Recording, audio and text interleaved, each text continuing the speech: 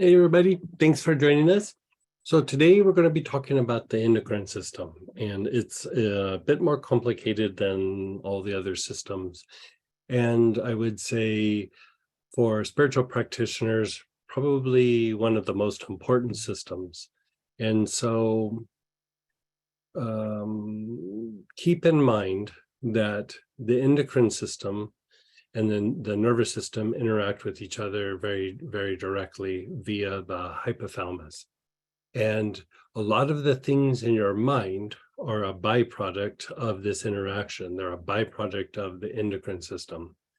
And so it's a little bit more complicated in treating it. Last night I was looking at the notes that I had, and they were way too technical. So we kind of calmed the book down a little bit and made it a little bit more user-friendly. But, there was a lot of esoteric things mixed in with very technical details and some conditions and things like that. But, my tendency sometimes is to get too technical or too clinical. And so I'm constantly trying to temper that. So we're going to talk about a little bit of things, but we're also just going to open this up to a little bit more questions that you have in this area. And that way I can kind of adjust it to what's going on with you guys. There's a lot more interpretation when it comes to glandular issues. And so it's a little bit harder to put pen to paper for some of this. Even for physicians, endocrine system is a little bit more difficult just because you're dealing with a lot of glands communicating with each other. So it's this communication, this pattern sometimes of what you're having to address. You can't just simply go to a gland and go, if I treat this, this is going to happen. It's a little bit more complicated than that. And so I think if we just kind of talk it through a little bit. So, I broke it down for each gland. So there's an explanation for each gland. And then under that, there are some conditions that would be associated with that. So how about just right off the bat, let's open it up to questions, things you're trying to treat. I mean, I can lecture and lecture and lecture, but let's open it up to your guys' needs. What is it that you're trying to address, you're trying to treat? Concerns that you have as far as your endocrine system or one of your clients is concerned. Let's start with that and we'll go from there.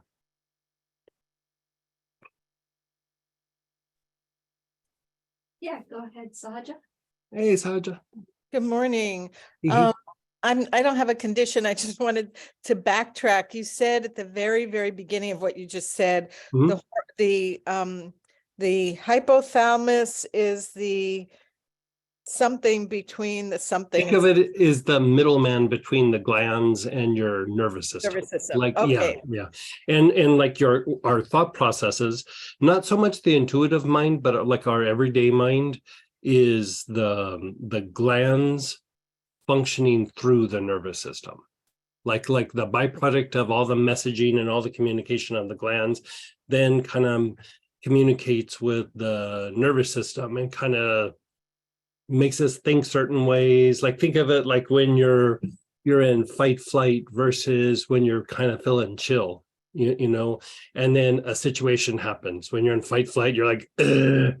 And when you're chill, you're like, it's all good. You know what I mean?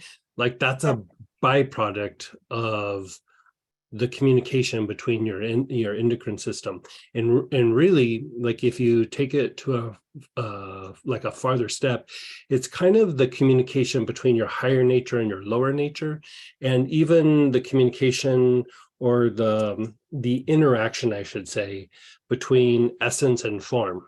So we've been doing a lot of the things with the mystical practices, and this is a little bit more of a clinical side of it, but it's still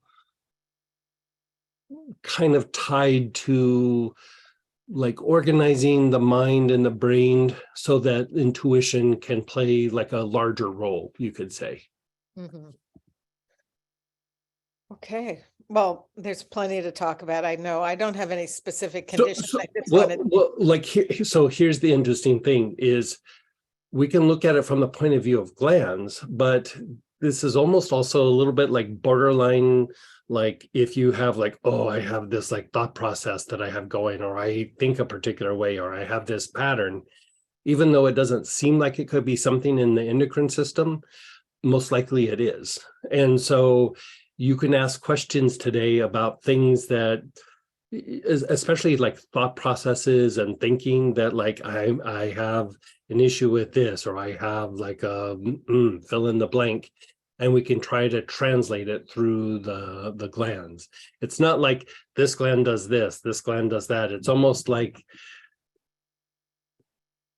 they're like juggling something, and you just have to like dance back and forth with it until you go, oh, I got the rhythm with it, if that makes sense. And there's ways to kind of approach this in a systematic way, and I am going to talk about that, but I just thought I'd throw it out to you guys right off the bat. okay, thanks a lot. Yeah. And go ahead, Dorothy. Hey, Dorothy. Hi. Hey. I had an experience of this yesterday at lunchtime. Mhm. It was like I went out to get food and everything went haywire. Meaning it was just where I went was the energy was really high and chaotic. Mhm. And it affected me that I lost some focus of what I was doing. I was going to pay for it with a gift card, and I put my regular card in there and paid for it that way. Things like that. It was just like, and I fell in all of it. You fell? Yeah, I fell. I broke my kneecap on the 4th of March, and I didn't just break it. It was in many pieces, and they had to put a plate in, and with a lot of screws. It looked like lace when I when I got the picture X-ray. Anyway, I'm calm. It seems a lot of the time, but when there was so many things going on at one time, Right. it and I'm healthy. My blood tests come out perfect, and you're probably right about this is in the endocrine system. But I've had my blood test, and it all seems okay. So, yeah, so like what I'm talking about doesn't necessarily like if the communications, like the hormone production is in with normal parameters, there's still the communication and the interplay between the glands. And so the glands can register as being kind of fine a little bit, be it they might be a little high or a little low or something like this, but still there's a kind of communication that happens in the endocrine system. And you could say like you know like how they'll talk about like even here there's the circadian rhythms, and then there's the rhythm, like for craniosacral therapy there is the rhythm in the body for the cerebral spinal fluid circulation. There's actually a lot of rhythms that aren't recognized necessarily by Western medicine, and even sometimes in Eastern medicine, sometimes in Ayurvedic medicine, they might tap into it a little bit, but it's these rhythms are actually a byproduct of the glands, and they're very hard to perceive, but these rhythms will manifest on how our physical body interacts, our emotional body, our mental body, more the mental body than the emotional body, but it's still, it has an impact. And so with what I'm hearing from you and what you're telling me is I would actually treat the pituitary. And I wouldn't go anything crazy, but like if you drop down to the bottom of page 6 where it says balancing the pituitary, you could say balancing and fortifying the pituitary, but you're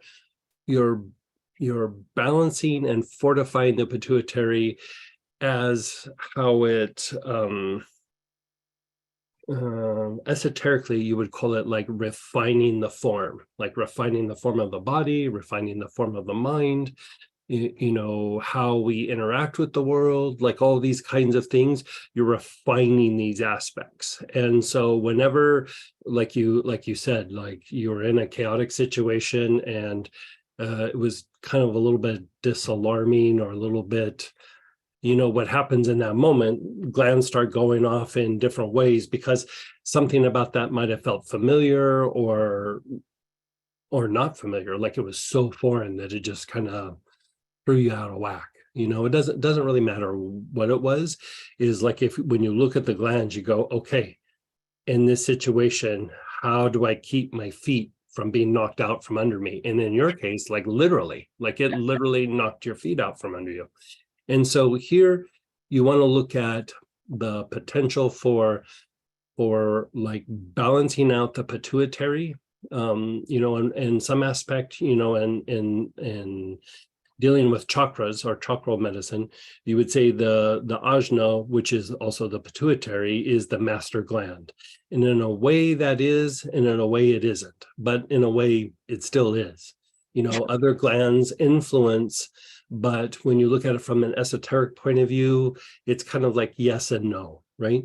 And so here, the ability to kind of keep everything regulated so that even in time of you being in a chaotic situation, your ability to go, okay, this is a chaotic situation and I either need to leave or I need to stay grounded and not, you know, have somebody, you know, knock my feet out from under me or just get like overstimulated.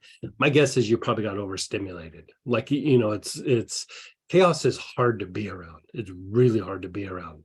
So in this case, you want to be able to reduce the tendency to be overstimulated. And what's that? Yes. Yeah. So, I mean, so even as I say that, you kind of like that feels familiar to you or it kind of resonates with you. Well, with this leg, it was my left knee. I had to, in the last few weeks, Mhm. since I broke it, I've had to think about which leg do I want to lift Mhm. in order, because I have to keep the one straight or fairly straight, Mhm. the one that I injured. Sure. And I couldn't find my keys finally when I got out to my car and thought, I've got to go back in. I must have left them in there. And I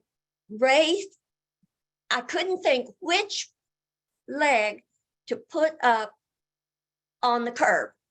And I fell on that knee. But Bummer. Yeah. yeah. And then my keys were not in the place I usually put them. I had put them in the left pocket for some reason. And it's usually in the right pocket. So I got back in my car and got home, but I was just praying, you know, get me home. They said, I got to get you calm here. So if you look at that thing under page 6, there's black spruce, neoli, Sylvester pine, vitex. Any of those will work, but because we're talking about a little bit of like chaos kind of threw you out of whack a little bit or like overstimulated you, like overstimulation, it's just you just start like trying to put the fire out, you know what I mean, like and it's really like it happens to everybody. It's just how quickly can we pull out of it sometimes. And for you, I like the idea of black spruce. You know, there's Sylvester pine and neoli and vitex. All of those are good choices still. But the reason I like black spruce for you in this particular situation is it's also very fortifying to a couple of the other glands, but in particular the adrenals. And if the adrenals can be like kind of fortified and a little bit regulated, even if you feel a little bit like things are getting crazy, because that happens to all of us. Like you're able to kind of pull out of it a little bit quicker, or even in the case of overstimulation, you don't go quite into fight flight like we do when we feel that way. And so, you know, you can just do like inhalations out of the bottle. You don't have to direct it anywhere. You know, like I put a whole bunch on last night and this morning. I like to use black spruce from time to time just because it is so fortifying to the glands. I mean, it's really kind of like a glandular tonic, especially for like, what is it? The pituitary, the thyroid, the adrenals, and for women, the ovaries. And for men, not so much the testicles, but for women, the ovaries. And you know, it's not so much that it treats like a specific condition, but it fortifies things so that they function like at a more effective level, you could say. And so who can't use that? Like you know, when I think like, what should I use? Like, what should I do for a salt bath? And when I can't think of something, I usually go glandular. And black spruce is always like kind of one of my top choices. Now, the Sylvester pine could be a close second, just because it is also going to help you to produce some cortisone, which would actually help ease the pain in your body a little bit if you're feeling pain because of this injury. And so that could even be a second choice, but I like the black spruce because of what it does for your adrenals.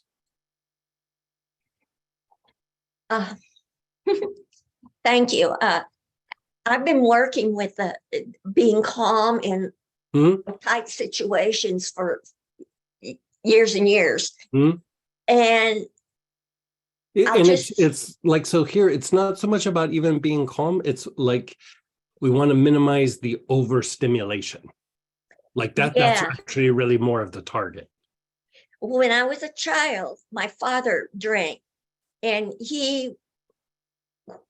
when he would get drunk, he threatened my mom with a gun, and he would start hunting her. And so I immediately went into, I got to save her life. I would even hang on to him to keep him from going to get his gun. See, right now, it's affecting me. Sure. See, and going back to what we're talking about, like that information hits the endocrine system, and then it's just like part of like a program that runs, right? So we want to be able to like kind of stabilize that program, because that's probably like heightens the oversensitivity. And not so much about being calm or anything, it's actually just like the sensitivity that we're targeting. And so with that, let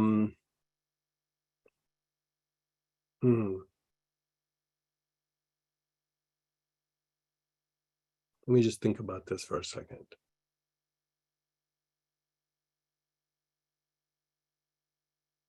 With that, one of the things that you might think about, I mean, I tried the black spruce for a little while, but then I would probably back it up eventually with lemon verbena, which it's like kind of an overall, it improves communication amongst the glands, but it also kind of like balances all the glands. And I would like you to like work with the black spruce for a while, and then maybe after a month or two, maybe switch over to the lemon verbena. I think that will help you, even like as that comes up and gets triggered. It could diminish the intensity of what you're feeling, but or the thoughts that get evoked. But it also will kind of help break some of that out of your glands. In the meantime, like when you do feel like that comes up and it's a little bit like you know, it shakes you a little bit, you know, it makes you get a little like triggered's not the right word, but it stimulates something in you. I'd go to like tarragon, benzoin, lemongrass, marjoram, like just whatever one of those that you have, just inhale it in the moment, just to calm down the communication that got stimulated. Think of it like this, like say you walked in a room and you know the room's full of people and you made some weird statement like, you know, I don't know, something, and all of a sudden everybody starts talking, right? They all start talking, and then you go, oh, I was just kidding, or the moment's passed, but everybody keeps talking and they won't stop talking until they kind of wear it out, and then everybody kind of calms down. That's what the glands are like. Like when a piece of information comes in, like the glands get all going, and until you're able to either calm it down or they wear themselves out, that's kind of what happens. Does that make sense? Yeah, perfect. Yeah. Thank you. Yeah, you're so welcome. Yeah. Also, I have a bit of a challenge with technology and these. You and me both. Well, it can do the same thing to me. Yeah. And That's a very common problem. and you've got these revised booklets, whatever, that you've put from yesterday and today. I would like for that to be sent directly to my email, so I can email the staff and they'll get that out to you. I got you, Dorothy. Yeah. Oh, okay, both of them. You got You it. got it. You got it. Yeah. Thank you. Like when people ask me that, I was like, you should probably talk to Samantha, because if you ask me about stuff like that, it's not going to happen. Like I'll say, oh yeah, I'll take care of that, and 5 minutes later I've forgotten because of the lecture and stuff. Thank you very much. Yeah, you're so welcome. I'm knowing myself, like I will forget. Yeah. Well, me too. Yeah. And so as Okay. far as application for even like the other, so everything is just inhalation? For this one, it's just inhalation. Like you just take a bunch of inhalations, like no pattern, no anything, just a lot of long, slow, deep breaths. I would do it consistently, but you know, yeah, just a lot of long, slow, deep breaths. And then somebody's also asking, can black spruce be applied to the wrist and Yes. be effective for the glands? Yes. Yeah. Like I tend to put it on my wrists, the soles of my feet, and then I put a little bit on my chest. Every once in a while, like if I have too much on my wrist, I'll take a few drops and rub it into the temples.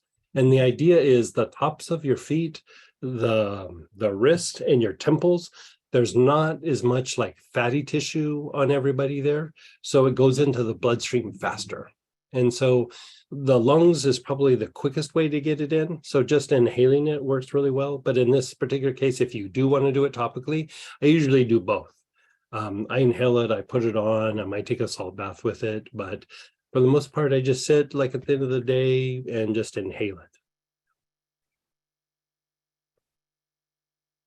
And go ahead, Ralph, then Chris. Hey, Ralph, how are you? Hey, well, I'm doing pretty good. So good. you have circadian rhythm right up here up front. And so talk to me about circadian rhythm. Because So the pineal gland is actually the source of the rhythms in the body. And okay. you know, you could call them all circadian rhythms. There's some other rhythms as well that I would think fall outside that parameter, but there's nothing that really defines it or calls it by name. But shamanically, we used to look at the body as just these series of rhythms. And Okay. so whenever I find the circadian rhythms like fascinating. I am so fascinated by these. Like, you know, like for example, it can impact, like if there's a disruption, it can affect like blood pressure, it can affect blood sugar and the function of the pancreas. It can cause a lot, you know, sleep issues.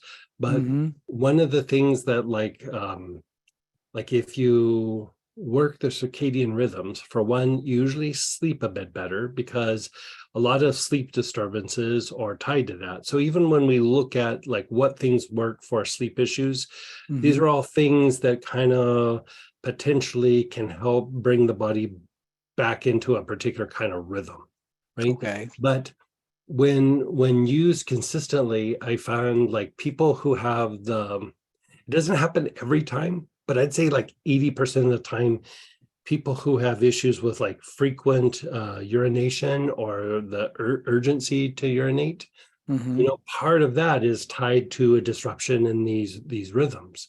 And so when you go through and you start treating them, all of a sudden they'll notice like, I'm not going to the bathroom as often. I'm still peeing the same amount, but I'm doing Mhm. it fewer trips to the bathroom, right? Right. And then even when the urgency comes up, instead of like 911, get out of my way, I gotta get to the bathroom. It's like, yeah, I'm gonna go to the bathroom, and yeah, I might stop and look at the mail before I go. And it changes it dramatically. And so you can see how the rhythms actually can impact like the homeostasis mechanism. You can see how it impacts like neurological function. And I would say even more so, um, certain cycles in the mind. You know how Mhm. like you're fine, and then all of a sudden that weird thoughts in your head that you can't get rid of, and then it goes away, and then you're like kind of fine again. Then that weird thought's there again. Like Yep. I don't Yeah. know, fill in the blank. We all go. Mhm. And so in my youth, I would say that was most of my mind, was just a bunch of weird things going through my head all the time. And then as time went by, the mind kept getting quieter and quieter, but those rhythm or those thoughts would still be there. And when I really intensely work the circadian rhythms, I'll notice that I don't have those weird thoughts, like those.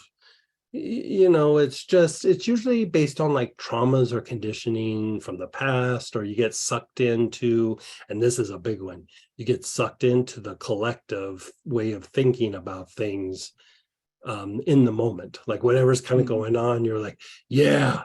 And then you kind of work the circadian rhythms and are like, that's going to be so short-lived. It's going to blow up in whoever's face that they're doing it. Like, why would I do that? But in Yeah. the moment, there's almost like an excitement that kind of pulls you in. Mhm. That's a byproduct of like a disharmony in those rhythms. So really Okay. in the pineal gland, and then if you take it esoterically a little bit deeper, the health of the pineal gland dictates to a certain extent the activation of the blue pearl or the mental permanent seed, which is how we communicate with the higher soul. And Mhm. you could say that the physical gland and those rhythms are a byproduct of the activation of the mental permanent seed. So that mental permanent seed is dictating the rhythms and the intensity of the rhythms. And so if there's the connection, it's not necessarily like if the pineal gland's activated, the blue pearl is activated, but it's like the blue pearl or the mental permanent seed can utilize the pineal gland and the hormones and the rhythms in the body to do what it's trying to do. Like the soul can it's like it has a better vehicle, you could say. Does Mhm. that make sense? Yeah. Like it's not so much that it's about the connection or dictates the connection. It's like, how well does the body utilize the light coming in? You could say is almost dictated initially by the pineal gland. Okay. So part of, I noticed number 4 under circadian rhythm disorders is calcification of the pineal gland. Mhm. And being 71 years old, I've been working on, trying to not get my gland, my pineal calcified, but I'm pretty sure Mhm. there's some in there. I'm happy to see that sage is there as a, let's Sage, break up. and if you think about what we talk about with sage and Yeah. brain fatigue, Mhm. that is like the clinical way to say this thing with the calcification. Okay, It's not the total, like, brain fatigue is not calcification, but calcification causes brain fatigue. okay. And again, the sage acts as a neuroprotector, like it kind of protects the brain, and Yeah, it actually diminishes the effect of the calcification.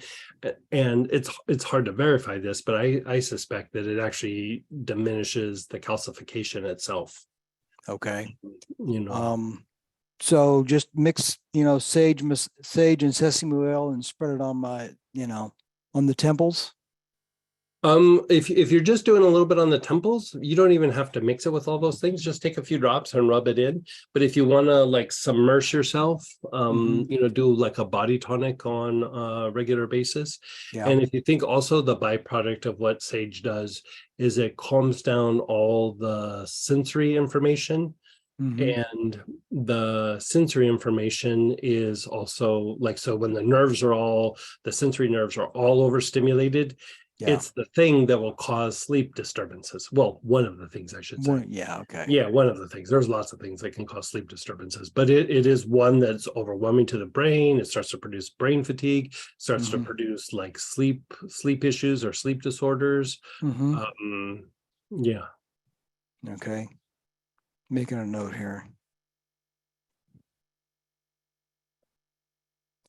Okay. So, all right. And any of the sages will work, not clary sage, but any of the sages will work. Okay. So I would say just whatever sage you have in your toolbox there, I would use. Yeah. Like if you want to do bigger dosages, Spanish sage is always probably a little bit of a better choice, but Yeah. Well, that's what I I got would is say Spanish sage, and I'd be generous. I'd say the one that kind of impacts, they all work really well. Yeah. But the one that kind of hits the pineal gland probably the hardest is the Blue Mountain sage. Okay. And it's not like worlds different, but it is a little bit more potent than the other sages. Now, Like and you're maybe- not just saying that because that happens to be your favorite sage. Well, it might be why it's my favorite sage. Because like the smell of it, I like the smell, like when I smell it, but I like the smell of other sages better. But the effect, I'm like, yeah, I like that. Okay. But I say that about every sage that I put on. Like, Okay. sage is sage. Like, yeah. All right. There's a reason why they use it in healing and indigenous practices and cultures and cleaning space. And some of it has a cleansing effect on the space. But even in the space, your pineal gland, and more importantly, the mental permanent seed, is how light comes into the body, but it's also how light comes into your environment and like the people around you. And so the burning of sage, like it helps more light come in to you, but it also allows like greater space for light to come in your environment. Okay. All right. So esoterically speaking, Blue Mountain sage, would that have much to do with the blue pearl? Yeah. Okay. Yeah. All right. We don't have to go down the rabbit hole on that one. That just answers my question. I'm fine to go down rabbit holes if you want, but I don't want to crater the class, but okay. So let me build on what you just said though. Like we won't go down the rabbit hole. We'll just stand and stare at the rabbit hole for a while. Okay. So that's me making a joke. So if you wanted to enhance that, because really when we're talking about the glands, we're really talking about like the interplay between essence and form, or yin and yang, or spirit and physical. On a deeper level, like the form is always like we're trying to reach this particular state. Like I'm in the state of calm. I'm in the state of where everything's in order. I'm in the state of like everything's where it should be.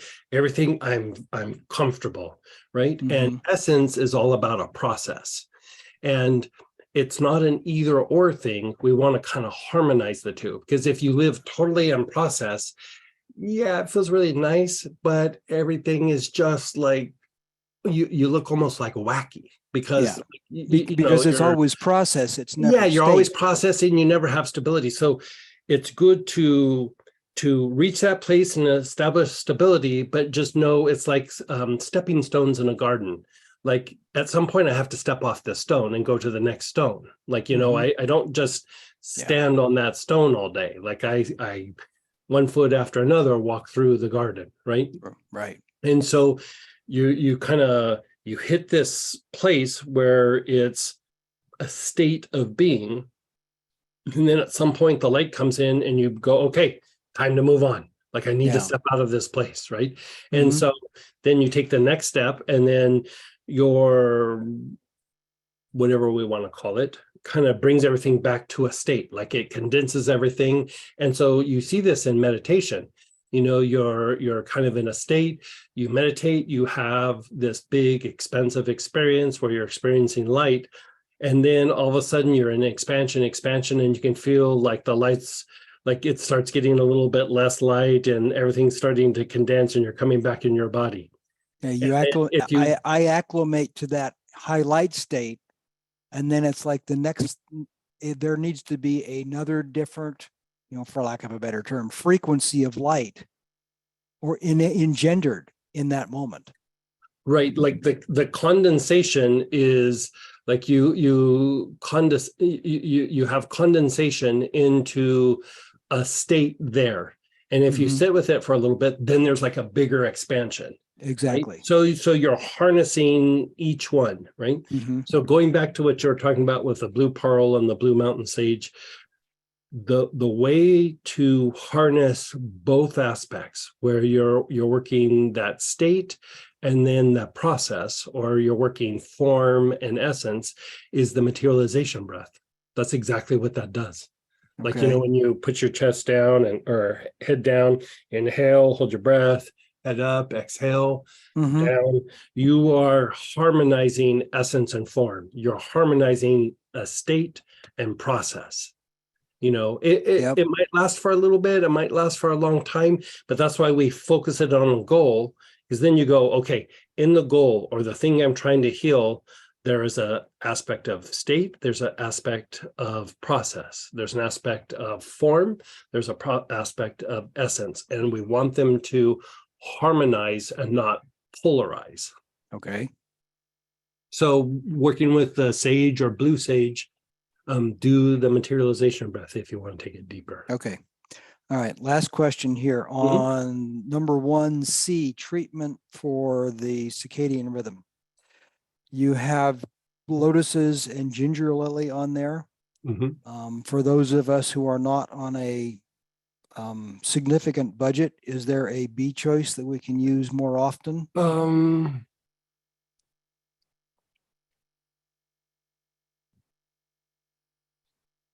Let me just give me a minute to think this out. Yep.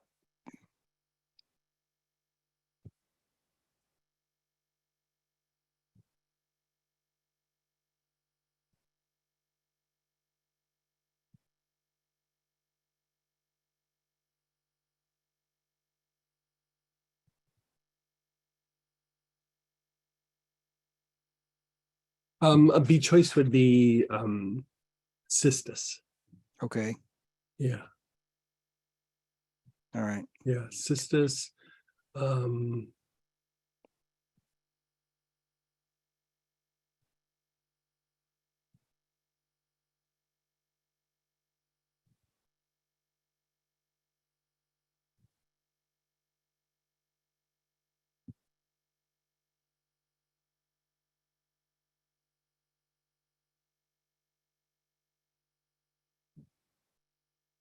Yeah, that's about all I'm coming up with.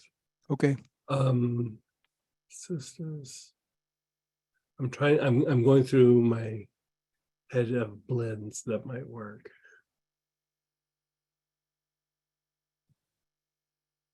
Did you do any of the classes where there's that blend of Pothol Yahola's balm?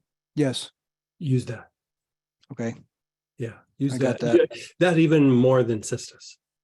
Okay. Yeah, yeah.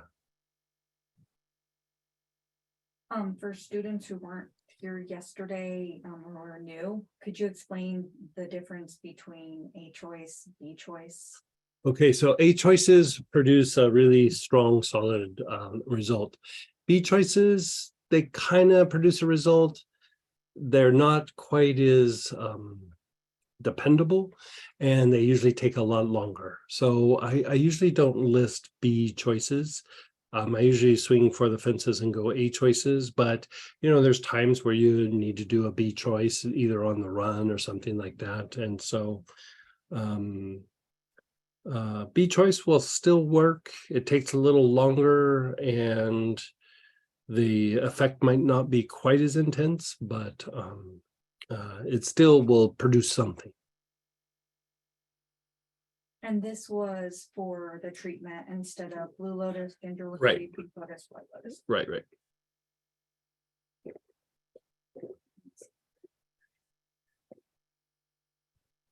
Thank you. Yeah, you're so welcome. Just because today I'm trying to keep on track with what we were just talking about. Sage incense is not on the website yet. Oh, that's surprising.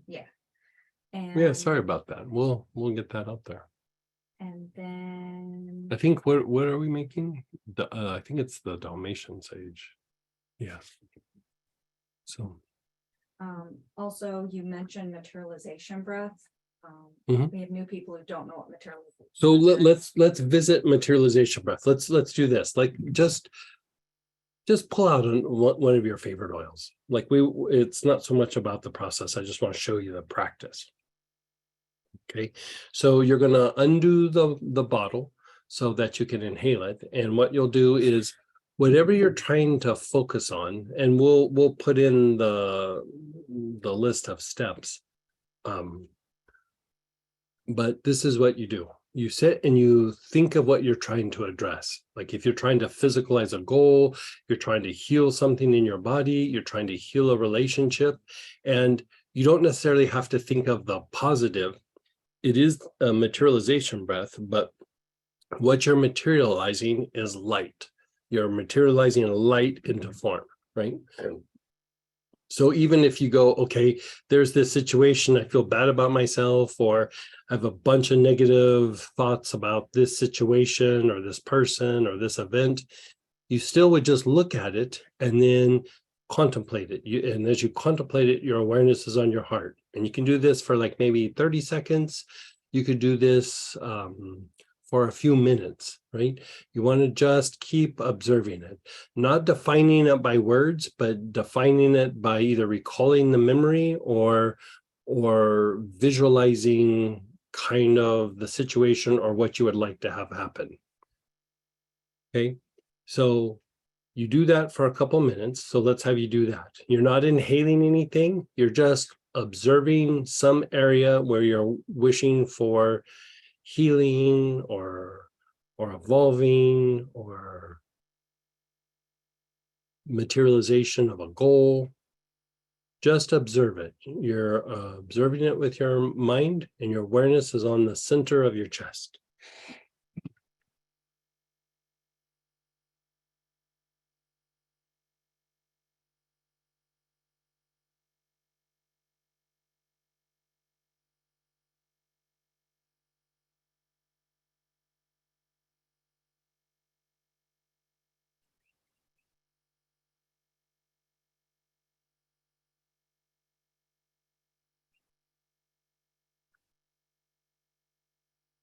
Keep observing it.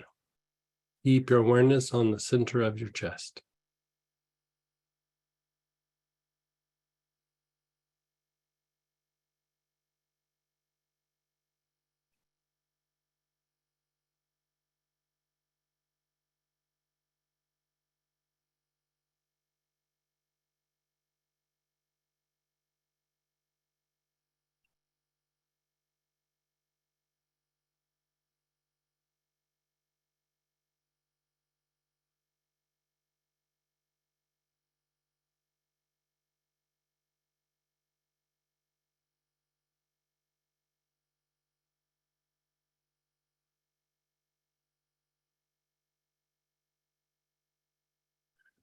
Okay, let the contemplation go.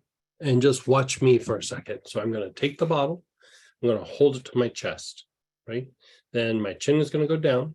I'm going to inhale. I'm holding my breath and move my head up and then exhaling. And then down, inhale. Up, exhale. Down, inhaling.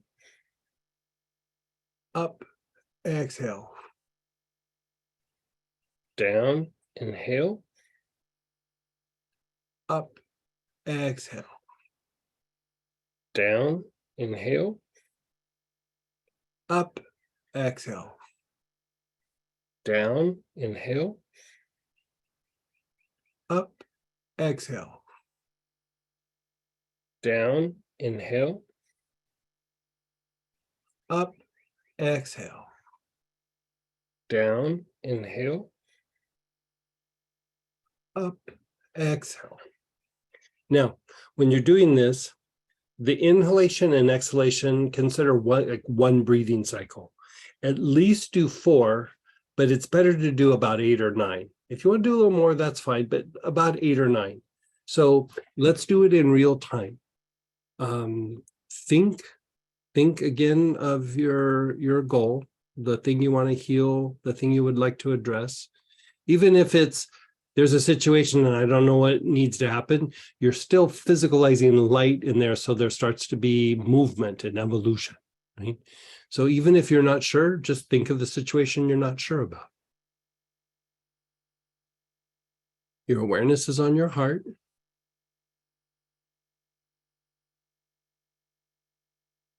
And then let all the imagery go. Let the attention and awareness on your heart go. Your head's just simply going down. The bottle's on your chest. You take a nice, long, slow, deep breath through your nose. Hold your breath. Lift your head up. Exhale through the mouth. Down. Inhale through the nose. Up.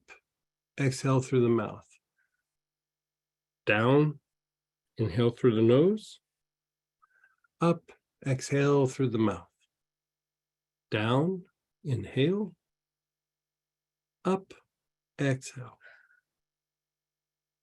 Down. Inhale. Up. Exhale. Down. Inhale. Up. Exhale. Down. Inhale. Up. Exhale. Down. Inhale. Up. Exhale. Down.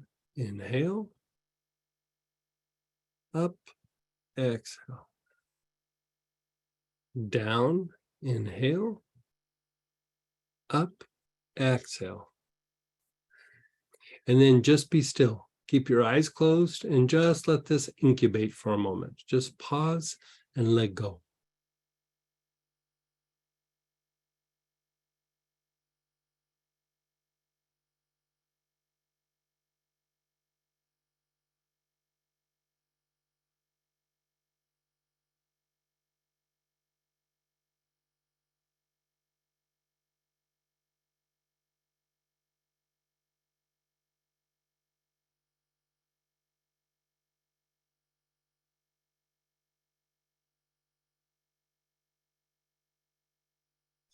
Keep your eyes closed and begin reflecting on that same situation again.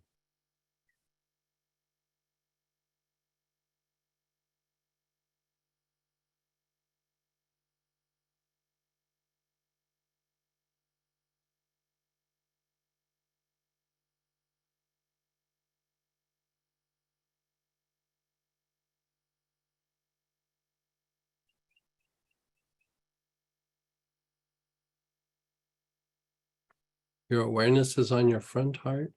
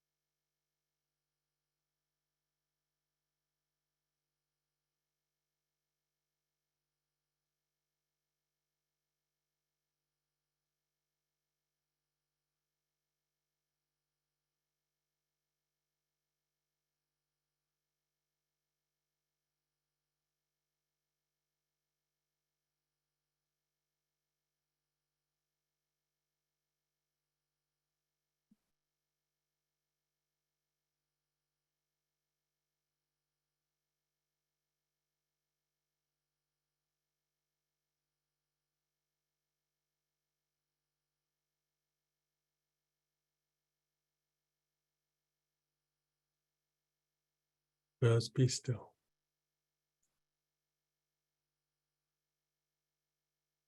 Bottle to your chest again. Chin down. And now do 8 or 9 on your own. Inhale. Hold. Up. Exhale. Do about 8 or 9 more.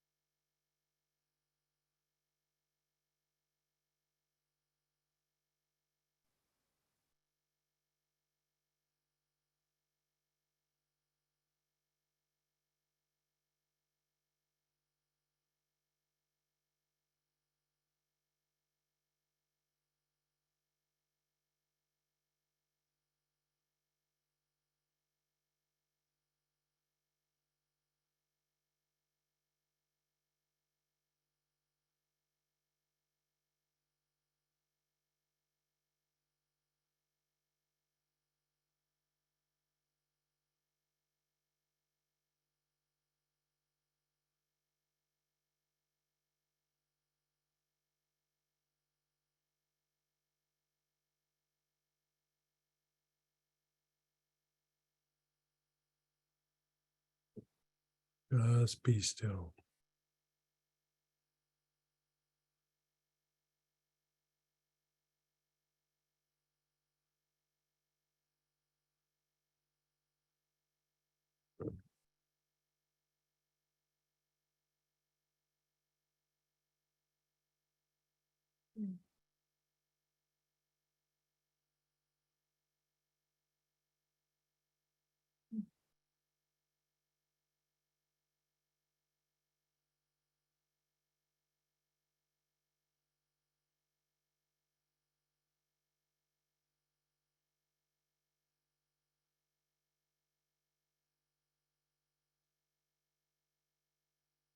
Contemplate the situation, the aspect you're trying to address. Notice your mind.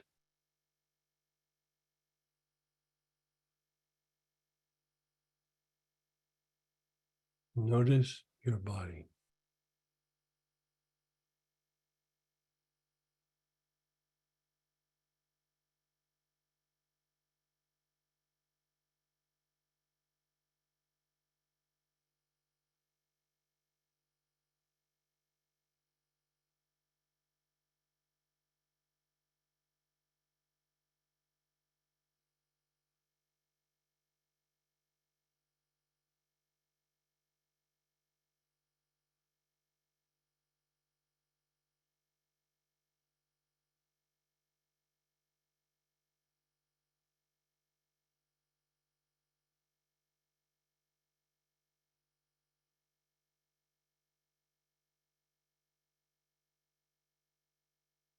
Again, bottle to your chest, chin down, another 8 or 9 Materialization breath.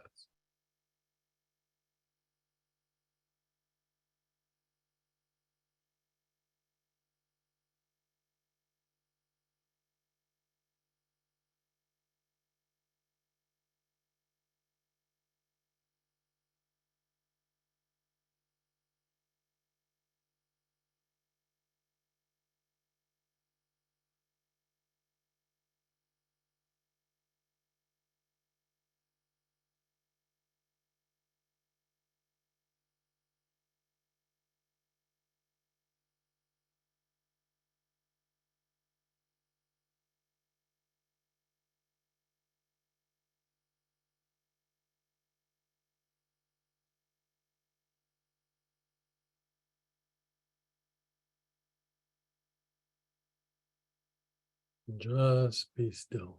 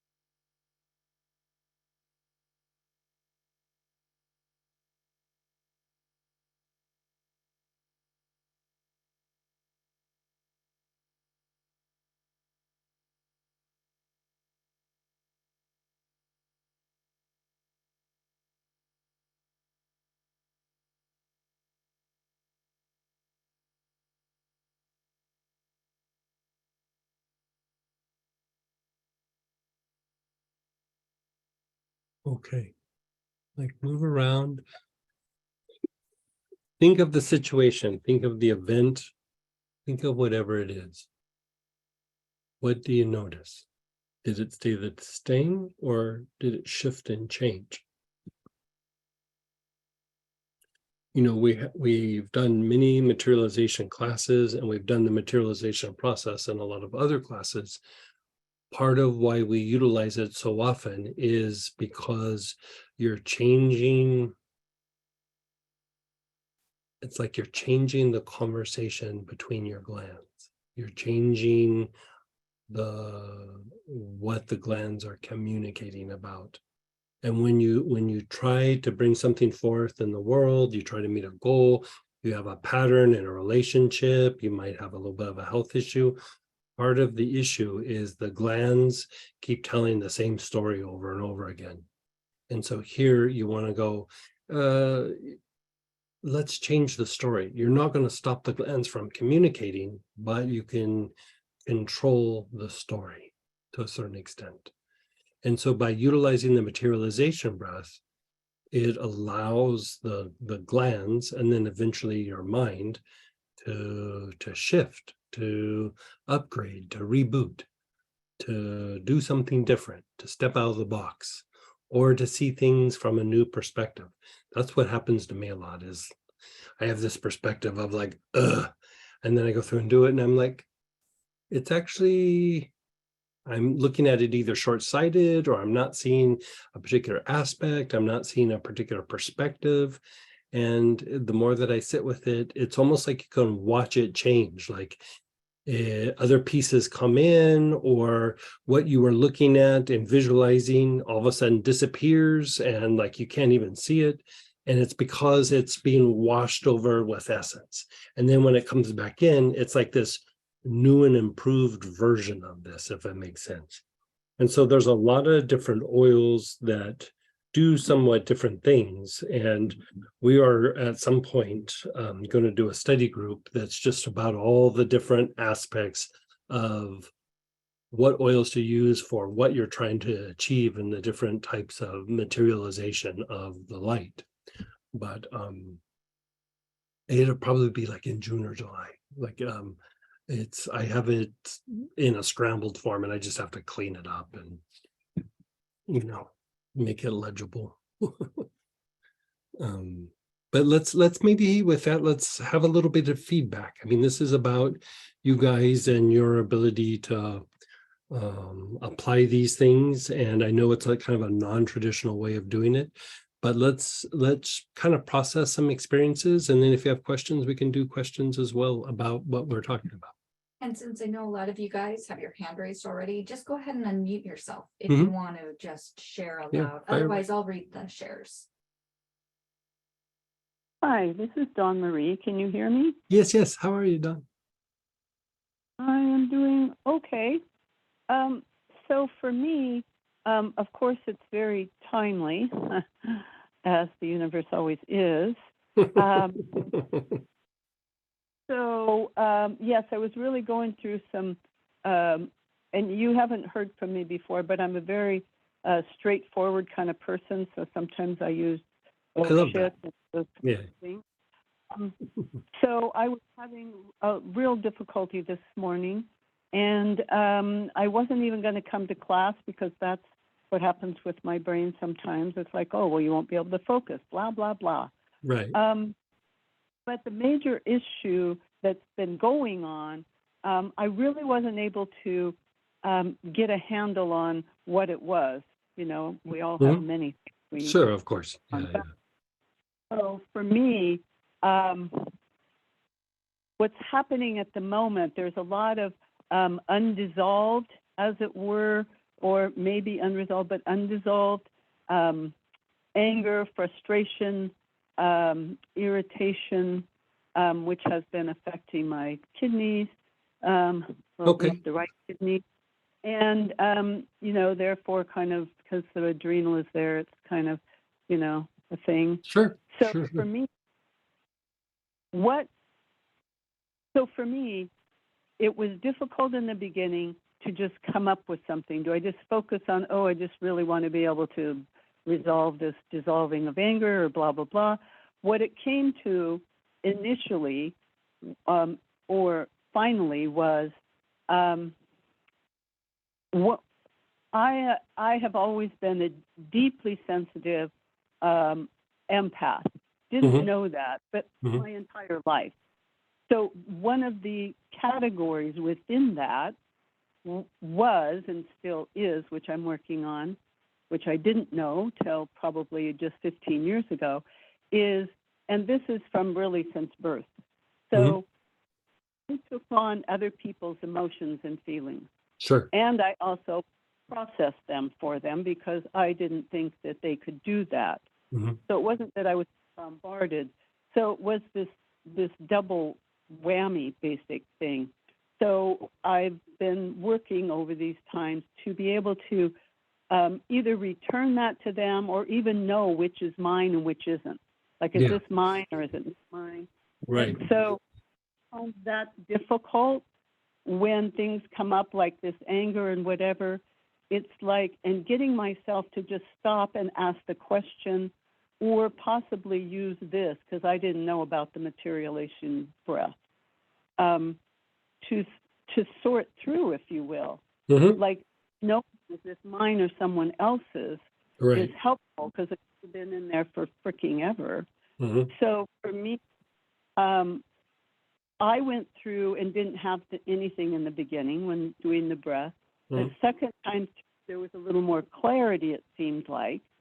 And it was like, I'd really like just for this, whatever this is up for me around the anger, to just be dissolved and, you know, be able to just let that go. And then the next time around, and I don't know if this happens for others, there was more clarity around the message around this might be someone else's. And no matter whose it is, it's causing a lot of undue pain and suffering that I would really like. That sounds like it. Hey, can I ask you a question? And like, I'm going to ask you just a couple of questions, and you don't have to give me a lot of details, but just kind of tell me like yes or no or good or bad or whatever. But your relationship with your father, good or bad? Of course you would ask that. So like, this is where I'm going with that. You don't have to say anymore. So the thing is a lot of times the anger is, like, if we look at it from an energetic point of view, it's a defense mechanism. Like, it's helping you to try to take action, or to protect yourself, or to get away, or something of that nature. And so this is tied to the basic chakra. And in the basic chakra, there's different aspects to the basic chakra. All the chakras are very multifaceted, right? And so one is that our ability to stand and be okay with, like, the mystery of something. Like, the brain and the basic chakra want to know what's happening, what's going to happen, so that we can prepare for it, avoid it, do whatever. And I think I've yet to meet a person that can pull that off, like, including myself. I'm horrible at it. Like, I don't know. We'll throw it out there and then I'll refine it, right? But there's another aspect is tied to exploring the unconscious, not like purifying or anything, but just like exploring the unconscious. And really, when we explore the unconscious, we're aligning, like, our really primal part of ourselves with our higher nature. And for myself, when I kind of address this aspect, I notice that if there's a situation where I'm angry, it takes it out, and I almost, like, kind of feel good about the situation, as bizarre as it is. Most times we are reacting to something from our past that still feels very unresolved. And just the like you said, like, the empathy and empathizing with other people's feelings, that's usually a little bit of dealing with somebody from the past, usually more male than female, but usually it's like, I got to be careful. I got to know what they're thinking. I got to know what they're feeling. I got to know, fill in the blank. And it usually is from a very young age.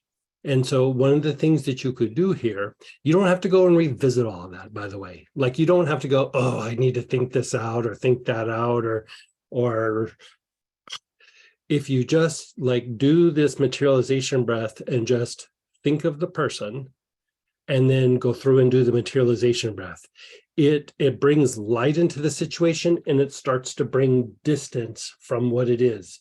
And so basically what you're doing is, like, if we translated what you're saying is, I need to break the chain from something of the past. Like, I have a ball and chain around my ankle that just, I can't get away from. And by going through and, like, being able to kind of identify the situation and the person, and then go, I need to not even resolve it. I just need to bring light from it and just walk away from it, because, like, that interaction still made you who you are today, and who you are today is still great. It's just the ball and chain kind of sucks. You know what I mean? And so the ability to just say, this is what this is, I'm going to release it, and I'm going to let it go. You don't even have to mentally do that. Just by doing the materialization breath, you start just kind of like sawing away at that chain. Like, every time you do it, and at some point you just go click, boom, it's just done. And we talked about this in the class at the beginning of the year, the mystical foundation. What was it? The mystical foundation for healing, or foundation for mystical healing. You can see my dyslexia kick in right there. And part of it is we would focus on something from the environment, from the past, and then how does it feel in my body? And a lot of times we have situations that we're not really consciously aware of, but, like, you start tapping into things in the environment, and you're like, when I feel it in my body, it makes me feel scared. It makes me feel agitated. And so by increasing the awareness, you have a greater potential to release that and let it go. And as you release and let that go, it literally starts to change how the endocrine system communicates. And so for you, I mean, you could use probably several different oils, but here I would say I'd probably start off with something like tarragon, marjoram, benzoin. If you want to go fancy, I would say rose, but then I'm backing off a rose. Like, I don't know that rose is the good one. Neroli, even bergamot. Bergamot could actually be quite good. And bergamot could be something you use in between because it has like a stabilizing effect on the things that get stirred. Like tarragon, benzoin, or bergamot would actually be very good choices. And you just have to inhale them. Like, just, throughout the day, inhale them. But I'd say it doesn't even have to be done daily, but once every like couple of days, just sit, think of the person, or if it's a particular situation, and go, okay, I'm going to sit and contemplate it. And at first it feels almost a little counterintuitive to like hold it in the heart. All you're doing there is you're integrating it so that you can release it, because we spend so much time like pushing something away that it becomes harder to release, because coping mechanisms are just back up off me, just back up off me. Where here, by going through and doing this, you kind of shift from back up off me to you don't have power over me anymore. Like you don't get to have that influence over me anymore. I think if you could get to that place where that doesn't have influence, the anger will go away. Does that make sense? Yes, it does. And so for me, what's happening is I'm taking that in, I'm taking notes.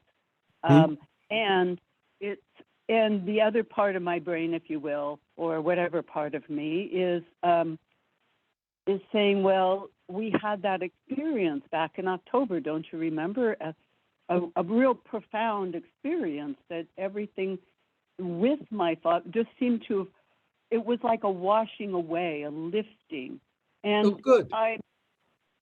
Yes. And so that was really quite profound, because I've really been on this path. I'm 70, so I've been on this path of evolving since I was, I'll give myself some slack since I was 40, but really 30. And so what was happening was, I thought that was gone. Well, why is this still here? And when you said that, when I think of my father, it's in your physiology. It's like the issue is like emotionally and mentally, we're able to let it go. We're able to move past it, but the ball and chain is a byproduct of it's still locked in your physiology a little bit. And the physiology here is actually the glands. Like it's locked in the glands. And so that you're mentally and emotionally already kind of there makes it even a little bit easier, but the physiology will produce lower emotions, and anger being one of them. And so you just gotta flush it. It's like you got to call in a special kind of janitor to come in and clean up the physiology a little bit and go, yeah, this is done. There was a party. They left a mess. We got to clean it up and get out of here. Like that's basically all it really is. That's really helpful, because it is the mental, emotional, and physical. And, get caught up in like, whoa, that's the thing. Does this help with that issue of one of the resistances that I have? And part of me right now wants to apologize for taking so much time. No. This is great to talk out. I love this. What I'm saying is I don't know who that is, because I generally don't have that issue. One of the things that's there, and I'm wondering if that is physical, mental, emotional, or how that is with the glands, is that I would resist going into sort of any kind of healing, which I've come way far from that, because there was this, wait a sec. It's coming.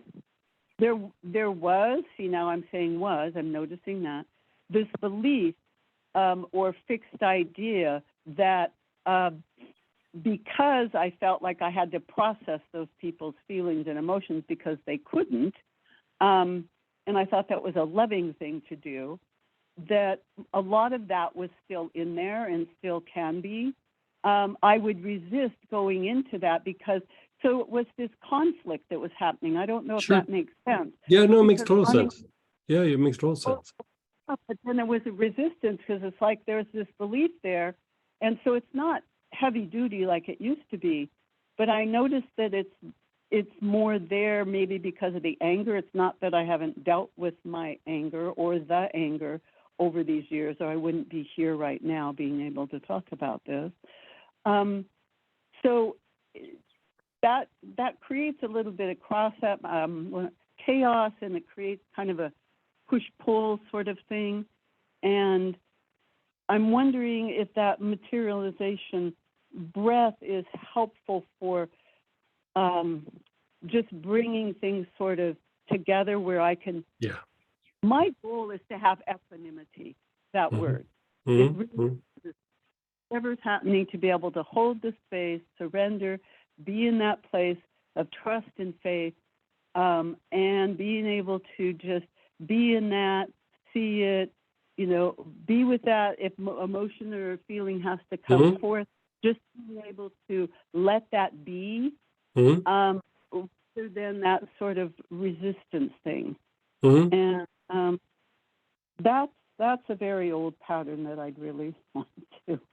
Yeah, I think that what we're talking about should help that. Yeah. And there might be a couple like phases, like the things that we talked about, like the oils to use. You'll probably still utilize the materialization breath, but you kind of unwind a little bit, and then you can go a little bit deeper with whatever kind of unwinds. It's almost like it has to present itself for you to be able to go through and treat it. But it might be that just the first wave nails it, like it just kind of nails it. I mean, really there are stronger ways of going after it, but I would still suggest like doing this way first. But Right. like after that, we can get like really super esoteric and go after some really deep kind of like physiological responses to all this that are probably very, very old. But sometimes, like, you've done a lot of the emotional mental work. Sometimes if you just clean it up, it just falls into alignment. And if it's like more deep seated, then it's just deeper in the unconscious, and there's a way to gently pull it out and let it be processed without it causing a bunch of issues. The other thing that if you wanted to augment this, it's not necessarily the glands, but so there's this oil hyssop, right? And I think we did it on Tuesday night or Wednesday night, I can't remember, where we used hyssop, and we did we put our attention on the lungs, on the liver, kind of the gallbladder area, the kidneys, and the spleen. And sometimes like these like older situations or these tendencies that have happened because of conditioning or traumatic event, they hit when you're working the organs of blood purification. What you're working on is an aspect out of the basic chakra or the defense mechanism. And it's a way to just diminish the influence from those things from so far ago, like so long ago. And so the first here would be the materialization breath with what we talked about. And then if you wanted, you could go through and flush it out with just the use of hyssop. And then there's Kabbalistic ways and Buddhist ways of going after something very deep in the unconscious and releasing it. Not that you have to relive it, but just like, I'm going to pop this out and the tendencies that go with it and be done with it. You might not need to go that far. Like, it sounds like you've done already a bunch of work and laid a great foundation. So you might just need to bring in that janitor and clean up the physiology. I appreciate that, because one of the things I do have and I learned of you from Andrea Ferber. Oh, yeah. She's a good friend of mine. And Oh, she's great. Yeah. He's an amazing human. Yeah, I So, agree. Yes. So anyway, so I do have tarragon and marjoram, and Oh, I excellent. have, and I did get some hyssop. So for me, this is helpful in sorting a bit because it's what to use when. Yes. Because my nervous system, being deeply sensitive and empathic, Yeah. that's something that we can't get rid of. I've Right. tried. It And, doesn't. and so Oh. just to back up what like Andrea's probably already told you, but just to back up. So the marjoram and the tarragon and the benzoin to a certain extent, like the things that we were talking about, they fortify the parasympathetic part of the nervous system, which is like rest and repair. And in that state, in that place in your nervous system is where it's easy to let go of the past. Like when we're in fight flight, you know, I always kind of joke, like we can let go of things in fight flight, but we kind of leave claw marks all over it because it's, you know, we're in fight flight. We're in, you know, an action mode. Like it's hard to just, it's almost like you have to pry it out of your hands. But like utilizing these oils that take you more into like a parasympathetic state, it just is more like it's just like, I'm done with you. I don't, you know, I used to like say this thing like a long time ago is, oh, how did that phrase go? I was being kind of sassy when I would say it. I was like, my heart's full of a bunch of crap, but I'm the one that's paying the rent. You know what I mean? And I was like, I'm not paying rent anymore. It's gonna go. Everybody's getting an eviction notice in there. Like all that weird pain and stuff, it's all getting an eviction notice. And it took me decades actually to figure it out. It was part endocrine and it was part neurological. As soon as I shifted some of my nervous system, started working on my glands, it just floated away. It wasn't like I had to go through and relive it and resolve it and talk it out. It just went, like one day I just realized it's just not there anymore. It's just gone. Like it left. Like it feels like emptier. Like it feels like, you know how like sometimes you have a house where it's like early morning and the windows are open and the breeze is coming through and there's some natural light. It's just all quiet. It just feels like that a lot of times. And it's because I evicted all that other stuff out of there. Like I don't want those roommates. I don't want those anymore. And the key to it is parasympathetic function and endocrine function. Like if you work those two, I think it will change dramatically. You've already done the emotional and mental work, it sounds like. So I would just say, flush those babies out. And so what happens sometimes when you go through and do the materialization process, other things will start popping in your head like, oh, there's this other situation. Oh, there was this other person. Like, you know, it's like your physiologist starts going, what about this? And you go, what about this? What about this? Get out of here. Like it just starts cleaning itself up. You're wired, we are wired to do it. It's that the events and the conditioning like take us out of our natural state. And you're just kind of really realigning yourself with your natural state, your natural ability that was almost like kind of taken away at some point. Oh, yes. Yeah. I'm aware of that. So for me, one more question. Sure. Well, maybe two. This is more clarification. And I always trust that whatever is happening, just like the other gentleman, it was just like, oh, gosh, let me write some of those things down. We are all here to support each other, so I do know that. So for me, I'm getting a little more clarity, but I want some clarification. So I do have the marjoram and the tarragon, and that's for fortifying. And some of what you said is helpful in a sense that for me, when I've done those, it's a matter of, let me see, how do I say this? It seems as though I'm getting a little more clarity around what to use when and to have a little bit more, for me, a little bit more ownership, as it were, or intention of what I'm using these for, rather than Greg said that works for this, so I'm going to do that, rather than taking it for myself and saying, I'm going to, because I do scanning, which I learned from chronic to see whether the tarragon or the marjoram, is good for me today. So and maybe I don't do it every single day. So like by going through and working with this, you'll kind of develop relationships where like, I need, how like when you're having a certain difficulty, you go, I need to talk with my friend. They always have a good head on their shoulders when it comes to this particular issue. Like you almost start having that kind of relationship with the oils, like, oh, it is a tarragon day. Like whatever's going on, it is a tarragon day, or it is a marjoram day.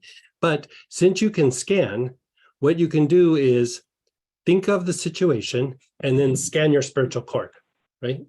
Like scan your spiritual cord. And then you can inhale one of them, like inhale the marjoram and then go, okay, what happened to my spiritual cord, right? And then you inhale the tarragon and you go, what happened to my spiritual cord? Whichever one made it bigger, that's the one you use. Yeah.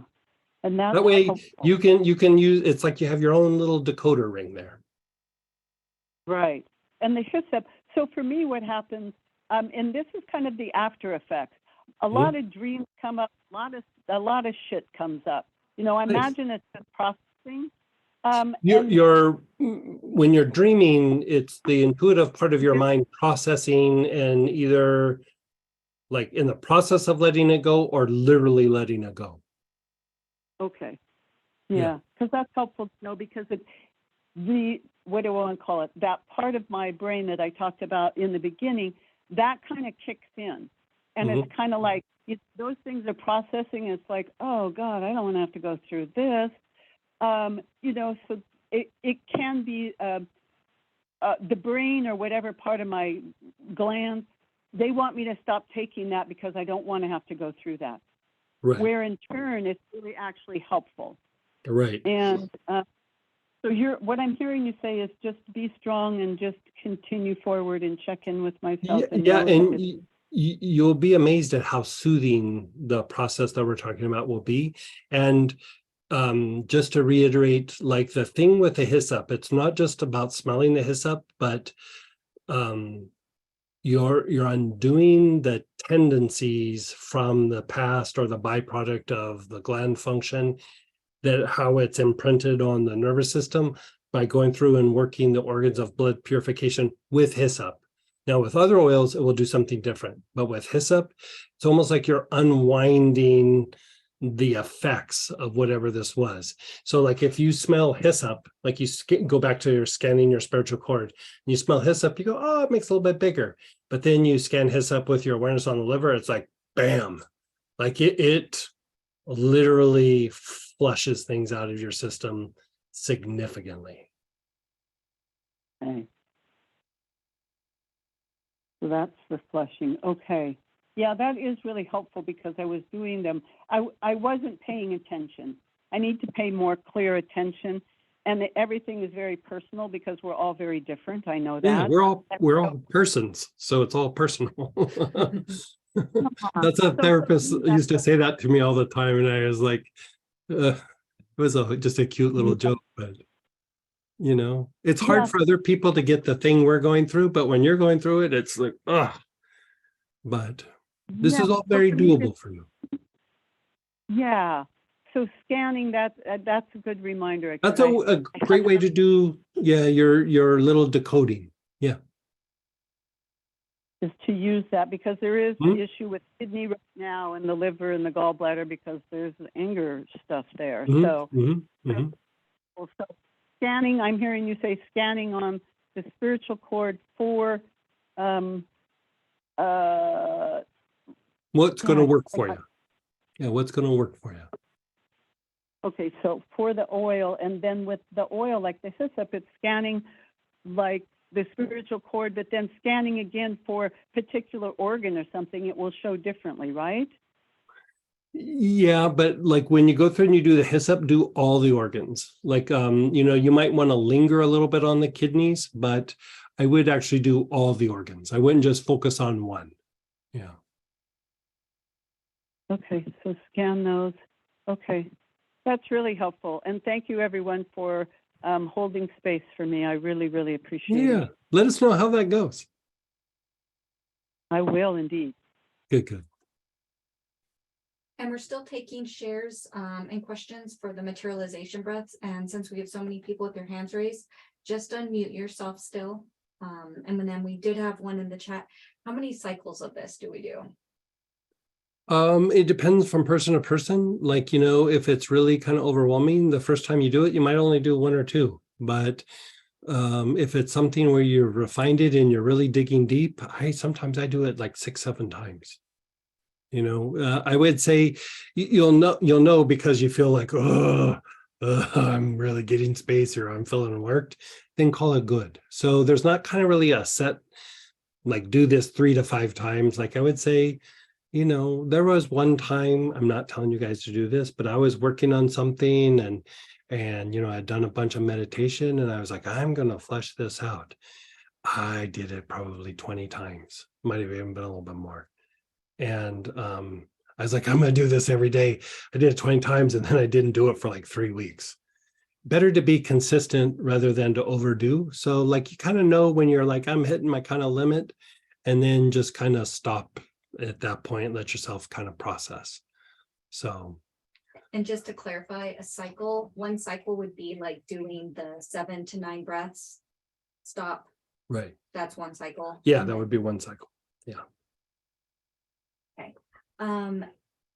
Can this process clean up past life issues we brought with us? Yeah, it would depend on the oil that you use, and when it's not so much the past life incident, but the tendencies that come from it. The way that you clean that up is through the organs of blood purification. Yeah, like the thing with the blood is you have little pieces of energetic pieces of like information that's like karmic suggestions, you could say. And what happens is they go through your body and they affect your physiology, but then it also passes through your brain. So it affects like your thought processes and how you perceive something. So the more that you go through and unwind the organs of blood purification, not so much how you would clinically like, oh, I have liver issues, so I'm going to clean out cholesterol and these functions, and kidney, I'm going to use a diuretic. It's more of like an esoteric practice.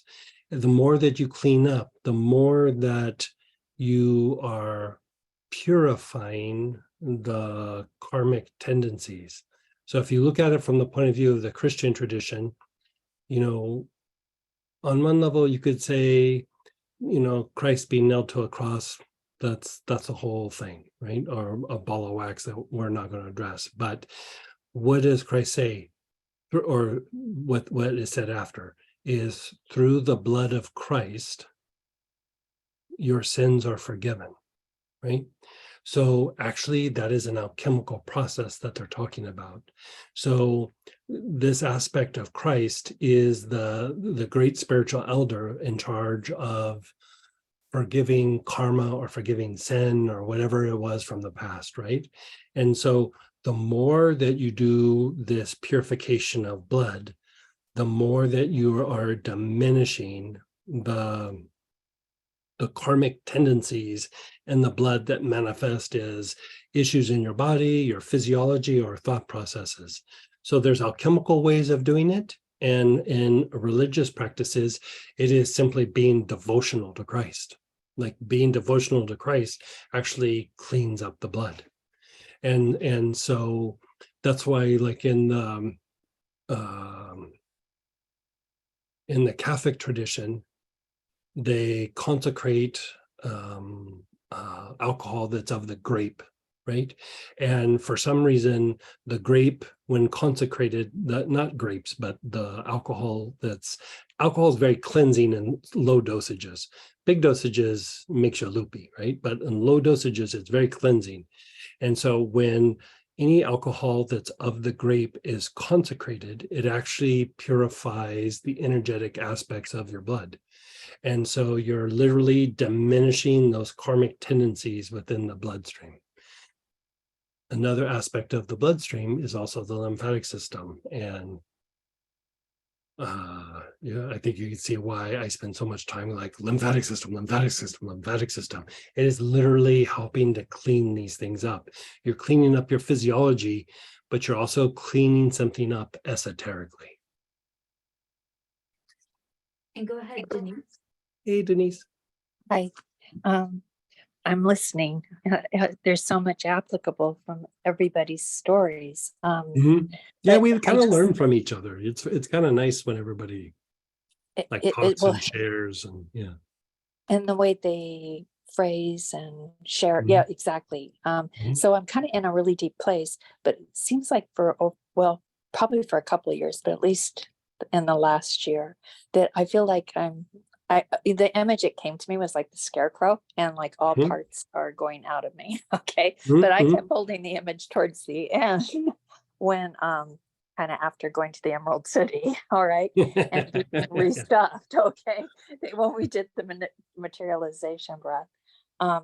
So I just wanted to know what would be for me right now in my process, because I have a lot of where my energies are just all over. I just am torn in so many different places right now. like you just feel like you're feeling overwhelmed or feeling a little chaotic, or like what, like if Both. you could define, Literally okay, both. both. Yeah, literally both. And exhausted, with all of it. So my physical body's really showing strong signs. I like sage for you for all that. Okay. Like any kind of sage, not clary sage, but like regular sage, Spanish sage, Blue Mountain sage, Dalmatian, sage triloba, any of that will work. I have the Dalmatian one as Yeah, the one. perfect. Yeah, perfect. And I guess. Now, so you could do this a couple of different ways. You could just go through and do the materialization breath, or if like, there was this big event in my past, a lot of times we can't pinpoint what that is. So what you can do is go, okay, I have 4 or 5 things that feel like they're out of control around me right now. So make a list and number them. Like this one's the worst, this one's the second worst, this one's the third worst, this one's time sensitive, whatever it is. And then just do like 1 or 2 cycles of the materialization breath and just start hitting each one of them. Okay. If one of them's really like time sensitive and overwhelming, just work that one for a while. But just, it's a way to kind of clean things up in the here and now. And if it is from something in the past, eventually it will kind of present itself. Well, that I guess that's kind of the feeling. If I can just get some sort of stability, Yeah. like you gotta get your I'm legs feeling under you. parts to myself Yeah. back. Yeah. Yeah, you gotta get your legs under you. I mean, there's been times where my life's been overstimulated, overwhelming, confusing, and it seemed like whatever choices I made from that place just were like trying not to do something. I'm not saying this for you, I'm just saying it for me. Like I was just trying to find some stability and like almost get away from the situations, when if I just sat down and went, okay, I need to calm that down, I need to calm that down, I need to calm that down, then it becomes like, okay, I have 5 minutes to evaluate and make a decision, where it's always just like, gotta put out that fire. Now this fire is going. I mean, that's a very easy thing to have happen, and we can slip into that at any time, like at any time. Even if you have everything wired for a while, you kind of don't think about it. You can slip into it again very, very quickly. It's not quite fight flight, but it's Actually, it at knows this point, I it don't knows have time fight for flight really well. Like they hang out the bar a lot with each other and tell stories to each other. You know what I mean? And Yeah. and The whole thing has me so wrapped up. I can't even really slip into fight flight. Okay. I don't have time for it. right. Which is really scary. I right love there, that. okay? I don't even have time for fight flight. I love that. I am going to use that line so many times right now. Well, it's it certainly fits right now. I haven't used it in the past, so that ought to tell you a lot.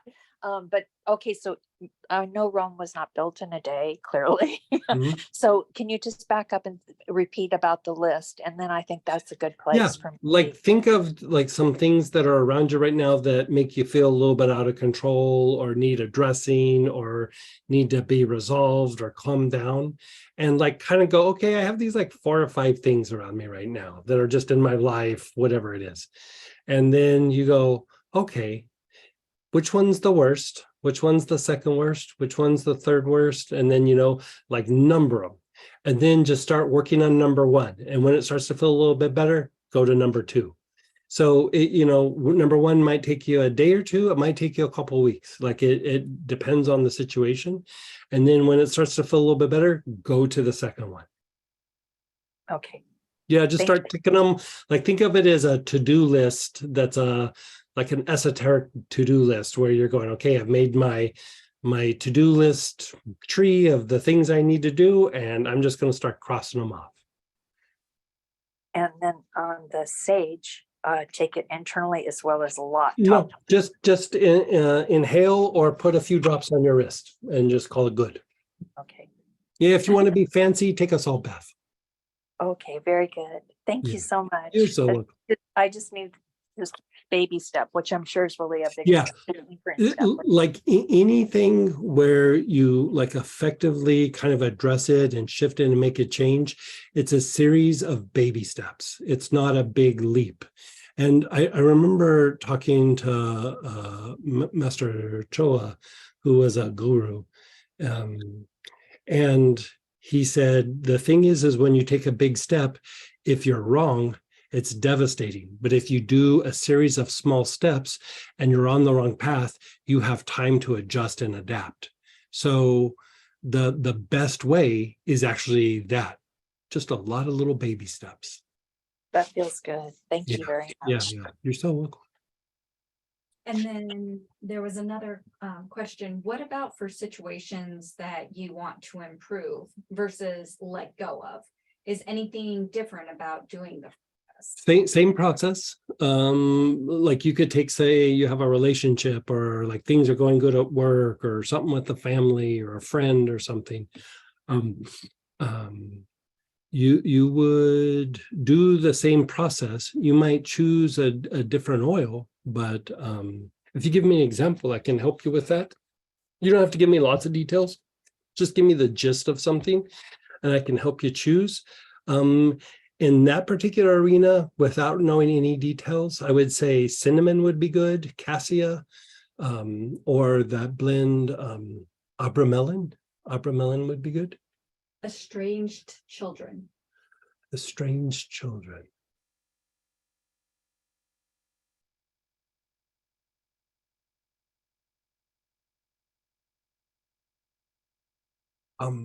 Palmarosa. Use Palmarosa. And again, inhale it, do the materialization breath, a few drops on the wrist, call it good. Yeah. And just don't even focus on like there's this difficulty with the child or this, just focus on the child and do the materialization breath and just keep doing it.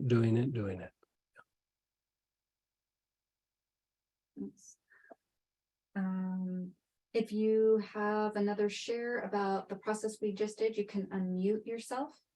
Otherwise, I will go into the next race.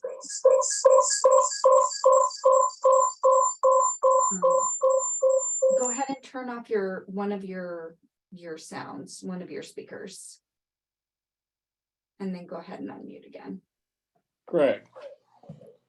Hey. This is Phil.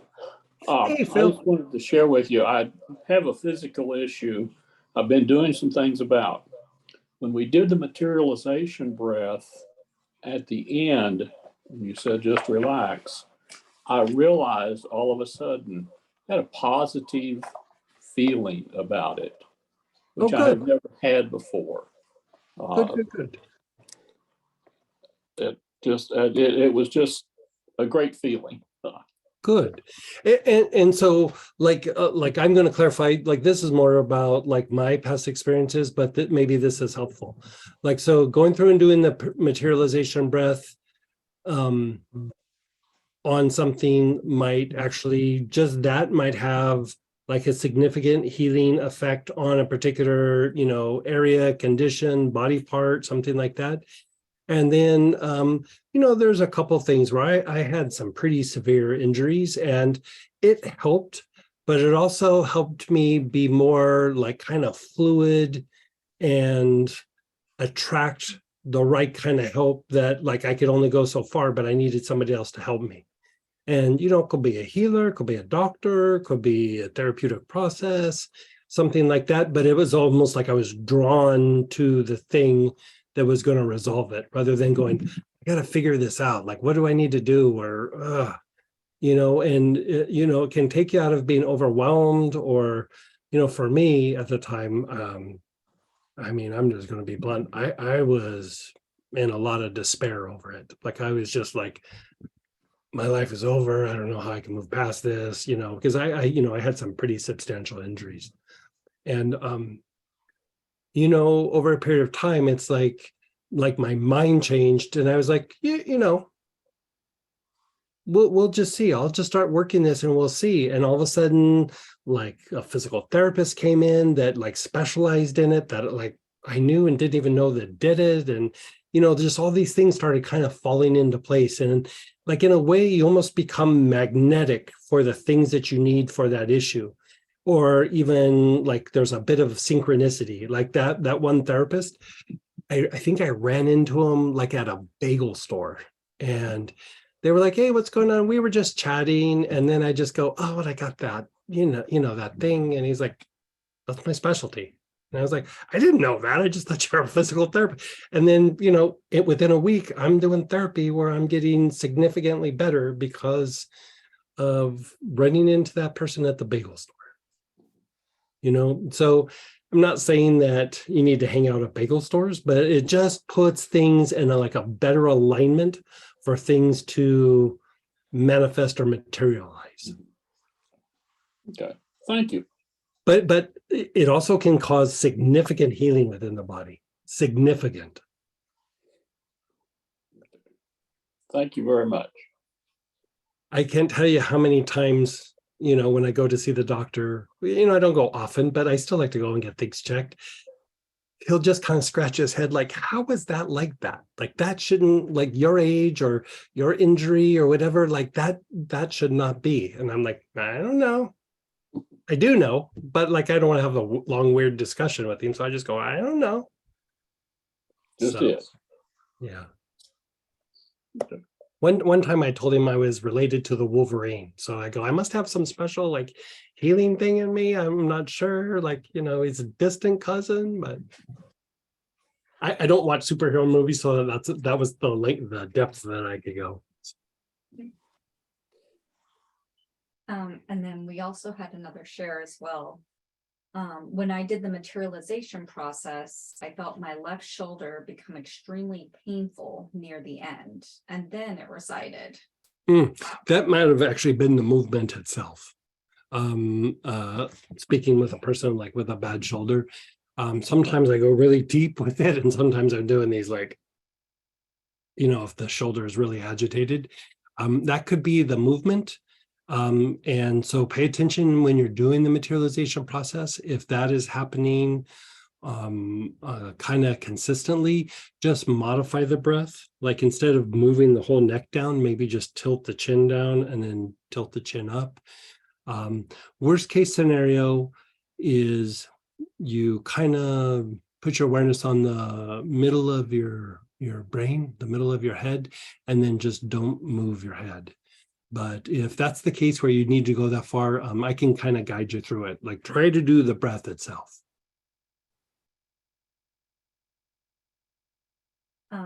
There's been also just shares people being like, thank you so much. Great discussion, really related to this. And just on that, just your guys' shares helps the group. Yeah, when you guys share, like it's very helpful to other people. Like, I mean, I think a couple people have even heard or said like, the discussion with the other person kind of helped me. You know, a lot of times when things are happening, it feels like it's happening just to us, or we have some unique thing, but a lot of times we're having similar issues. You know, the facts and the details are a little bit different, but the process is kind of similar. And so yeah, feel free to share, even if you just want to talk it out or you think it's helpful to somebody, you know, sharing experiences is good. Now, we have about 8 minutes before. I could maybe fit in one more question, but we do have a hard out in about 6 or 7 minutes. So, So go ahead, Chris. hey, Chris.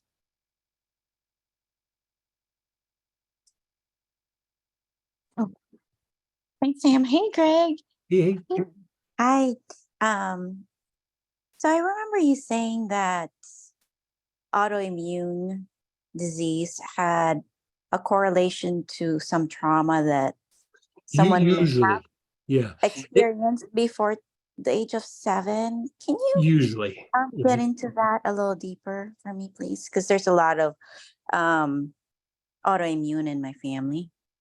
Yeah, so I mean, sometimes there is a little bit of a genetic issue, and sometimes it can be physical trauma that's happened that actually can cause it. But you know, with really severe autoimmune issues, I always like to kind of go back to like before the age of 7 or 8. Like, you know, just did something traumatic happen? You know, like one lady, she got into a car accident when she was like 2 or 3. She doesn't remember the car accident. The family talks about it, but that still caused a weird situation, because it wasn't just that people got injured. She got a little bit injured, but it was like kind of a little bit destabilizing to the family unit for just a little bit. Then they pulled it all together and everybody was fine. But you know, like I think the dad couldn't work for a little while, so there was like stress in the house, and mom was hurt for a little while and had to nurse an injury, and you know, it just kind of threw things off. And then there was another person who the mother had gotten like somebody like attempted to assault her, but while she was pregnant with the baby. And you know, if you go back and you ask the mother, hey, did something happen? She's like, no, because it was an attempt, but it freaked her out, which is super normal. Like that it freaks anybody out. But still, it imprinted on the baby a little bit. And so the reason to go back to like age 7 or 8 is when we hit about 8, we start developing our mental body and we start looking like almost like outside of ourselves. Before the age of 8, like 7 and below, like when things happen, we think it's us.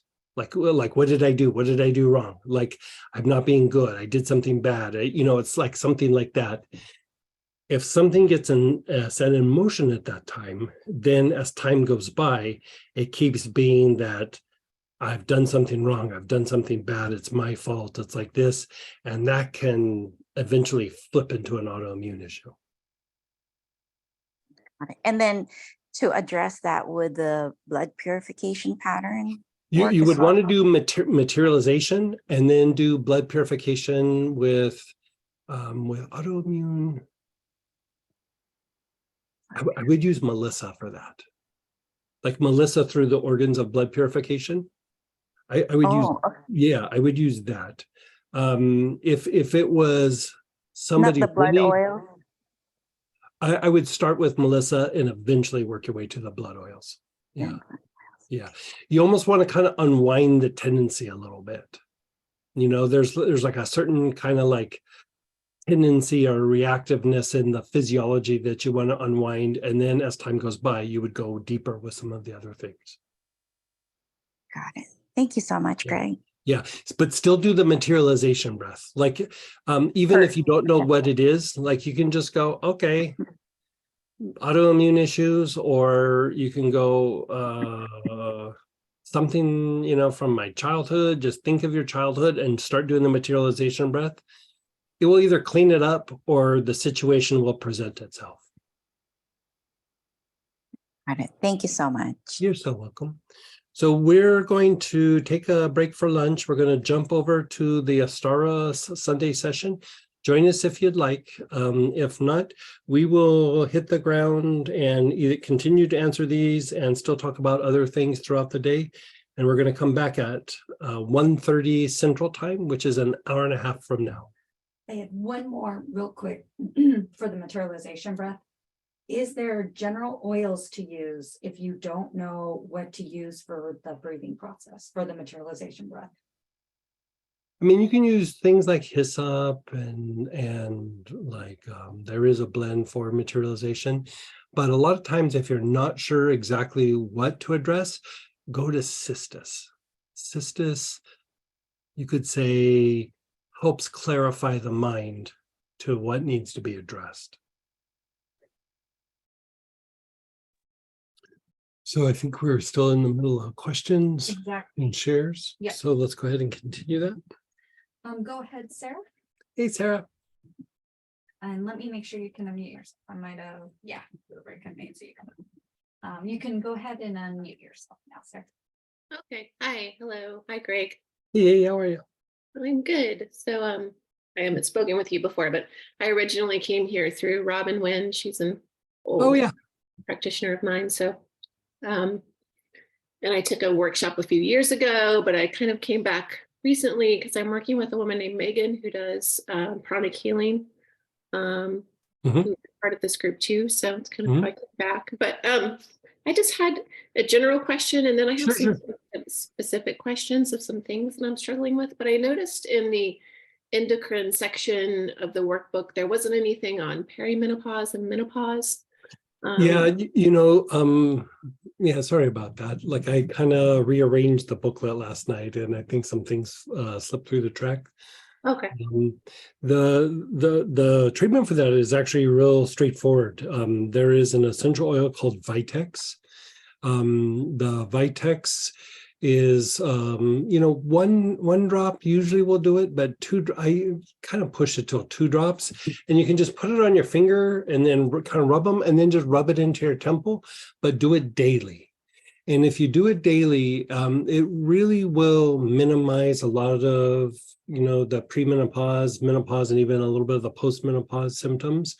And then if you do need to augment, there is a blend called No Sweat. And it just helps stimulate a certain aspect of the parasympathetic activity that can help even bring even more like comfort or like soothing to some of the symptoms that might arise from that. Usually with those 2 things, we really don't need to do any variations other than that. If we do need to troubleshoot some other problems, I mean, we can do it, but usually we don't need to overwhelm you with a lot of details. Those 2 things are really pretty rock solid. You can take the Vitex internally, but there's really no big benefit over internal versus on the skin. And it doesn't really have a super strong scent. And so you could do it at the beginning of the day, the end of the day, but it consistently produces a result. Every once in a while, somebody needs something to be augmented, but are you having any sort of cramping or anything like that, or is it just straight up just menopause or premenopausal symptoms? Yeah, premenopausal. I mean, I was having hot flashes. Those have mostly went away with a remedy that I was taking, a homeopathic remedy. The hot flashes, like if you use the No Sweat, should knock them out, like for first day of doing it. And you can just inhale that out of the bottle. If you want to put a couple drops on your wrist, you could do that. But a lot of times just inhaling it out of the bottle will do it. Okay, yeah, because now what's happening, because I'm not really getting the flushes, the hot flashes anymore, but it's like in the night, like I just like my temperature doesn't regulate well anymore. Like I'm just hot and then cold and then hot and then cold, and it kind of is disrupting my sleep, which I've already struggled with for a while. So you think that would help with that too? It should, like that would be one of the symptoms sometimes that we might need to like further address. I would still just start with the Vitex and the no sweat. And when I say like inhalations with the no sweat, like maybe 15 to 20 like long, slow, deep breaths. Okay. If we do need to augment, the thing that would be the next phase would be the combination of frankincense and myrrh. Here I call it 3 wise men, just because that's part of what the 3 wise men presented to Christ. Uh-huh. But, you would take that internal, like you would do like probably 3 to 5 drops for something like this. And the issue is that the hypothalamus is part of what helps to regulate the body temperature, as well energetically would be the solar plexus, front and back solar plexus. And so it does kind of help regulate those 2 things. And if the Vitex and the no sweat doesn't really hit it, those 2, frankincense and myrrh together, should complete the task. Okay, great. Yeah. Well, there's that, and then so since I started getting into the perimenopausal phase, like there's other issues that have been longstanding issues that have just gotten worse, like in the last 6 months that I've been in this perimenopausal phase. I don't know if there's anything else, if just like give me an idea of what we're talking about. Yeah, so sleep is a big one. Like that's something I've been struggling with for quite a while. Like how long? Well, on and off for 15 years. So like I can go a few years and just sleep great. And then just something will happen and it might start like a phase where I'm not sleeping well, like waking up around 3 and not getting back to sleep. But the last 6 months, it's just been almost every night of just maybe getting 4 or 5 hours a night if I'm lucky. Are you able to fall asleep, or are you having a hard time even falling asleep?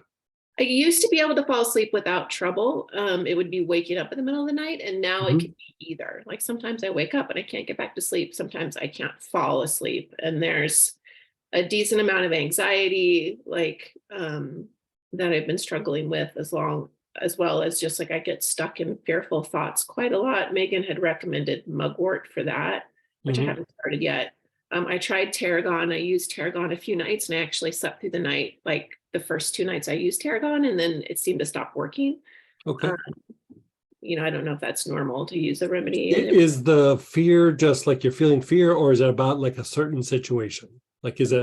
My brain can get hooked into anything. Like it's like I'll hear something scary and my brain will get hooked into it. And then I'll have these fearful thoughts and then I'll kind of work through that. And then I'll hear something scary and my brain will get hooked into it. That's been going on for a long time for me. I've had quite, significant traumas. So I think I have PTSD, like I'm really sensitive. Little noises will startle me. I'll get woken up in the night by noises that most people will sleep through. Things like that. I do have autoimmune disease. I have hypothyroidism. Do you think you have a little bit of brain fatigue? Probably. I'm sure I have a lot of brain fatigue. Yeah. I mean, PTSD is a brain fatigue issue. And so the sensitivity, like is your body sensitive to like touch, or just sitting there, it feels like any little ache or pain kind of gets magnified? Yes, aches or pains. Yeah. So a couple of choices here. Like I would probably do like a body tonic, which is, alcohol and witch hazel mixed together, of either sage or vetiver. And, apply it to a good portion of the body. It doesn't have to be the whole body. But part of the issue sometimes is it a lot of times has to do with lymphatic stagnation, but the sensory nerves will get overactivated, and then it's just the whole body gets sensitive, and then it causes a little bit of brain fatigue, because it's like having too much paperwork. Like you have like 50 things to do and you have time for 10. Your brain just starts going, I give up, and just starts kicking things into the spare bedroom that nobody can see. Like, you know what I mean? It just starts going, throw it in there, we'll deal with it later. And we need to be able to calm that down for you. Like, I think that's probably like part of the thing with the sleep. The no sweat might help that, but I like the idea of sage for you more than vetiver, but either one will probably work. And the reason why sage is a little bit more fortifying Mhm. And sage also has a little bit more of balancing that part of the nervous system between fight, flight, and rest and repair. Okay. And you know, it doesn't sound like you have like horrible fight, flight issues, but like at times, probably when you're tired is when that pops up. And you Yeah. start going into fight, flight. And the thing with that is fatigue. The way the body deals with fatigue is it starts to produce a little adrenaline. And then you start to have a little bit of adrenaline, and then it starts to become easier to go like, what's that noise? What's going on? What's, Yeah. you know, you're almost ready for either you need to run or you need to fight. Yeah. Mhm. Or hide or freeze. Mhm. Yeah. So I think I like I'm in the fright a lot. what's that? I think I'm in fright a lot. I mean, Yeah. honestly, like, So I like the sage because it'll calm down the sensory nerves. It bounces out that part of the nervous system. And it's also fortifying to depleted nerves, or excuse me, depleted adrenals. okay. And so it kind of hits a lot of different things for you with all that. And so I do Vitex, the no sweat, and then like a sage body tonic, or if you want to do salt baths every day, or you know, most of the days. I don't have a You could, bathtub. well, yeah, that makes it a little bit hard. I mean, you could do salt scrub, but it would be more about soaking in it. Do the body tonic, or I mean, if you put it on the wrist, it will kind of help, but I like the idea of you putting it on the body all over. Do you have any fatigue issues or Yeah. Yeah. I mean, pain it's hard to know because I'm getting so little sleep. Like, yeah. but even if I do sleep well, like I still feel like, you know, I watch my partner, he just can do so much more in the day and I'm Yeah. tired. Yeah, fatigue is real. So I would start with that, and like maybe a couple months down the line, we could have you delve into doing some lymphatic work just to even clean it up even deeper. But this should really help calm everything down and start to regulate everything. If not, we'll make little adjustments, but this is a great place for you to start. How many times do you do the body? I've never done a body tonic. I know I can Like read once it. a day. Like you could do it like right before you go to bed, or you know, if you feel that like late afternoon or something. I mean, people will do it in the morning, but it's kind of relaxing. So I would say like when you're wanting your body to start to unwind and relax is when I would put it on. Doesn't have to be right before bed, and then just kind of start easing your way into bedtime. Okay. Yeah. And I know there's different kinds of sage. I do have sacred sage. Is that okay? Sacred sage would kind of work. It's a bit expensive for it. I would use just regular like sage, Spanish sage, Dalmatian sage.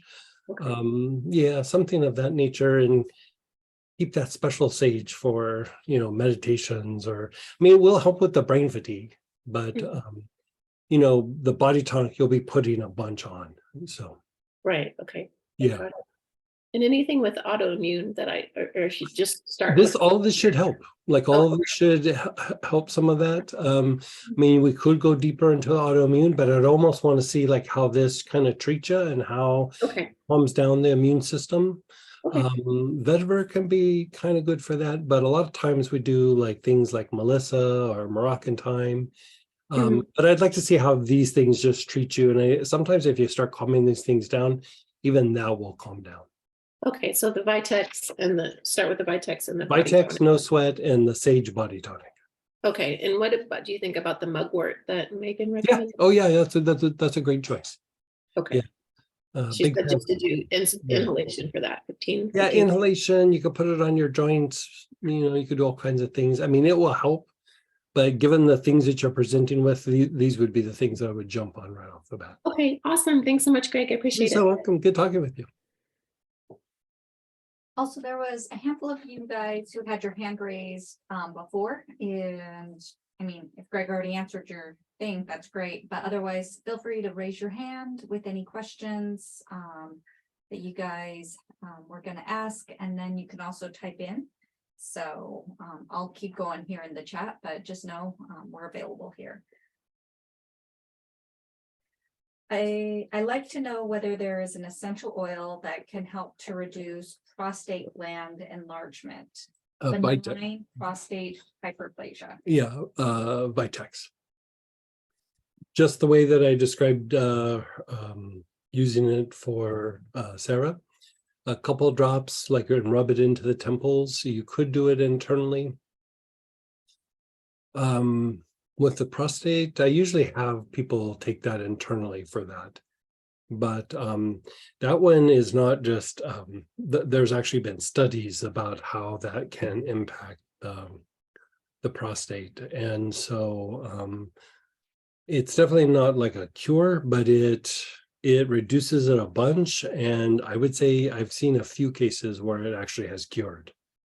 But definitely will help reduce symptoms and reduce swelling and things like that.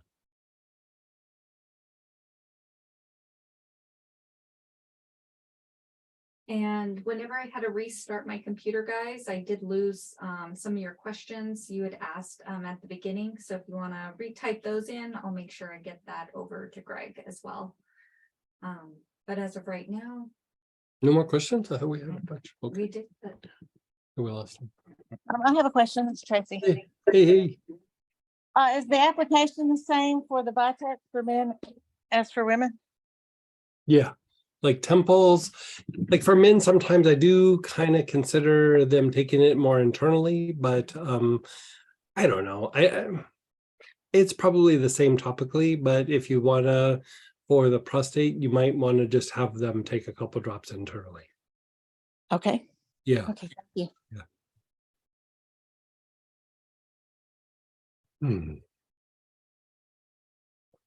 Anything in particular? Nobody else? Mm, Okay. those two. Okay. So let's do this until somebody has a question. I thought there was a bunch of materialization things we were still going to address. But, okay.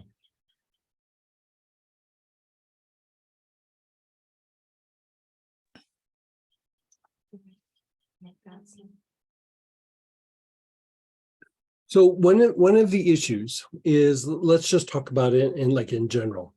So one of the issues with the endocrine system is it is this system that is very intertwined. You know, you can't just necessarily go particularly to a gland and go, I'm just going to treat this and it's all going to be good. Like sometimes you really have to go and look at the whole system, how well it's functioning. Is it out of balance? Is it in balance? And so there's a couple things that I would like to mention. So right off the bat, when you want to balance out, like fortify and balance out the endocrine system, one of your best oil choices is lemon verbena. And lemon verbena has a strengthening and a fortifying effect on the endocrine system, but really kind of increases and improves communication, and you could say increases and improves like proper communication. Best way to do that is like maybe 1 to 3 drops taken internally, but like daily, like, you know, even if it's just a regimen for a month or so, that could establish a big difference. Keep in mind that the endocrine system reacts slowly and communicates slowly. So when you start doing something, even though you might find a little bit of relief, it takes a while for it to integrate into endocrine function and to make a shift or a change. Your nervous system reacts very quickly. Your endocrine system reacts very, very slowly. So it's slow to get the message and it's slow to change. But once it's changed, it's like it's hard to break it out of a particular pattern. So this idea of going through and fortifying and regulating the endocrine system is very good for reducing the aging process, keeping the mind clear, properly functioning. And even when we talk about the different aspects of the lymphatic system, part of how the endocrine glands deliver hormones to the sites that they're trying to deliver to is through lymphatic function. And so even the idea of healthy lymphatic function is kind of tied to this idea of the endocrine system. Now, sometimes somebody is born, or when they're young, their endocrine system isn't as strong as some of the other systems. It's a bit depleted, or it's like a little bit in a weakened state. Or as we get older, the tendency is that it just doesn't quite function like it should. And so sometimes we need to go through and jumpstart the endocrine system. And just like I was talking with Sarah, one of the best ways to jumpstart endocrine function and the function of the hypothalamus is through the use of frankincense and myrrh. Applied topically, very good anti-inflammatory. It's very soothing to the body. It's very fortifying to the body.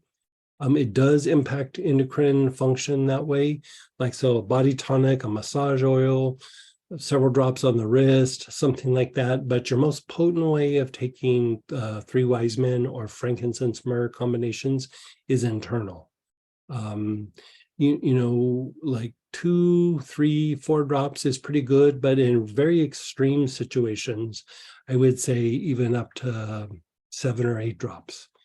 That's a bit for like extreme situations. But if you take a look at things like you could even say men's sexual function, for example, like if they're having, as they age, they're having difficulty a little bit with functioning, the jump starting of the glands actually can offset a lot of that. For women, sometimes it will kind of regulate some of the cycle, but you know, we have other tools that work a bit better. But if there's things like frigidity or something like that, or low sex drive, it can actually help with that, because that's usually a hormonal thing. If there is a weakened pancreas, like can just be weak, so it's causing digestive issues and things of this nature, or even like pre-diabetic conditions, even in diabetes, like you could use this. It's not going to be the only thing you would use, but you would use the three wise men, but then you would also augment with cypress for a weakened, a weakened pancreas. And so this can improve digestive function, this can reduce inflammation, and sometimes you might even experience a little bit of pain in the pancreas area, and it should even reduce that somewhat. You go to the thyroid with like a thyroid imbalance. One of the go-to things for thyroid imbalances is clove. Again, you would take the clove oil, like maybe 1 or 2 drops internally. Inhalation might work, but like for this, usually internal is a little bit better, but augment with the use of three wise men. So three wise men, consider it a really good endocrine tonic. Things like endocrine support and lavender complex are just kind of like a way to kind of fortify the endocrine system. But that frankincense and myrrh combination is a really go-to thing. Like if you want to really clear your mind, increase cognitive functions, get the body working better, the glands working better, have a like more pep in your step, not like caffeine, but just like you feel better, you feel stronger. Three wise men can be really, really super helpful. Now, there's a couple oils that are tonics for several of the glands, not all of the glands. That would be black spruce, Sylvester pine, and Neoli. Neoli's in the tea tree family. So it's not quite tea tree, but it's like a cousin of tea tree. And it is like a tonic for pituitary, for thyroid, adrenals, and for women for the ovaries. And again, it's not specific for a symptom, but here you're trying to improve function. And so, you know, it doesn't have to be used every day. You could do it even through inhalation, like several, like maybe 20, 25 inhalations, but a salt bath from time to time, or putting it on your wrist, or my go-to one is black spruce. I use a lot of black spruce. And again, I'm just using it as a tonic.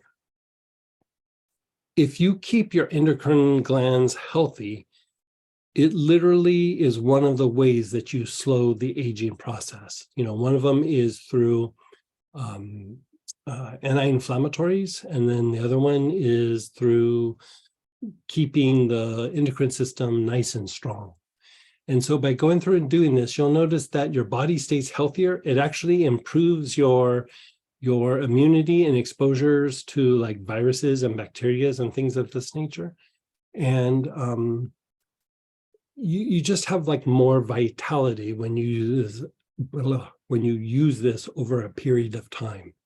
And, you know, a single dose is good, but consistent work with it is even better. So before I keep rambling on, let's again open it up. If somebody has questions about what I was just talking about, or if you want to go back to the materialization, because I felt like we left a bunch of people off like at lunchtime. So. We did get one at least brought back to our attention on that, but this says, I was just about to actually ask about diabetes. I have to take metformin. I'm not sure if this is causing the issue, but I'm nauseous and having other digestive that's the problems medication. every day. That is by far the medication. That's that medication can be rough on the body.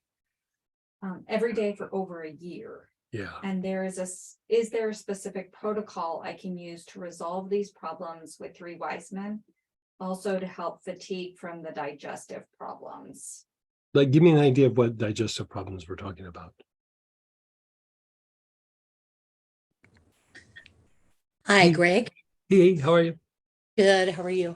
Good. So without getting too graphic, Mhm. I have diarrhea every day Okay. and the nausea, Okay. specifically, and very, very tired every day. So, you know, it's pushing myself through everything, and I'm sure that's affecting adrenals as well. It's just a whole mishmash of things going on. So, How long has the nausea and diarrhea been happening? well, the nausea, well, I'd say about 1.5 years, maybe. Okay, so it's been going on a while. Yeah. And so I mean, like this one's a little bit of we'll talk it out, but that can be also a byproduct of the med. Like Yeah. that medicine is like if I go back through and look at my notes of like complaints and side effects from medications, it would probably make the top 3. Like, I mean, it's consistently a little bit of a problem. And so, you know, there's also like the tendency to get diaphoretic, you know, like where you kind of break out into a sweat. And have you had that issue as well? Well, I haven't had that in a long time, but I had that last year. Okay. But that was related to, I had a heart issue where there was hardening of the muscle. Oh, And so that's when I found out I had the diabetes, and right. because I was hospitalized for that. But I haven't had the breaking out in the sweat for quite some For a time. while. Yeah. So any time where we see like long-term nausea, long-term diarrhea, it is almost always lack of tone in the vagus nerve. And the vagus nerve is tied to parasympathetic activity, which goes back to rest and repair. And, you know, if you think about like the rest and repair and fight flight, they kind of like, they have like this tone that they balance each other. Like, so at certain times, one's more dominant and then the other one's more dominant. If one loses tone, it throws the other one into excess, right? And so if you think about fight flight, like if you're getting ready to fight or run or, you know, whatever, your body goes, okay, if we're going to run or fight, we need to empty out the bladder, we need to empty out the bowels so I can run better or fight better, right? So it literally is your body like trying to dump to handle a perceived thing for the nervous system's perceiving that's not there, but it's because of the lack of tone in the vagus nerve. And so, there's a few oils that you could use, but the one that I really like for this is marjoram. Like marjoram is really super good for pulling the body out of fight flight and toning the vagus nerve. And it's not going to be overnight, but within like 3 or 4 days, you should start to notice a difference. Like the bowel movements go from diarrhea to being more firm but soft, and then after a while it kind of turns into like a normal bowel movement. And so if you need a little bit of like extra help with the diarrhea, it won't necessarily help completely with the nausea, but do not use wormwood essential oil internally, but go to like Amazon and get wormwood capsules. And take like 2 or 3 capsules, like maybe in the evening or something, and it will really calm that diarrhea aspect down quite substantially. The marjoram will probably do it by itself, but if you're like, I'm sick of this, I need extra help, I want it quicker, augment it with a little bit of the mugwort, but internal, but just not essential oil. That essential oil is too strong to take internally. Topically, it would work about the speed of marjoram, and so I would prefer to use marjoram, to be honest. And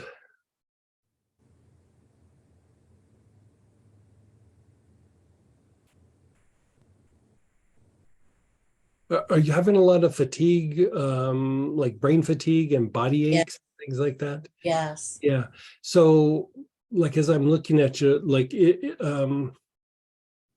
so part of the body aches when we are losing tone in the parasympathetic activity is we need to be able to go into parasympathetic activity for your body to like repair itself, which is tied to lymphatic function.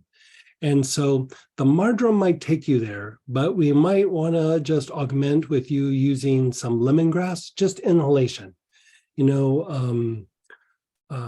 Long, slow, deep breaths, like maybe 20, 25, like long, slow inhalations daily. It also will have a balancing effect between those 2 parts of the nervous system, but it will really start to stimulate the process of your body starting to be able to detoxify, easing some of the achiness in the joints and in the body. And in the extreme cases, it gets kind of close to the bones and things like that. And so it will help the process. You don't necessarily have to jump right into doing some lymphatic stuff. Just balance out the nervous system and see where the body is at. I like the idea of maybe some sage just for the soothing effect, but I also feel like we're starting to give you a little bit too many things. Yeah. So yeah, you know what I mean? Let's keep it like really simple. Like, especially when you don't feel good, a list of 10 things to do is like, yeah, it goes in the garbage can. So let's pick just like 1 or 2 and like have you kind of run with it. So I would say inhale marjoram, and then the lemongrass. Let's have you do the lemongrass. And if you feel you need more help with calming down the diarrhea, wormwood from Amazon or your local health food store or something like that. Health food stores don't always carry it. So that's why I say just go to Amazon. You'll have it in 2 days. Okay.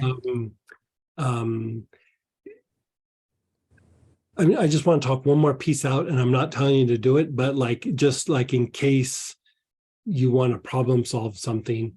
So one of the other oils that's good for alleviating diarrhea is cinnamon. And you would have to take that internal. And the thing with cinnamon is it does jumpstart all the body's processes, but sometimes because it's so stimulating, it's not like caffeine stimulating, but it's like it jumpstarts body's processes. Like, it just makes everything start working better. But sometimes, like when you're really fatigued, it almost can give you a little bit of like a false sense of like, oh, I'm feeling better. And then we'll have the tendency to overdo a little bit. I'd rather do it organically with the way that we talked about in the beginning with like the marjoram, because it will deepen your rest. And if you start working the cinnamon a lot, sometimes the rest doesn't improve. And I really think you need more rest than you need more jump starting your activity. Like it feels like to me like you need like a couple, like a good month of just some good solid like rest where you wake up and you're like, where am I? Oh yeah, I'm at home. You know, like that kind of rest. Like you're so deep you just kind of lose yourself. I think if you got some of that in, your body could really recover. This is a good start in that, and sometimes it's enough. Sometimes you might need a little bit more, but I like this idea for you at least starting. You know, I know this one person, for example, I think she had diarrhea that I'm aware of, like on and off, like for probably about 8 or 9 years. And especially if she got upset or stressed out or fatigued, it was just like she couldn't leave the bedroom because she had to be by the bathroom all the time. And I had her start inhaling, you know, and she had tried a bunch of different things, and it would buy her a day or two. And she started doing the marjoram, and I think if I remember right, she was inhaling it and she'd put about 6 or 8 drops on her abdomen, just neat, and then just like rub it in. And within, I think about 4 or 5 days, she said she started forgetting to use the marjoram because the belly was starting to kind of balance out. And you know, the thing is that medication, you could say, causes a lot of stress in the digestive tract. And at some point, we might need to rehab the digestive tract a little bit, but it's going to be kind of the same oils. You know, it would be marjoram, it would be tarragon, rosemary, verbenin, maybe a little ginger. And you can really kind of flip how the digestive tract is working. But you need to calm down all those processes that are kind of out of whack and really tone up that vagus nerve. And then after that, everything becomes much easier to treat. But if that vagus nerve is just always depleted, it kind of doesn't matter what you do, because the vagus nerve kind of overrides anything going in the body, and it just takes you back to nausea, diarrhea, you know, whatever. And so I would go pretty deep on the marjoram and the lemongrass. You know, the lemongrass just inhalation, marjoram inhalation, like 20, 25 inhalations, both should improve the quality of your sleep. And the marjoram, you could even put 6, 8 drops on the abdomen if you wanted. And you could put, like, say you have a bad shoulder or a bad back, put a few drops in your hand, rub it on that area as well, because areas of pain will also like throw off the nervous system. And so it's like a way to kind of balance that out. If you don't want to put it on topically to those areas, either with the marjoram or the lemongrass, sit, like if you have a bad shoulder, sit and think of your shoulder and just inhale as you're thinking, your awareness is on the shoulder. It will calm down the neurological activity in the area that's compromised. Thank you, Greg. I have one quick question, because fire away. Go see my gastroenterologist, and she was wanting to do an upper and lower GI on me. And then, so I'm kind of back and forth about whether to do that or not. And secondly, wondering if I should ask her about changing medication. You know, the testing, I mean, it can be good, but a lot of times if you calm it down, like the reason why I say this is I can't tell you how many times patients have gone through and had the test and they don't really find anything, because it is tied to that neurological imbalance. And this day and age, you know, in the West, we really don't talk about autonomic, which is the involuntary part of the nervous system. We don't really talk about it here in the West, but like in Europe and places like that, I mean, it is the topic, like it's one of the first things that you always look at and address, especially holistically. And so a lot of times if you calm that down, A lot of those symptoms will resolve, but I suspect that some of your symptoms might even be coming from the medication. And I honestly, every time it comes up with a client or student, I always go back to your doctor, see if there's a different med they can put you on.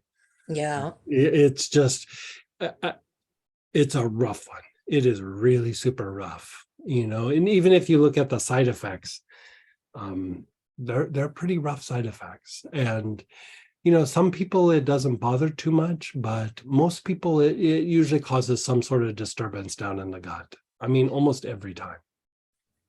Interesting. I get it, like it's a medication that's doing something, but it's like you're kind of trading one problem for another problem. Yeah, the last time I tried to change from metformin to something else, it was through my primary, and then I went to a diabetic nutritionist, and she told me not to go on the second medication because the second medication would be worse, because that basically wrings out the insulin from your pancreas rather than transmitting it more easily. Sure. Right. And that could long term cause me worse problems. Right. Because it's very taxing on the pancreas. Right. So, what do you do? Yeah. I would see if there could be some maybe other options. Okay. I'm not sure what that would be, but I would say just see if we can explore if there's different options. Things like how high does the blood sugar get when it's unregulated? Well, really, I mean, I've only got A1C of 6.5. I'm right there. So it's not like it's that high. I have lost some weight, but I need to lose more. And hopefully over time with that happening, I can come off of some of the medication or all of it. So there's an herb that you can get again from your probably any health food store, bitter melon. Why don't you try taking like 3 capsules of the bitter melon and see what that does to your blood sugar? And you're right on the border where like an herbal thing might just kind of do it. Like there's essential oils that do it, but I think bitter melon would probably work a little bit better for you. Cypress will jumpstart the weak pancreas, but again, cinnamon can work, fenugreek can work. Melissa kind of helps retrain the receptor sites and things like this. But if you're just on the borderline, I think just take a little bitter melon, push yourself back away from that borderline, and maybe see what that does for you. Okay. Yeah. And I mean, like what did they do? Like over 90 days for that test? Right. Take it for about 3 or 4 months and then go in and schedule an appointment and just have them run the test again, see where it's at. And if it's low enough, maybe you can just go off the medication. Perfect. I mean, that's something you and your doctor can decide, but yeah, you're close enough to where that could happen. Okay. Thank you, Greg. You're so welcome. And keep me posted. If you need to talk through anything, let me know. Thank you. I appreciate that. You're so welcome. And go ahead, Troy. Hey, Mr. Troy.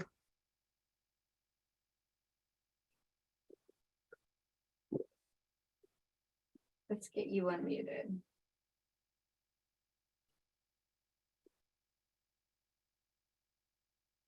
Maybe it's me.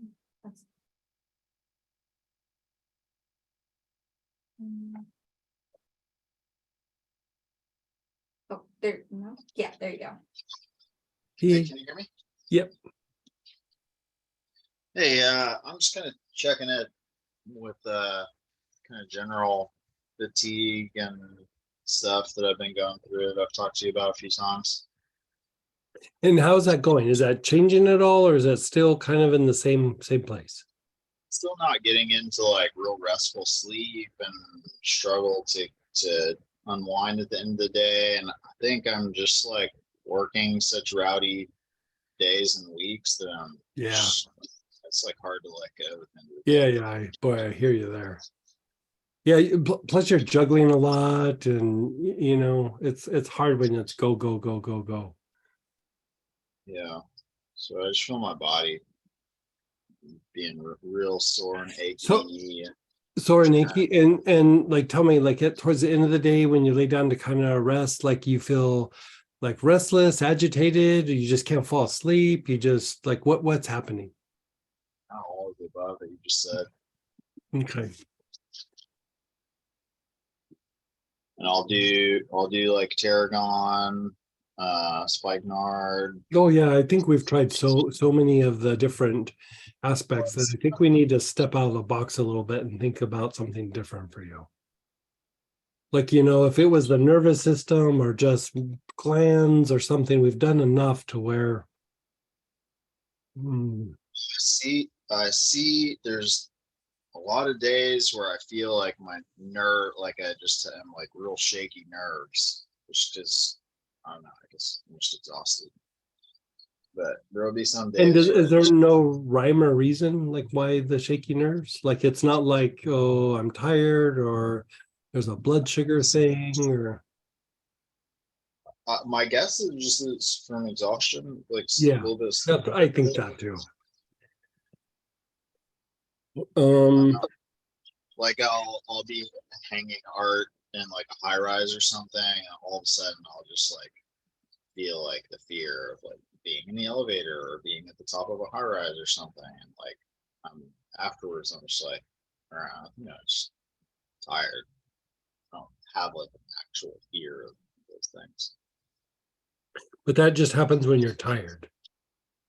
Yeah, just on like particularly, tired days. I mean, because I'm in them all the time, and most of the time it doesn't bother me. But there would be some days where I just want to be sure. So I just want to ask you a couple questions because I just want to be sure. I don't think this is an issue, but I just want to make sure. Is there anybody that, even if you're not interacting with them, that might be pretty mad at you and grinding on you all the time?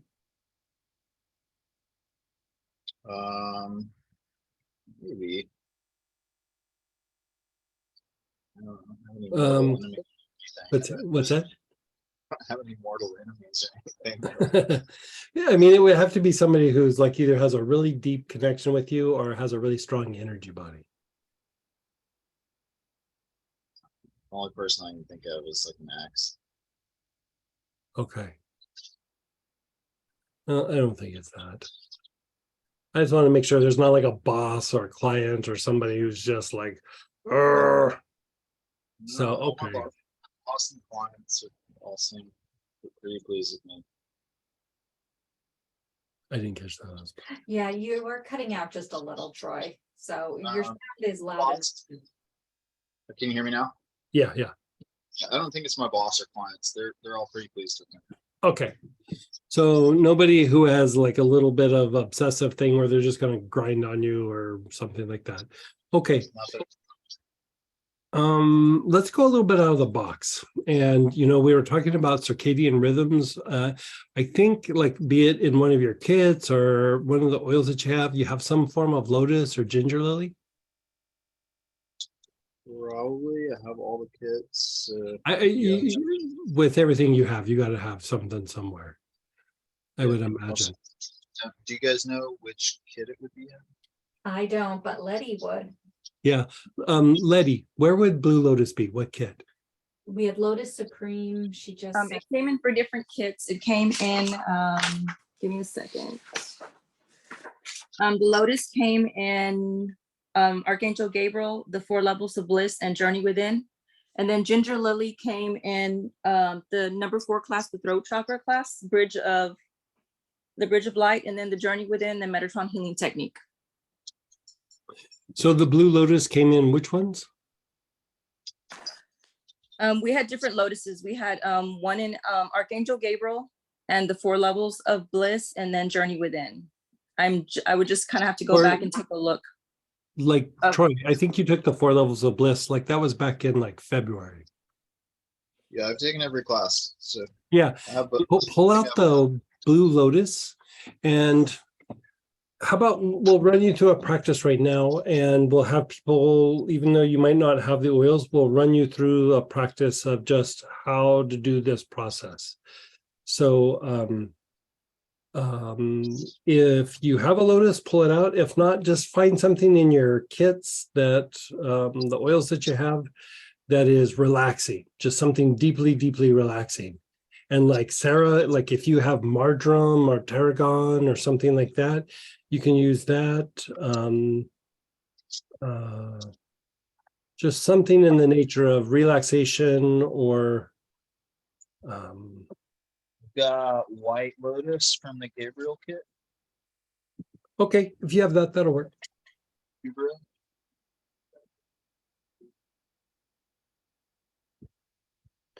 Okay, so what I'd like you to do is just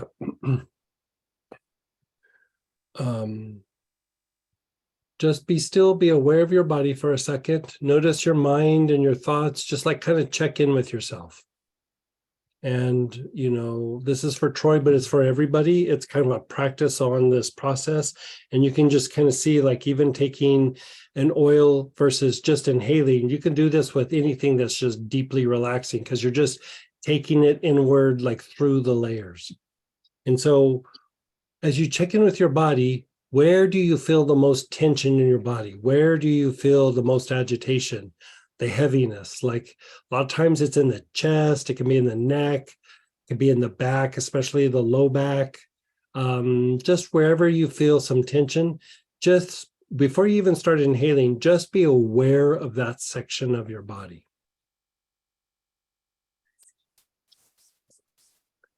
This process is for helping to reestablish the circadian rhythms, which has to do with a lot of rhythms in the body, all the glands, and some of the body's processes. Doing it with lotus is the most potent way, but even if something's just a bit relaxing, it'll have some sort of impact. So we're doing like a process for circadian rhythms.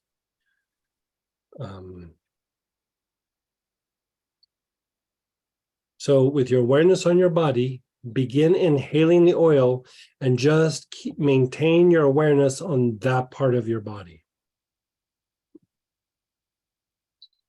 You're doing long, slow, deep breaths.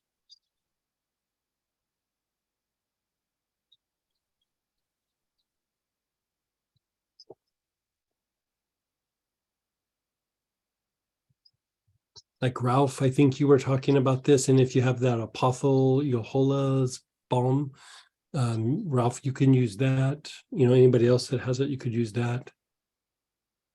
You had mentioned cystis. Cistus would work. Blue Mountain Sage could work. The lotuses are the kind of the premium choice, but they'll still produce a result. I mean, even lavender doing this will produce a result. So keep just taking long, slow, deep breaths with your awareness on that part of your body. Sure.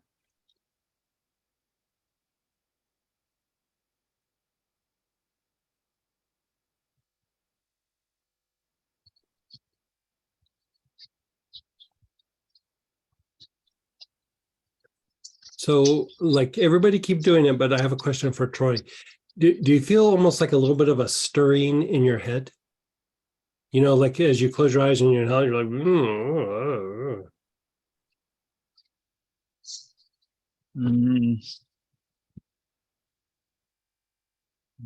Exactly. Not exactly. Go to that For Bliss kit and pull out the Blue Lotus. I think you need the Blue Lotus. Okay. The White Lotus is still good, but I think for you, Blue Lotus is going to be better.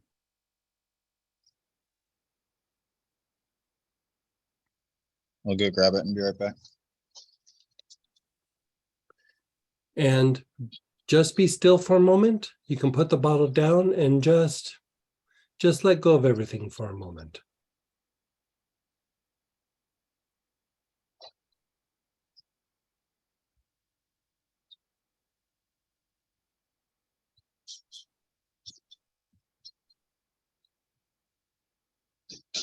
And then again, check in with your body. It could be the same spot, it could be a different spot, but where do you feel the most tension, the most agitation, the heaviness, the clamping down? Wherever you feel that, just be aware of it for a moment. And then begin inhaling.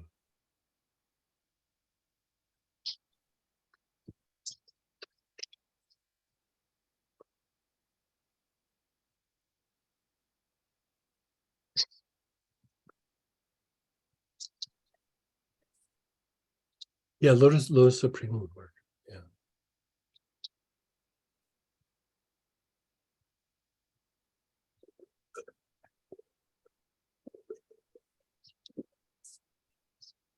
Okay.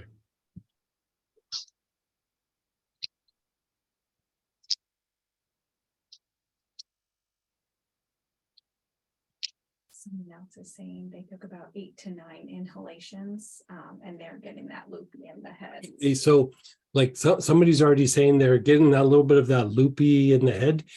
That's the stimulation of the rhythms. That's kind of the sweet spot. It doesn't necessarily, you feel like, oh, I'm doing a little too much. You're literally starting to stimulate those rhythms. So that's actually what you're kind of shooting for. If it's not happening, it actually kind of shows that, for one, you're enhancing the circadian rhythms, but it either means that there's some disruption in the circadian rhythms, or maybe you're not using the right oil for it. Because even if you don't have a disruption, if you inhale the lotus or whatever oil you're using and your eyes are closed and your awareness is on your body, it'll start like making you like go, oh boy, I'm getting expanded. What's my name? It kind of makes you a little bit out of it real quickly, but it's because these rhythms are kicking in. If it's not doing it, sometimes if you do it longer, but let's maybe even switch up what you're using so that you could get closer to that. That's why I was asking Troy, like, are you feeling that yet? Because especially if you're using lotuses, it should take you there kind of quickly, and either there's a bigger disruption or it's not the right lotus. And this one person's using blue lotus. Yeah, blue lotus like gets you there, like, even with a disruption, like Sacred sage. Sacred sage might actually do it. Blue mountain sage might actually do it. They're more B choices, but it could get you there. Yeah.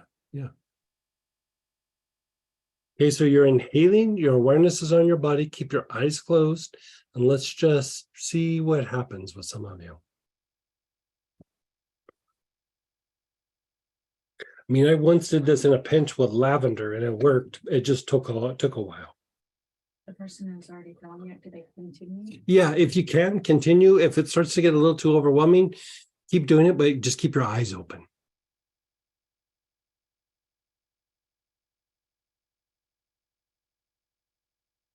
And the one that's already feeling you might want to lay down a little bit. Usually when I start getting to that point, I'm like, I'm going down for the count. Okay, then just let it go. Is Troy back yet or no? I don't know. I just started with it. Okay, perfect. Good.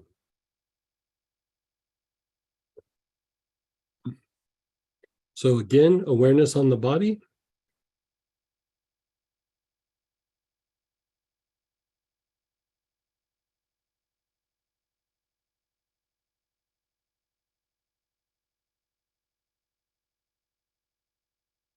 You're inhaling with wherever you feel like the tension, the heaviness, the clamping down, agitation. Just inhale, your eyes are closed with your awareness on that spot.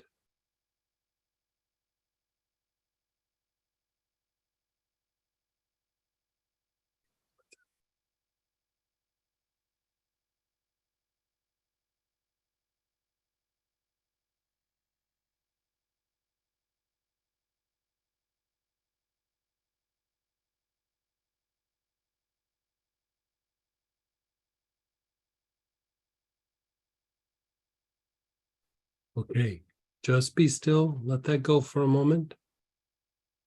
Just let everything go.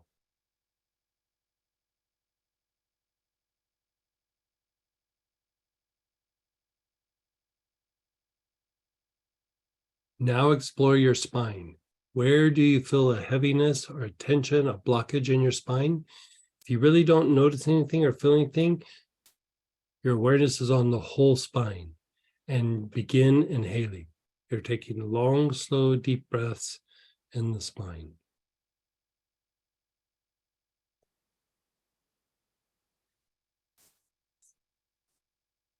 Yeah.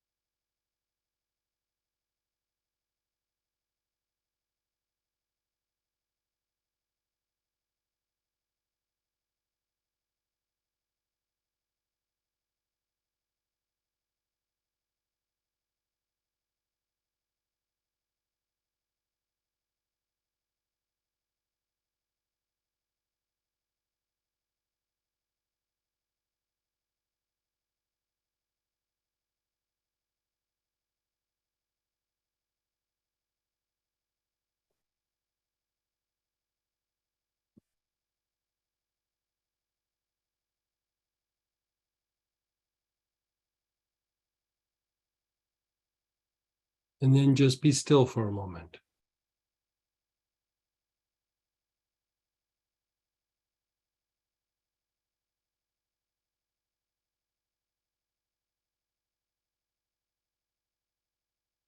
Just let go. Your eyes are closed, just let go.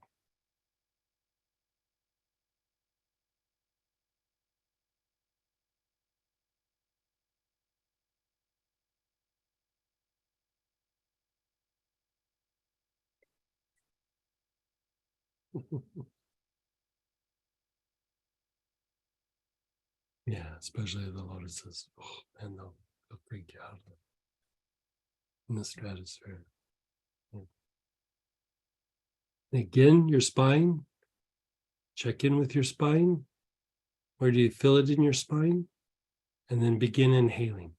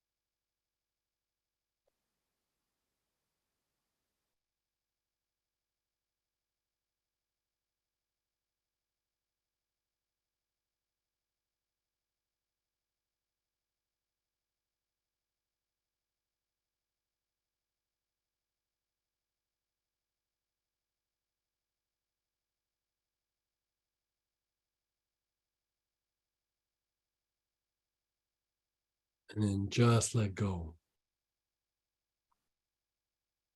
Just let go. So this next one, especially with the lotuses and the ginger lily, usually starts to get much stronger. So here you're exploring your brain, and whatever tension or you feel a little heaviness or a little weirdness, or sometimes you become aware of like a line going from one side to the next. Wherever you feel that, your awareness is on that part of your brain, and you're taking long, slow, deep breaths in through the nose, out through the mouth. Now, if you don't feel anything in your brain, your awareness is just on your whole brain.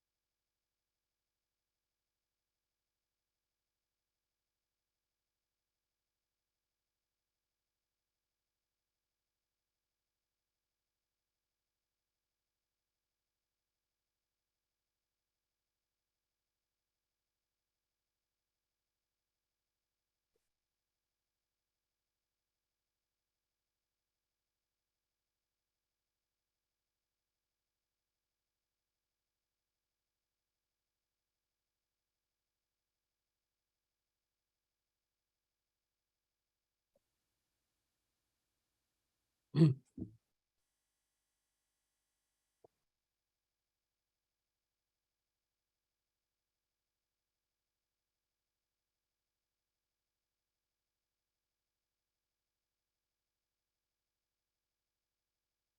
then just be still for a moment. Just be still. Everybody be still, but try it. Are you starting to feel a little loopy in the head? I think so. I don't know if I'd describe it quite like that, but I yawned a couple times and then I started having Okay. some tears. You might have some disruptions in the circadian rhythms. Like that might be why it's been non-responsive to everything else. So this might be a little bit of a routine for you for the next, I know, few weeks. Like all of a sudden I'll notice that, like, God, I'm just not sleeping good. I start getting a little insomnia and and I'll try a bunch of things and I'm like, nothing. And I'll do this and then I'm like out like a baby. I mean, just out. We're going to keep doing this, but I think this, even if it doesn't completely help, it'll make everything else that we do a little bit more effective.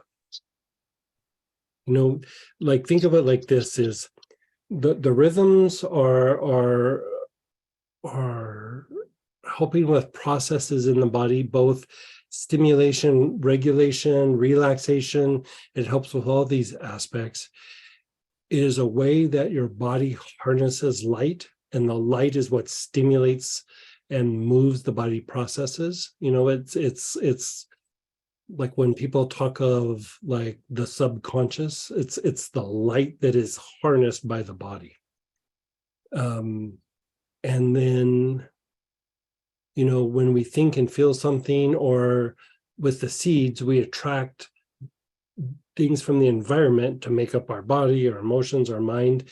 So elements or elementals, these rhythms are what animate the elementals. Like, you know, they kind of come in and they're like a lot like what's those cells that like they use for healing? I can't remember the name of them. Stem cells. It's a lot like stem cells, where wherever you put the stem cell, it kind of just jumps into that process. That's the way elements are. And utilizing this technique is like how you animate them for more proper function, like more like healthier function, more psychological function, greater spiritual function. It's what animates them.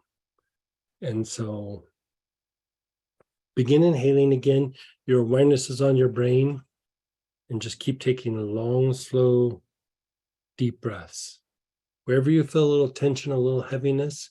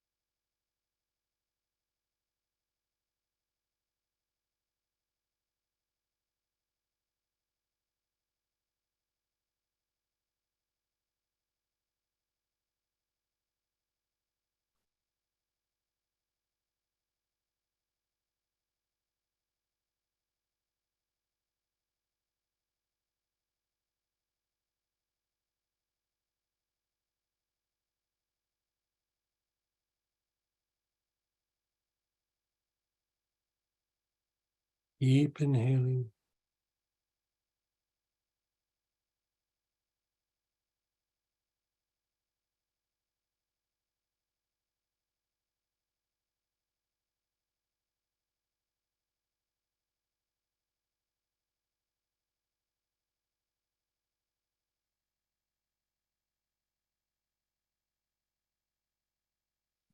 And then just be still for a moment.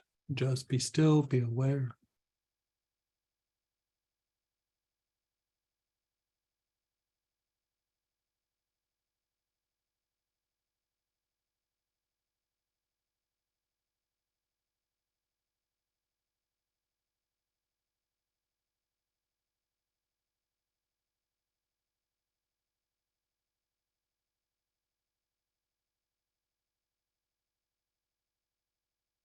Now, your eyes are closed. Just pay attention to your mind. You're not going back to anything. You're just paying attention to your mind. Whatever thoughts arise, observe them and inhale the oil, whatever oil you're using.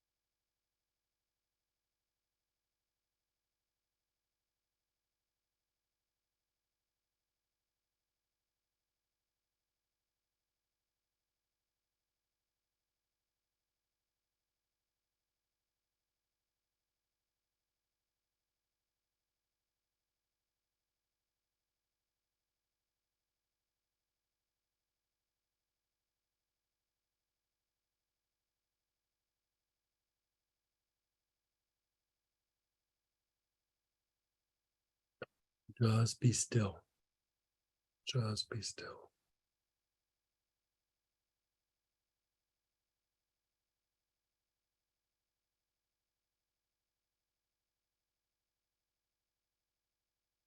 Let's go back to the body. Check in with your body. Where do you feel it the most? Where do you feel the heaviness, the agitation? Troy, you're going to your hamstrings. Okay. Do you have troubles with your hamstrings? I get Charlie horses in the back of my Okay. right hamstring. Yeah. Okay. Yeah. Go to your hamstrings.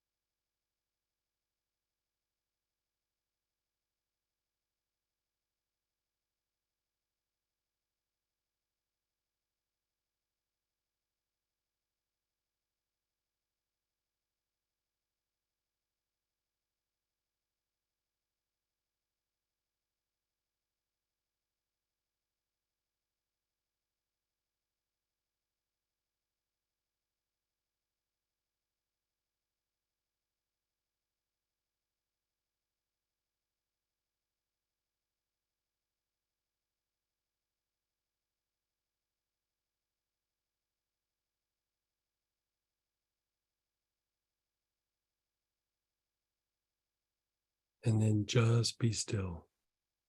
Just be still.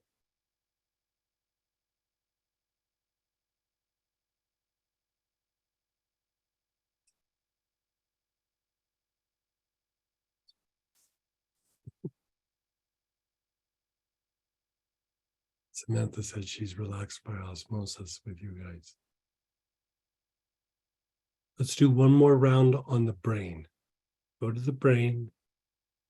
Check in with the brain. Long, slow, deep breaths. Your awareness on the brain.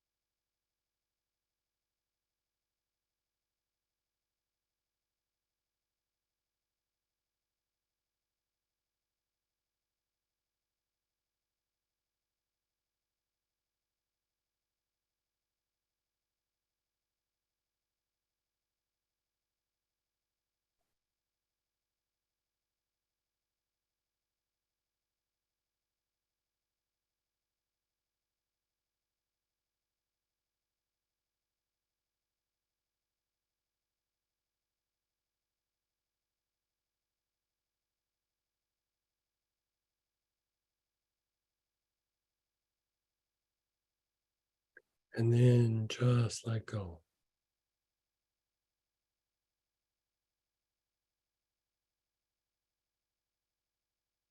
Troy, how do you feel with all that?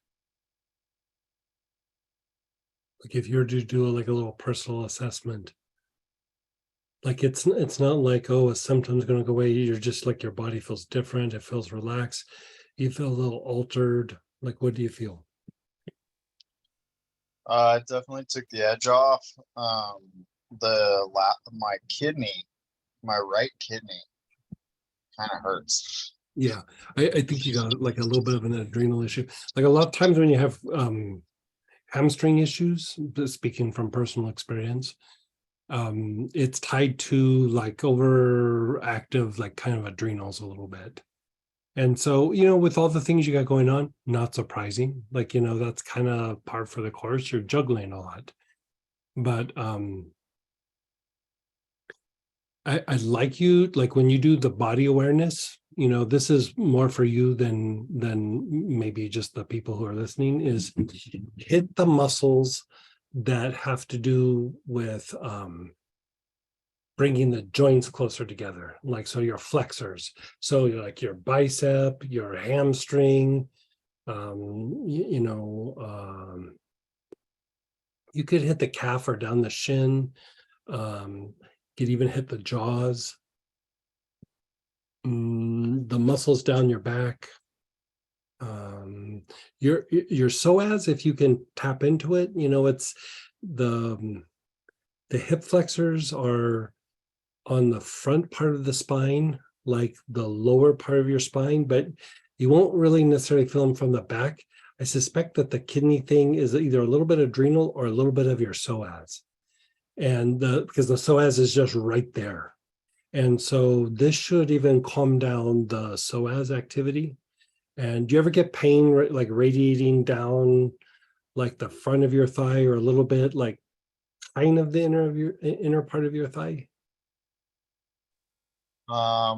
Yeah, the inner Yeah. It seems like it wraps around from like the hamstring to the inner thigh. Yeah, I suspect that's your psoas. Like I really think you probably have a bit of a psoas issue, which makes you like part of everybody in the United States has a psoas issue. It's to one degree.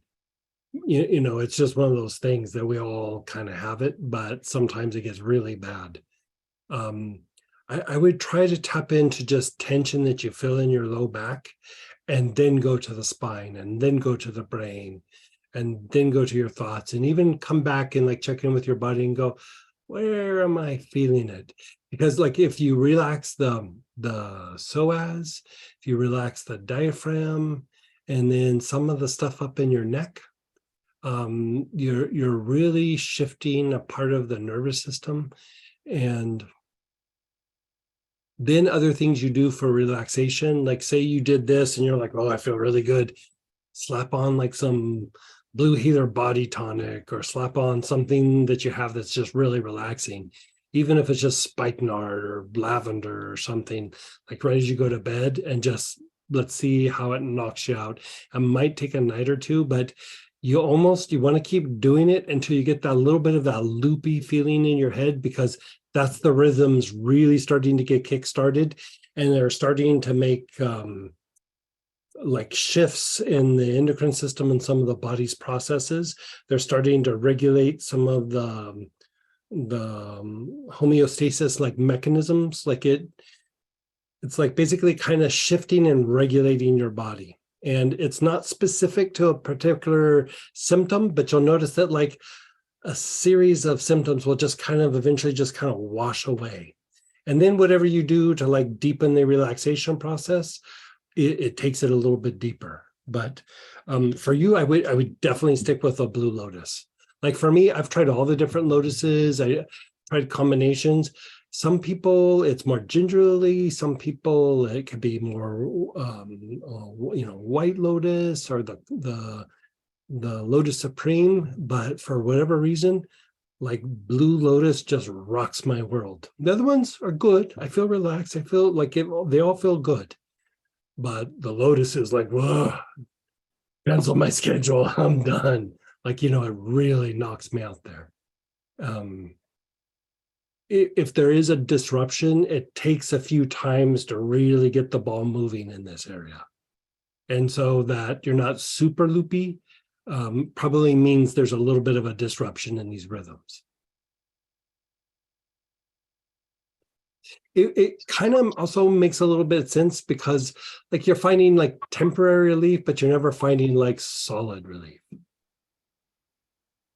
Yeah, I feel relaxed, but like I still feel like I could go do anything. Yeah. I mean, even if I do that at the end of the day, like I can drift off into sleep. But if somebody said, hey, you got to go do this and it needs to be done in 15 minutes, I can get up and do it. I don't want to, but I could do it. But if I let myself drift off, oh, man, I conk out. So keep doing it until you get to that place where, like when you're really inhaling lotus like this, it should kind of knock you out. And so if it's not, there's still a disruption. Okay. Thank you so much. Yeah, let's see how this goes. Like do it every night for a little bit, and then let's talk in about 5 to 7 days or something. Sounds good. Thank you very much. You're so welcome. And then we did have some shares and questions on this process. Okay, and then one more thing, Troy. So the class next weekend, the chakra class, the mystical application of the chakras, or whatever I called it. There's a blend in there for the side head chakras. Like basically it's not the ear, it's like right about here. Like if you can see, when you open that up, it makes it easier for the rhythms to get going. So when you get the kit, you don't even have to put your awareness anywhere. Just start inhaling it and then follow it with the blue lotus.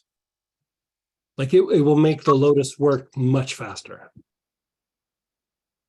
Is there something I can use as a stand-in until then? It's kind of a combination thing. Let me look it up and let me see what's in it. Because maybe.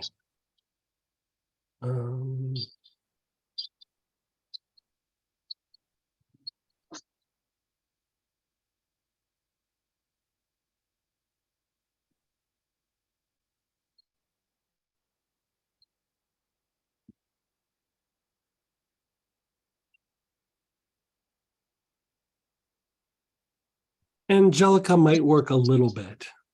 Angelica and Britt, usually Angelica and Britt kind of start the ball rolling, but did we already get his kid out? No. Okay. Try the Angelica. See if that will help. Look it up. Thank you. You're so welcome. Yeah. And then there's shares and questions. Yeah, fire away. I'm feeling expansion in the frontal lobes, and that was right at the beginning. Yeah, good for you. I'm curious, the one that felt the expansion in the frontal lobes, what oil did you use?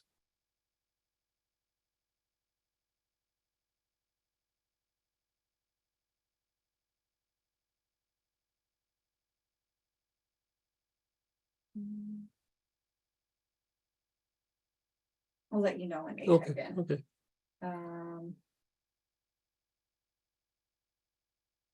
Sorry, I need to find. Someone shared, I'm using marjoram and my brain feels like it's staggering. Staggering, like it's drunk, or it's like it's a little bit like, I'm not sure if I know what that means. I think I do, but I'm not sure. And sorry, Hi, Greg. Yeah. It feels like I'm drunk. Yeah, okay. That's actually kind of the thing we're shooting for. Like it won't last, but like when you kickstart those rhythms, it's like such an expansive thing where you just like, oh, I gotta sit here for a minute. You know, that's a good sign. Yeah, I can't keep my eyes open. Yeah, tremendous. That's a very good sign, actually. Good, thank you. Yeah. and then the other person used marjoram as well. Oh, nice. Person. Yeah.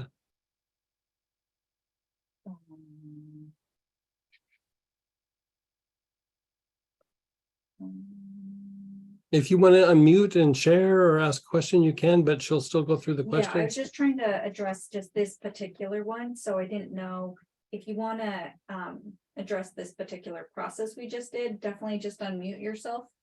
I just want to make sure we kind of keep in the little process. Greg. Hi.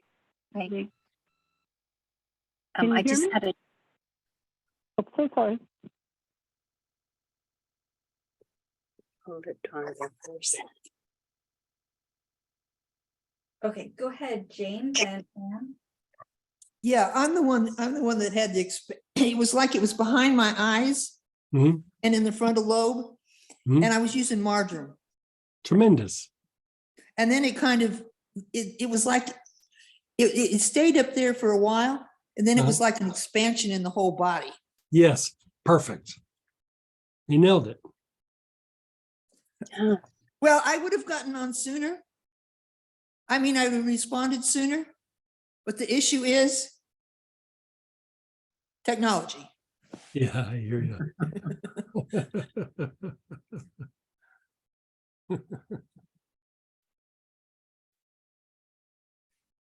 And then go ahead, Anne, then Denise. Can you hear me? Uh-huh. Can you guys hear me? I can't Yes. tell. Yes. Oh, this sorry. is Dawn Marie. Go ahead. Oh, Dawn Marie, go ahead. Hi. So, so I was listening to what you were saying with Troy, because him and I are a little bit similar. Okay. Only in a sense of not really feeling anything. And I'm just Sure. using a little lighter oil just because of my sensitivity. And so what I'm hearing being said by you is when there's not much really happening. I mean, I'm feeling some relaxation, so I'm grateful for that. To get to that space that you're talking about when the rhythms kick in, what I'm hearing is that maybe to do the process, once every day for a while until one can get to that place, rather than bumping up stronger oil. For me, if my tendency is to not do that just because of my sensitivities, I'm okay going a little slower. So what I'm hearing you say is just do it every day, this process with the oil I'm using, until I can Yeah. get. What oil are you using? I'm just curious. Well, I'm only using lavender right now. I heard the lady, I do have marjoram. So Okay. because of a lot of information coming in for me today, I need to be real aware. Okay. You know, so lavender is all I've been using, but so the point being though is just to continue that until you can get to that place that we're speaking of. Yeah, because that kind of like, it's like we're saying loopy, but you almost feel like, oh, like there's an expansion within the head before you feel like a body expansion. That's what you're kind of shooting for. And so you don't have to do it all at once. And like you said, you want to go gentle and just do little by little, but at some point, either there's a bigger disruption in those circadian rhythms, or you're not using the oil if it's getting harder to have that expansion. I think lavender should be fine, especially in the beginning stages, especially if your body is sensitive. So just maybe start exploring some of the other oils to get you there. But eventually you should be able to get there with something. Yes. Okay. Thank you. You're so welcome. And then go ahead, Anne, and then Denise. Yes. I was using Blue Lotus and the light just flooded in. It was so beautiful. Yeah. Blue Lotus is pretty magical. I mean, all the lotuses are, but for the circadian rhythms, I'd say, you know, like in the old days when I would test people for it, I would have them just do little inhalations with each one. And I'd say about 50% of the time it was Blue Lotus, and then the other 50% of the time it was the other lotuses, like one of the other lotuses. And so like about half the time it usually hits Blue Lotus, you know, and so any version of it will work, but Blue Lotus seems to work on more people than not. Thank you. Thank you. You're so welcome. And go ahead, Denise, and Hey. then we have some more questions. Yeah. Hi. Hey, Denise. Well, I couldn't feel a whole lot. I started with the gosh, I think it was the lavender. And then and ginger lily, because you know, I just can't smell ginger lily. It doesn't take long and I can't smell it at all. There's no scent. I don't know what that's about. You know, I think it's a high note. So like once it kind of diffuses, sometimes if you cap it and let it be gone for a little bit and then uncap it again.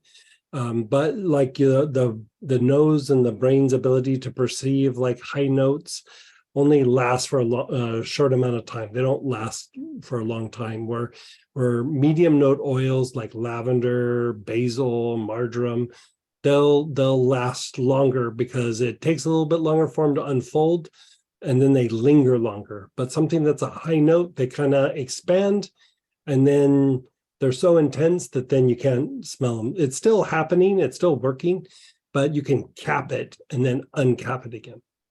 Okay, that's helpful.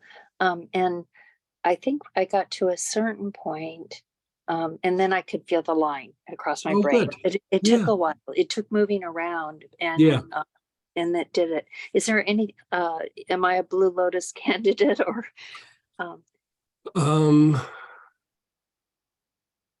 You might be, and you know, we can do little tiny amounts. It doesn't have to be like a whole big bottle. You can do like a little 2 ml, or even lesser expensive version is a 2 ml roller, like a roller ball, because then it's about 50% lotus and 50% jojoba, and so it even cuts the price down more. So it doesn't have to be some big expenditure. Good to know. Thank you. You're so welcome. But it was a great exercise, and it's for the circadian rhythms, right? Yes, this is very much for the circadian rhythms. Yes. Okay. Thank you. And this person also used marjoram, and they said for their body awareness was especially effective when they focused first on the lungs and then the kidneys. They were got that very light. Very nice. Yeah, very, very nice. And just a quick question on the circadian rhythm. If there is a bigger disruption in the circadian rhythm, is there something else that needs doing? No, just doing this, but for longer periods of time. Like usually, like you want to kind of do the body and the spine, but usually the bigger breakthrough is like when you're doing the brain, and then follow it up a little bit with like whatever thought arises, but you can just keep going back to the brain. It will hit it the hardest. I tried using the blue lotus like on the side chakras, and but these little side chakras, it's like they allow like greater expansion of the pineal and the mental permanent seed. So it does make it a little bit stronger. There is a blend. We don't have it on the site yet. It's in the kit. I made it just for, well, I made it for myself, but we're putting it in the class for the chakra thing coming up. So if you're in the chakra class, you'll get a little bottle of the side head blend, and you can use it for that. But if not, just keep doing repetition. Great, good shares, guys. And then go ahead, David. Hey, David. Hi. So that was Hey. a wonderful exercise. I use ginger lily and Oh, nice. Very relaxed. I'm preparing to go to an ayahuasca ceremony with people who know what they're doing. So not just people fooling around. And I was wondering, how should I prepare my endocrine system for that? What would you recommend? You could do the process that we just did. That would probably be your best bet. Okay. Yeah, with the ginger lily. Okay, super. Yeah, yeah. Do before and after. Okay, thank you. Thank you. You're so welcome. Where is the psoas? How is it related to the adrenals? It's right by the adrenals. It's the front part of the spine, the lower part of the spine. It connects from, what is it, like T12, L1, down through the low back, and then passes down through the pelvis and attaches to the femur, which is the thigh bone. So it's up, like the diaphragm kind of comes down and the psoas kind of come up, and they almost like kind of like meet or overlap. And then it's like a little triangle that comes all the way down and then goes through the pelvis. The inside of the pelvis is, from side to side, is covered by a thing called the iliacus, and it works in conjunction with the psoas. And so a lot of times when people talk of the psoas, they'll call it the iliopsoas. And the iliopsoas is the psoas and the iliacus that are working in conjunction with each other. And then they go down and attach to the femur. One more question. Can you please tell me if there is any essential oil for schizophrenia to prevent and control? No, like that's a pretty multifaceted thing. It takes a lot of approaches, not like a single thing or a blend will diminish that. Yeah, sorry, yeah. Okay. Yeah, let's do a little, what do you call them? Bio breaks. How about we'll take a 15-minute break. We'll come back on the half hour and we'll continue with some of our discussions.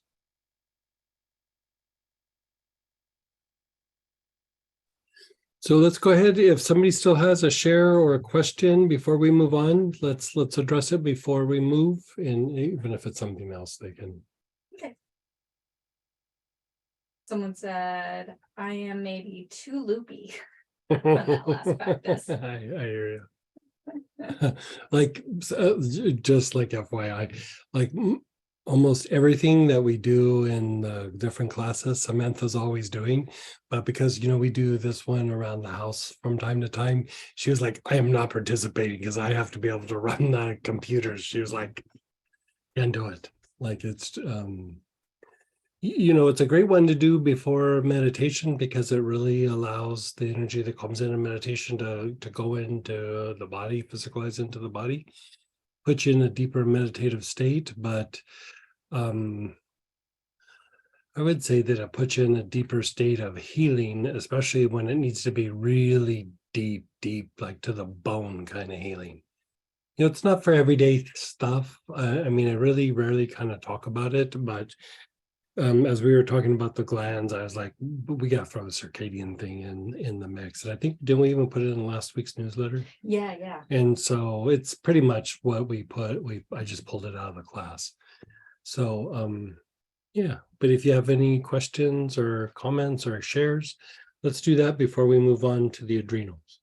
Yeah, go ahead, Peggy. Hey, Peggy. You asked for shares. I've been, at first I was playing with the endocrine, just because I was taking notes and pay attention and and I thought, oh, I'll play with that. And then I went to the Blue Lotus when you started talking about that. And that was just as powerful. And then one of the things that you didn't mention in the newsletter, because I know it's separate, the Sunday session that you do today, I was crying, my nose was running. It was so true and right on. And I was like, why am I so emotional about this? Because I always enjoy your presentations, but today I'm getting emotional just talking about it. But so then we came back and we were doing after lunch stuff, and I was out. When I woke up, I thought, where's Greg's voice? And I look, I said, oh, they won't be back till, oh my gosh. And SOAS came up and I thought, what did I miss? So I don't know. I really wasn't doing oils at that point. But I know how sometimes it seems, I could be mistaken. You please correct me if I'm wrong here, but sometimes it seems like you kind of go out a little bit too, and you're not even doing the oils that we're doing. It's a cumulative or a community or yeah, kind of. Sometimes I'm tapping in and just watching you guys because I'm like kind of working the process a little bit, and so you probably see me when I'm switching over to a little bit more clairvoyant like thing. When I get that way, I get a little bit spacey. Because it was clairvoyant, your Sunday session to me was, and it was perfect just the way it was. But I also I took your example and I brought in Zoser and the Astara hierarchy and the Cheneys, and I did all the things that you did. It was very, very powerful. Oh, good. Moving, and I added my own little additional things to it. So I just want, and so I'm just sharing. That's another thing that you guys and Samantha and Letty and Robert and all of the guys that you guys do. And you know, you can't make us all happy all the time, but you guys do a hell of a job in doing just that. So I just want to say thank you. I'm looking forward to all the other things we've got coming up, and thanks for letting me share. Yeah, thank you. And I forgot, there was a question for clarity. When you were talking earlier with somebody, you were mentioning black spruce, Sylvester pine, and a third one, which I'll have to look. Naoli. They're asking the black spruce, just topical or internal as well? No, mostly inhalation. If you want to put a few drops on your wrist, you can, but really if you do like 20-25 inhalations, like long, slow, deep breaths, that should do it. Like, yeah. Okay, thanks. Sorry about that delay there.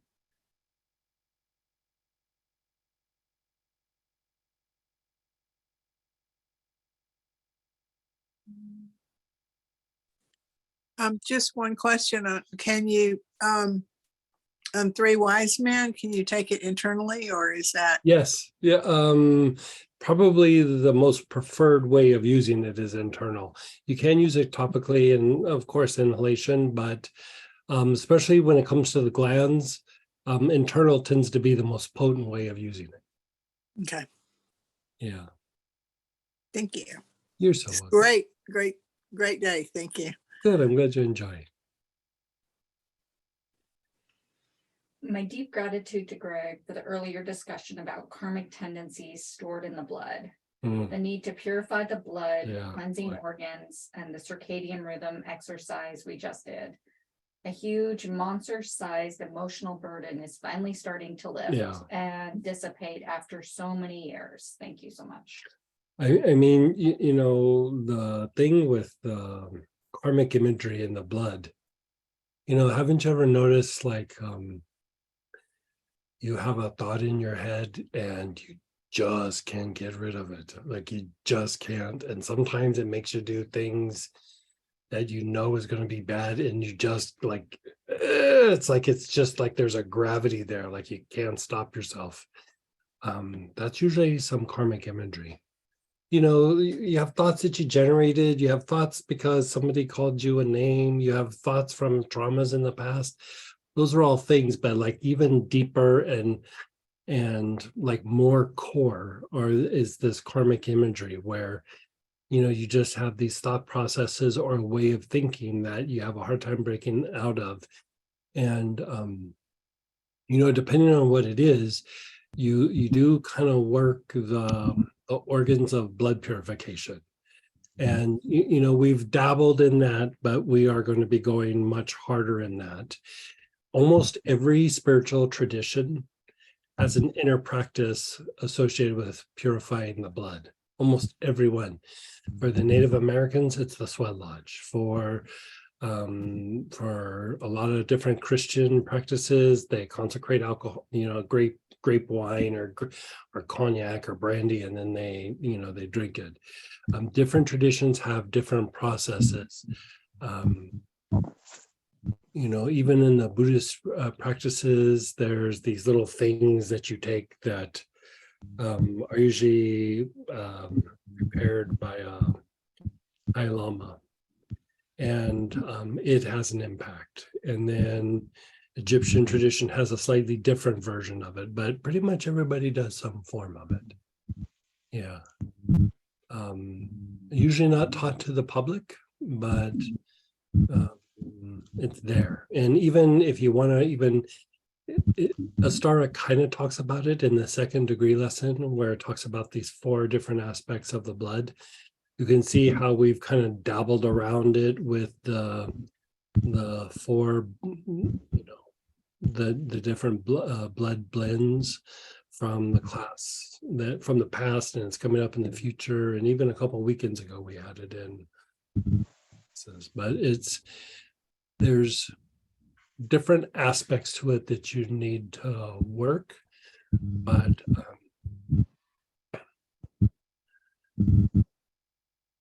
the more you shift that, the more your life usually improves. And even with doing meditations that radiate love out into the world or into the heart, or, you know, radiating it to, like, you know, in a star, we do a thing where we radiate love to a lotus, not a lotus, a rose, and then eventually to the earth, and then we bless the area below people's feet and feet. You know, that actually has somewhat of a purifying effect. And so it's not an easy thing just to jump into, but there's certain things you can clean up kind of quickly. But really deep-seated things, it takes a little bit of a setup to get to those deeper components. But I think it's some of the most powerful work that a spiritual practitioner can do personally. But, you know, I don't know. Very interesting. It's very fascinating. And me personally, I would say,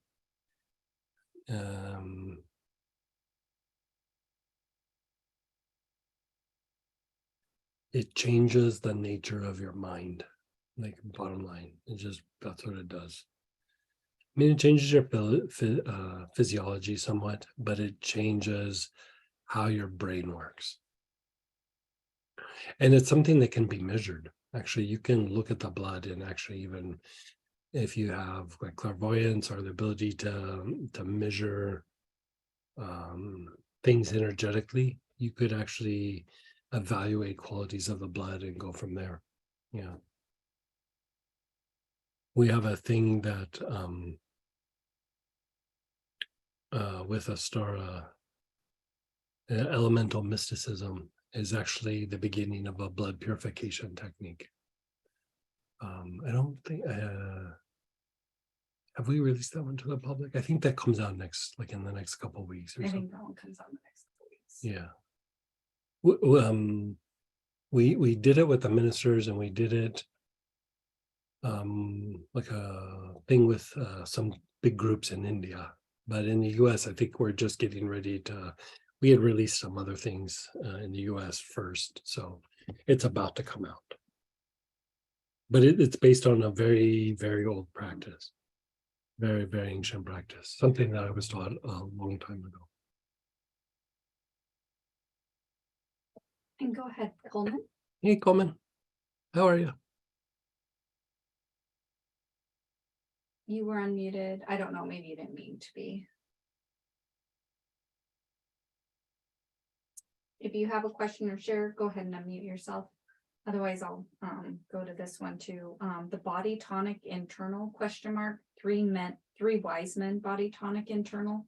No, body tonics are meant to be topical. So I think the term tonic probably is a little bit confusing sometimes, but it's meant just to like apply to the body. So shake it up, and if you drink it, it's, I wouldn't make a habit of it, but you're fine. But it's meant more for topical application.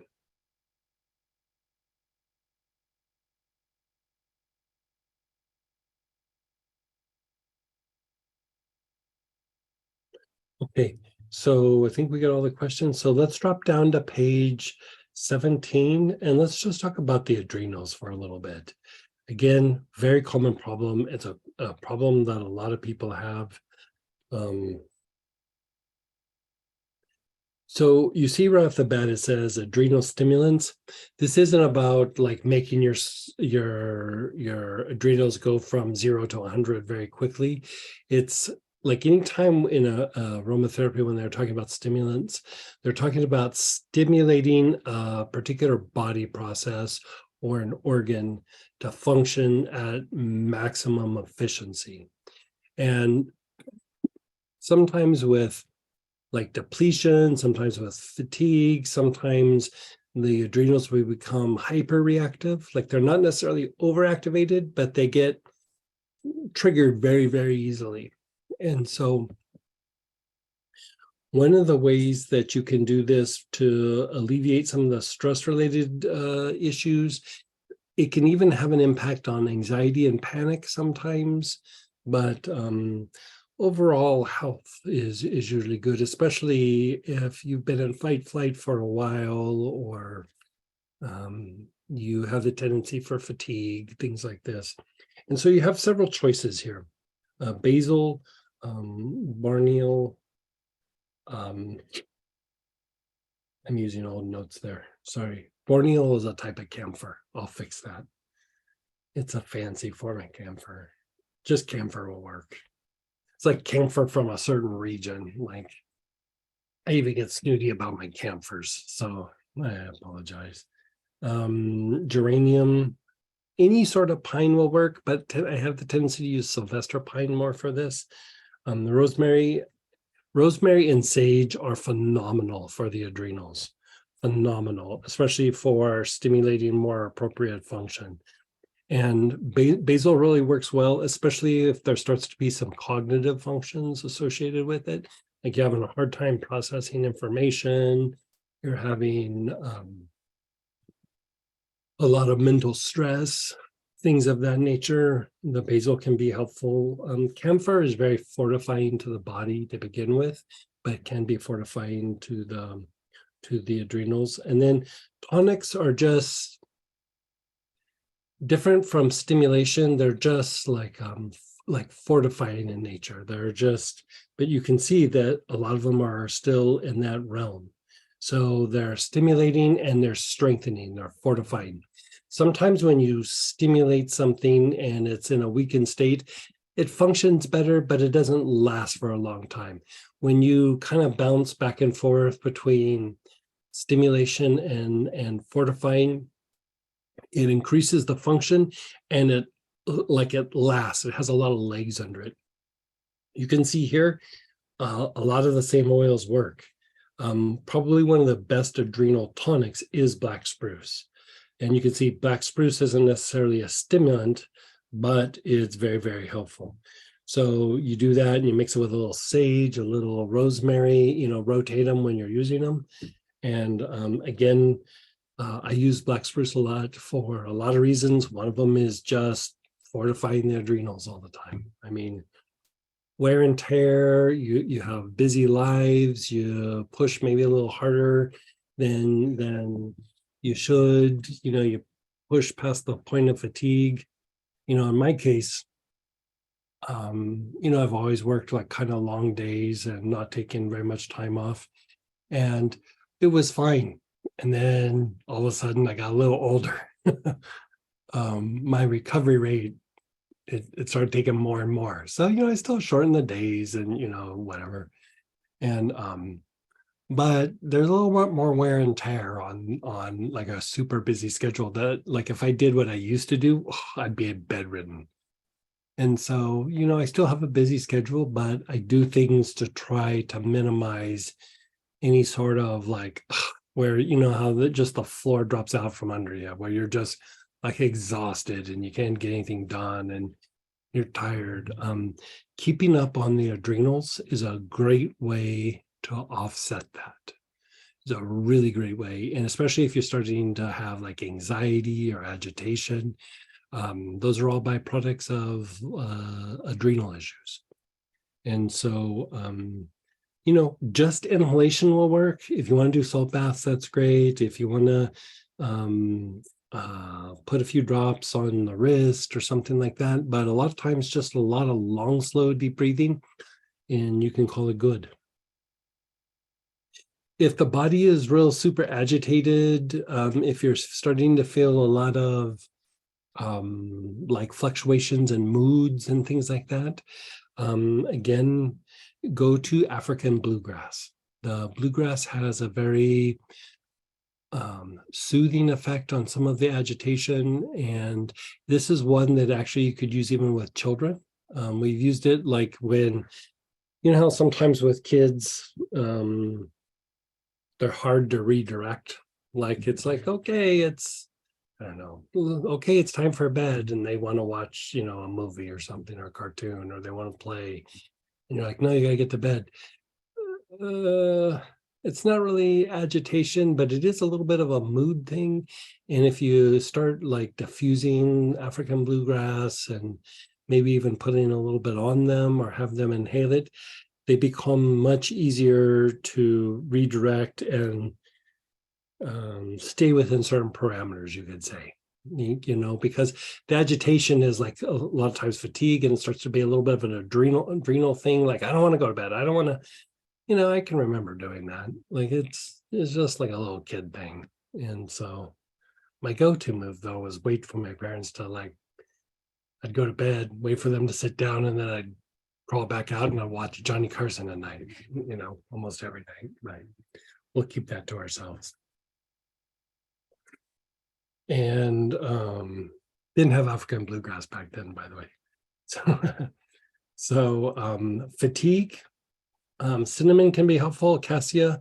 If it's long term and if there's like some kind of serious like health issues, not like super chronic, but like, you got diarrhea or you got like a lot of pain in the body, and you can try cinnamon, but I would actually go to some form of thyme.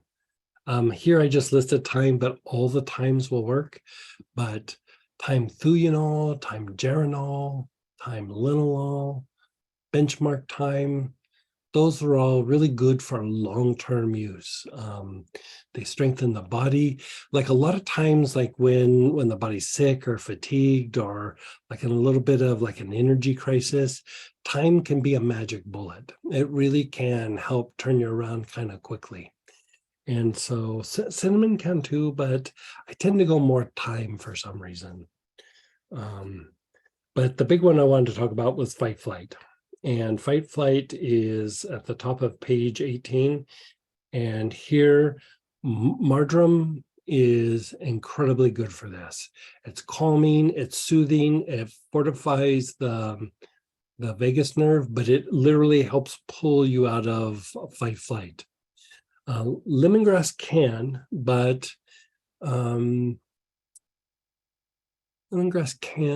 but usually a little bit more because of like pain related, not feeling good, like my getting sick. Like marjoram is across the board. Tuberose tends to be a little bit more for when something's agitating you, like in your mind, like, that jerk at work is still doing that same thing. They're still cooking fish in the microwave, whatever it is. I don't know why I went to fish in the microwave, but Very specific. it's very specific and might be something that I experienced on a plane one time that was just nauseating and disgusting. And the blend Quietude, it also has some spikenard in it and things like that. Very good for calming down fight flight, for anxiety, things like this. And so all kind of good choices, but you can play with one to see, like, if you have one, just work it. But like, I have this example of this fight flight thing. And I've told the story many times, but I think there's a lot of new people. So, back in the day when I still lived in California, I had a pretty thriving practice, and I worked on a fair amount of like police officers, firemen, paramedics, like things like that. And, and there was athletes, I had a whole wide range of things. But I always found it interesting because cops, they didn't really like me, like we were from different tribes, but I got enough good results with like some of their peers that they would be like, I'm gonna try the hippie guy, whatever it is. And so there was this one time where this guy came in, and I mean, like when he was walking in, he looked like, if you just kind of blurred your eyes a little bit, he looked like a question mark. Like, he wasn't standing straight. He was like kind of, like all like kind of twisted and everything. And he was saying like, I have a really bad back. It's not responding to anything. He'd already gone to the doctor. He was on meds. He didn't really want to take meds because he was a SWAT guy. He was one of the tactical guys, and he always needed to keep his wits about him. So he did not want to be in any sort of pain med or anything. And so you could tell he was in a lot of pain, but he wouldn't really admit it. I'd go, "Are you in pain?" He'd go, "Nope." Like, okay, can you bend over? Nope. But you're not in pain? Nope. Like he was that kind of guy. And so, in my office, like I had a chair, I had a table, depending on what the person needed, we put them, wherever. And so in this particular case, we talked through the back thing. And so I have him on the table and I said, "Okay, has there been a lot of stress recently?" And he was like, "No." And I go, "You're a SWAT guy. You have no stress?" And he goes, "No." And I go, "Have you been going out on calls?" And he goes, "Yeah." And I go, "But there have been non-stress related calls." And he goes, "Yep." It's like, okay, I have a hard time believing that, but okay. And I'm starting to look at him and I see all these abrasions on his forearm and stuff. And I go, "Well, what's the deal with all the abrasions on your arm? They look like they're like within the last 24 hours. And he goes, "Yeah, I was on the roof of this building downtown and I was crawling around to kind of, I can't remember how he said it, like to get a perp or something like this, who was in the building." And I'm like, okay, this guy just told me he's not stressed out, right? And so I'm like, okay. And he goes, "Yeah, and I'm crawling around and I'm trying to find an entryway, and the ceiling caved in and I fell down and hit some boxes and then hit the ground, and the guy was there and pointed a gun at me and I had to wrestle him down and take the gun away from him. And then, the other guys came in and we cuffed him and everything. And that's what happened." And I go, that's not stressful?" And he goes, "Nope." Like, okay. Like I'd be in the corner chewing on my fingernails going, "I'm not going back to work. I'm not going back to work." That would have flipped me out, having a gun pointed at you and the whole bit. So obviously he's in super fight flight. His body is hurting. He's in fight flight because of his body. So, I was going to do some healing, and we're going to use some oils and everything. So I had a roller ball of lemongrass, and I turned around and I just rubbed it back and forth on one forearm, and then I went to the other forearm and I rubbed it back and forth. And, I'm putting it down and I'm getting ready to do some energy work. My back's to him. I turn back around and he's almost out the door. And I go, did I offend you? And he goes, no. And I go, well, we're just getting started. Why are you leaving? And he looked at me and he goes, I'm better. And I looked at him and he was standing straight. And I was like, well, okay. But like, isn't your body kind of jacked up and everything? He goes, no, I'm fine. And I was like, bend over and touch your toes. And this time he could bend over. He couldn't quite touch his toes, but he got pretty far. And before he could barely move forward. And I was like, well, maybe let me do a treatment and let's like really get this in. He goes, no, I'm good. I'm completely good. And all that happened was I took his body out of fight flight, and all of a sudden he could stand straight. And so, he paid me the full fee. He was there literally probably 10 minutes. And so I was like, take this rollerball and use it. Like, I don't know what to tell you. Like, we could do a session, but like, if you want to go, you can go. And he's like, yep, I'm good. I'm fine. I don't need any more help. And so fight flight can be caused by pain, but it also can exaggerate pain, and it can exaggerate like old injuries. And sometimes if you have issues where your body's just not responding, always check in with fight flight. It's just basically, it's an imbalance in the involuntary part of your nervous system.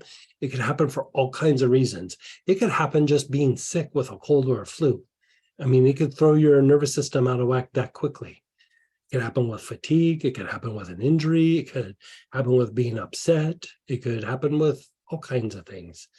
But when in doubt, I would use, lemongrass is an easy one because it jumpstarts the lymphatic system. Marjoram is a great one because it takes some tension out of the body. It calms everything down. It's very soothing. All three of these will help you sleep better. Like, there's tons of reasons why to use all these things. You don't have to use all of them, but like, pick one that really works for you. And, the great thing with lemongrass and marjoram, they're very inexpensive. Like, they're something that could just be workhorses in your toolbox that just, when in doubt, go to the lemongrass, or when in doubt, go to the marjoram. Now, with lemongrass, don't put it just directly on the skin. Like, the rollerball is good because it's for about 40% essential oil and 60% jojoba. And it goes on the skin well. If you put it on the skin, it just will irritate the skin sometimes. Like, if I put a few drops on, it doesn't bother me. If Samantha puts a few drops on her wrist, she gets a little irritation for about 20 minutes. And so if in doubt, mix it with a little lotion or just inhale it, just simply inhale it. But there's been times where my body's been a little wound up from travel and everything. I put 12 drops in a salt bath. I take a nice salt bath, and oh man, it just knocks me out. So let's open up to questions on adrenal related issues, and go ahead and fire away.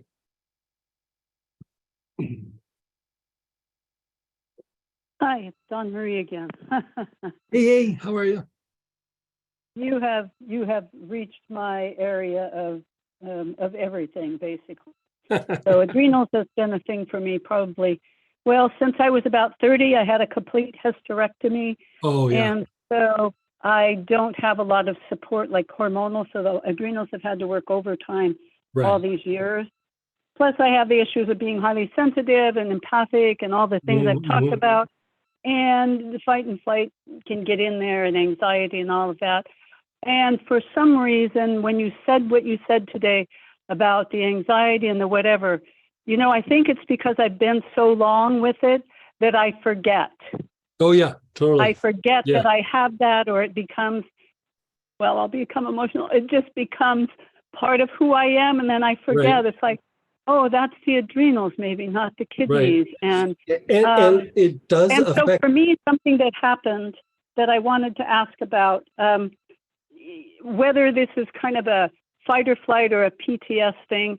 Something happened a couple of nights ago, which here where I live, there's been some issues, and there was a lot of fighting going on outside and such.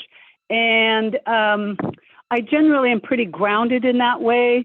Dealt a lot with, background and all of that stuff for myself. That one really threw me for a loop. And in that moment, I didn't know what the hell to do. I didn't know what oil to do. I was scared. It was sort of fight or flight. I mean, I'm in my apartment, but it was going on outside. And so, yes, in those moments, it's just like, what? I can't believe I just couldn't think of what to do. Actually, when you kind of go into a little bit of shock, like because I mean, that sounds like shock worthy, like when you think something bad's going to happen. So we can look at this on a couple levels or a couple layers. So going to the oils that are listed here, the lemongrass, the marjoram, the tuberose, any of those would work. But I would also say it's happening in the moment. And like you said, it could be triggering something from the past, or it feels like so volatile that it's just eventually something bad's going to happen. Like I mean, sometimes there are situations like that. And so, again, you want to be able to keep your wits about you and go, do I need to get out of here? Do I need to call 911? Do I need to do whatever? And so tarragon in those situations will minimize the shock. That can be helpful, but sometimes you're not going to have all these ready. So you just kind of grab whatever you have. Another one that's really good for something like that, you probably wouldn't have it prepared or something, but benzoin. And the reason why benzoin would be good, it does help with shock, but it helps put distance between you and the situation so that you can kind of think a little more clearly when it's happening. Because sometimes it feels like even though you're not involved, it feels like you're kind of being pulled in and are involved. And you start do I need to do something? Do I need to, whatever? And the benzoin minimizes the shock, but it gives you enough distance to where you can go, okay, as I observe this, what should I do? Where when you kind of get wrapped up in it, you're in it. And so it's hard to think. And so in a way, it's overwhelming. It's just, you get overwhelmed. And so any of these would potentially work.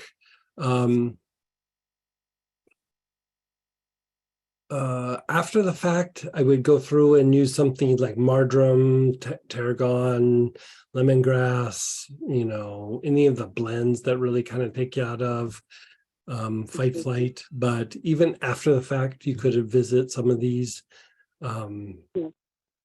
Yeah. Okay. So there's that, but also I do like the idea of maybe visiting, stimulating and fortifying the adrenals a little bit, just because you kind of mentioned a little PTSD, or there might be PTSD. Even if there's not PTSD, I always like to kind of let's firm things up so that PTSD has a harder time even settling in. Because really what you talk about with PTSD, it is brain fatigue. Your nervous system overwhelmed the brain, and the brain just think about when you have too much work and you're just can't do it anymore. I'm just done. And you just kind of give up for a moment. That can happen for the brain. And so I would say, you could go a lot of different choices, but given what you're saying, I would say regular use of sage would be really super good for you. It would offset brain fatigue. It's still balancing to the nervous system, like the fight, flight, rest and repair. Super good for that. It is what you would call they don't call it a miracle healer. What do they call it? A cure-all? They call it a cure-all because it does so many things in the body and helps stimulate so many processes in a way that's gentle and soothing and fortifying, that like sometimes when you don't even know what to use, you use like a cure-all because it just starts moving the body to like better health. And then you look at the idea of that it's also neuroprotective and things of that nature. It hits your adrenals. It hits a bunch of good spots for you. Like it hits a bunch of good spots for you. And so I would work sage. Any of the sages would work, not clary sages, but just regular sages. I would just get good, like regular sage or Spanish sage, and just consistently lots of inhalations. If you want to put a few drops on your wrist every day, do that, but at least 20, 25 inhalations. And I mean, I can tell when I've done sage, my mind is clearer, it's stronger.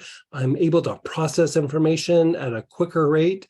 Even when I'm tired, if I put a little sage on, I'm like, I can process through this and even know like, okay, I'm done. I'm going to rest and get up in the morning. Where when I'm tired, I'm like, I got to get this done. I don't know. Like, you kind of, like you lose your way a little bit, you know what I mean? But if you can keep the mental faculties like kind of strong, basil always stimulates mental processes, but like sage is so fortifying.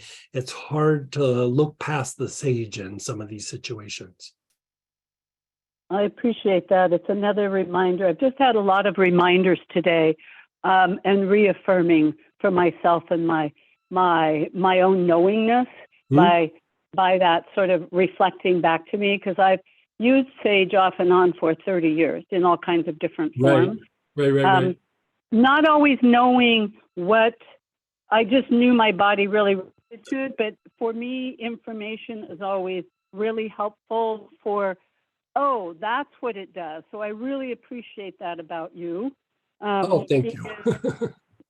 Experiencing I am, because it's helping to clarify, and because information is power, Yeah, and it's power. So for me, the little bottle or big bottle of sage I've had for a couple of years will probably work for right now, because I agree.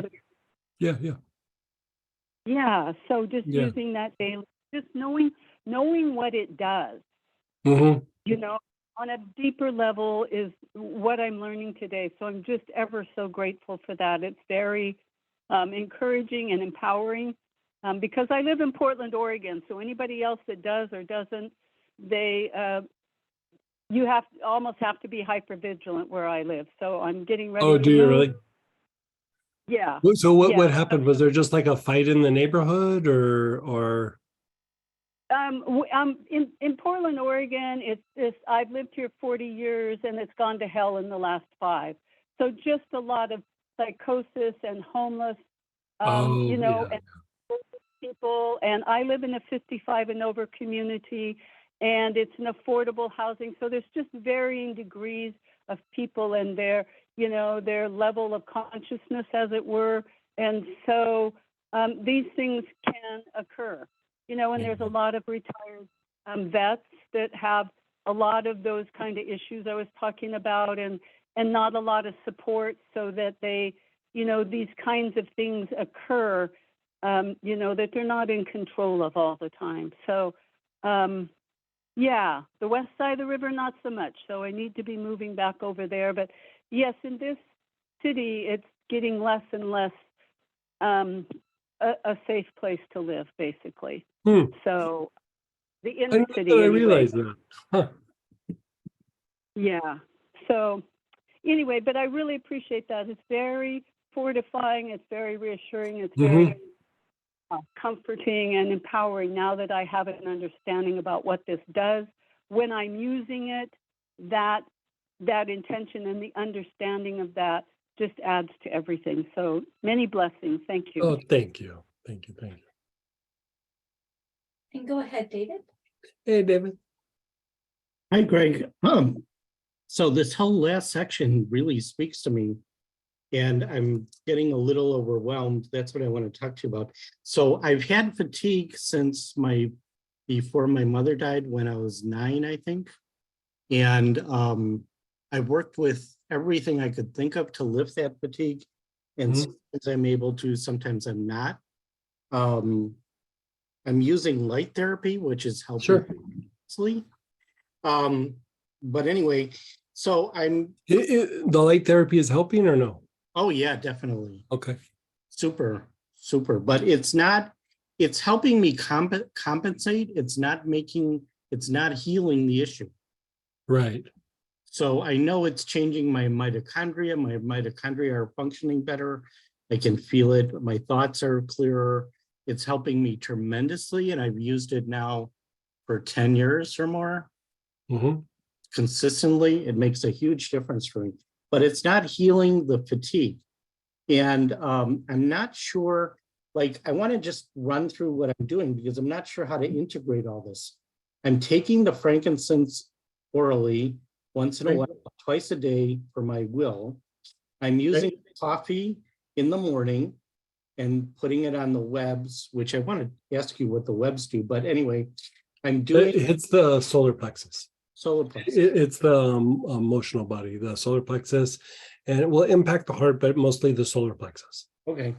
So I'm doing a sleep routine, which varies. It just depends on how tired I am or how much I have, including just using lemongrass, or then I do the last page of the Metatron. I really like that last page. But anyway, lemongrass or basil, sometimes I do. Trauma relief, I switch around a little bit. And then I'm using the eucalyptus and Vitatex, on the areas you told me. When you talked about lovage, I wanted to add lovage because it sounded so cool. I think yesterday I wanted to start adding it because, kidneys are important. I don't know if I need it, but it sounded so cool. And I'm using, on my shoulder, I'm using the terebinth. I was in the helichrysum and wintergreen because I learned about that. But the fatigue, and the long-term PTSD, maybe trauma, this really speaks to me. So how do I integrate, and what would you recommend? Can I ask you a couple questions? Sure. How did your mom die? She died, well, this is, I'll try to keep it short. So she died of emphysema, but she hid it from everybody. So it was a big shock to everyone, believe it or not. And so since then, you've been pretty fatigued. I don't have normal energy for sure. Before she died, I could outlast everybody all the time. And now I'm just dragging. I mean, the light therapy has helped me tremendously, but it's not healing the issue. I'm still dragging. And sometimes I get low moods, but I've countered that with various things. So I don't know if it's a light depression. I don't really think so, but it could be. But it was before she died. And what I find is I always react to something before it happens. Like if I don't sleep at night, it's the next day. It's not because something's happening, that I'm thinking about. It's always the next day that I see something. Tell me how like you get tired. Is it just like you have random times where it gets tired, or like every day you're tired, or every day, all the time, wake up tired, go to sleep tired. I function. When you're sleeping, are you dreaming? Do you have dreams? Oh, that's a good question. So I used to dream for like 10 years. I didn't. And now with your sleep protocols, I'm starting to dream.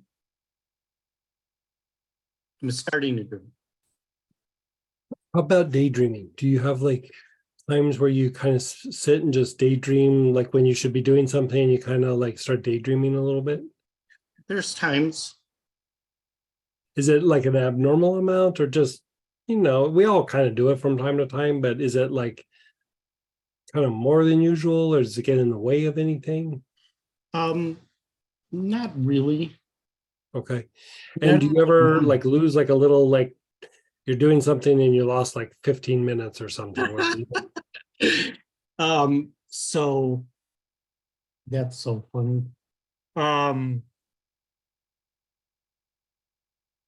I do have trouble keeping track of time.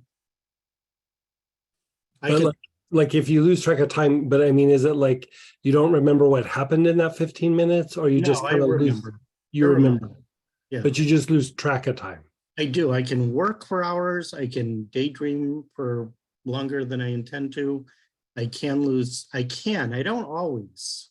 I don't know if that's a big deal or not, but it does happen. I have to really pay attention to time when I have an appointment. I have to stay on track really strongly. Otherwise, I'm late. But I'm usually okay. So this is the thing that I think might be helpful. Like, you know, all those things are great, but like talking about like the fatigue and everything. Let me think this out for a second. And then I've also had a brain injury, which I think I mentioned to you. Remind me, tell me about the brain injury. I had a car accident and I went unconscious for a while. I think I told you about that. That's what part of your head did you hit? The side, let me think of which side. Okay, no, that's enough because you bounce back and forth, so it kind of is both sides. Okay. Okay. Oh. Long recovery. How old were you when you had the head injury? Let's see. Or how many years ago, or however, whatever it is. Probably about 15 years ago, 20 years ago. Okay. So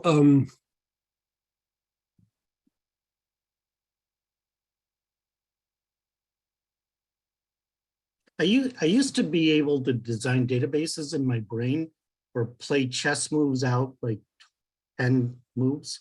I can't hold that in short-term memory anymore. Do you have galbanum? No, but I can get it.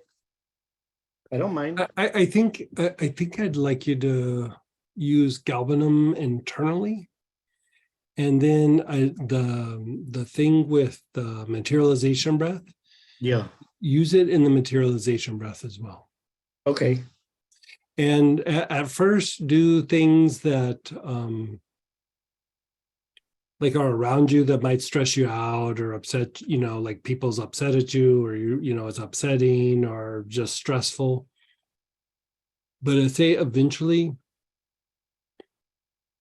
with the galbanum,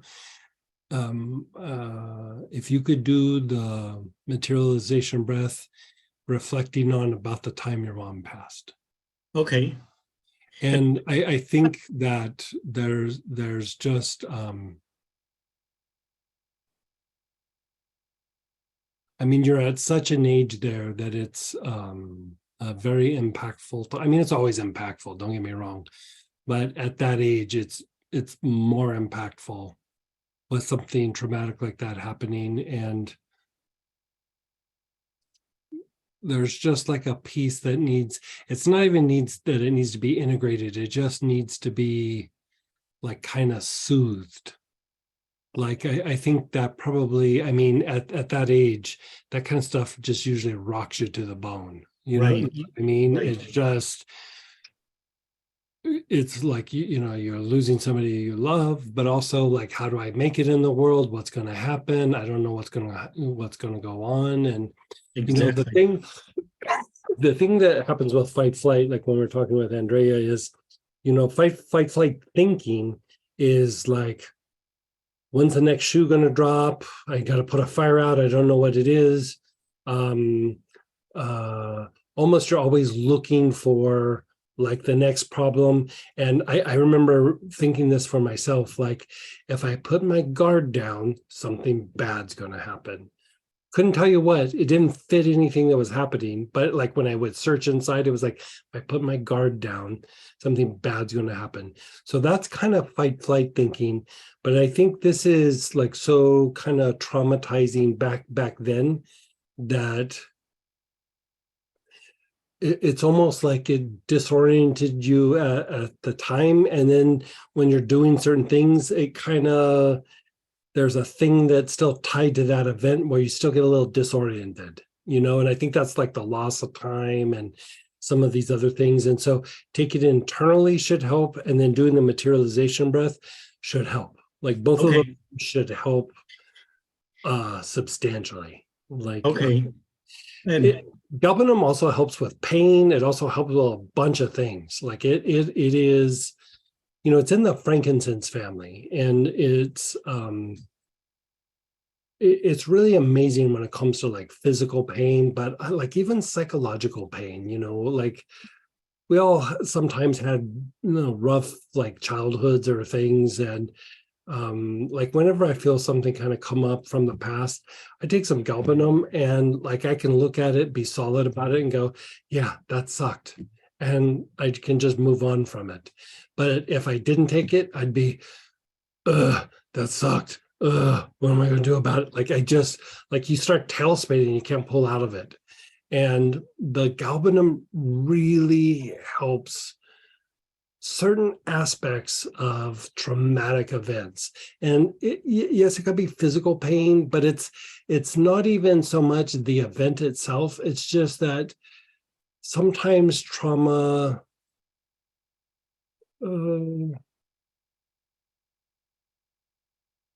it kind of skews your place in the world to a certain extent. Like you're not quite sure where you fit in or where your feet should be, or you know what I mean? Like it just kind of leaves you a little bit, I don't want to say off balance. You just like certain situations will just make you feel a little awkward or a little disoriented or a little just, I don't know what to do.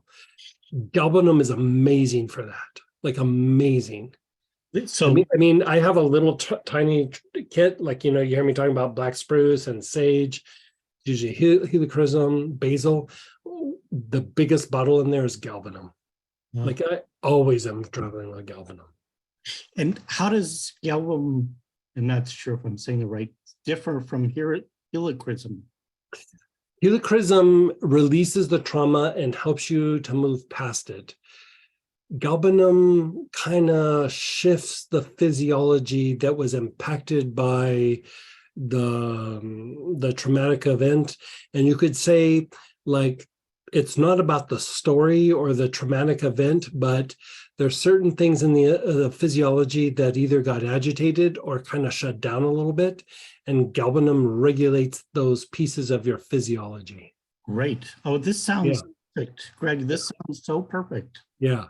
Now, I was going to also order a whole bunch of other things because as you talk about them, they sound so good. Celery, parsley, thyme. So thyme, I have thyme liminal, and Jody was fatigued yesterday. I was fatigued yesterday. We each take one drop, and I could see her energy just come right back.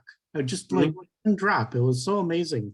So I was thinking about, using that more often. I have thyme liminal. You could use thyme liminal daily, and you could even bump up the dosage to like 3 drops or so.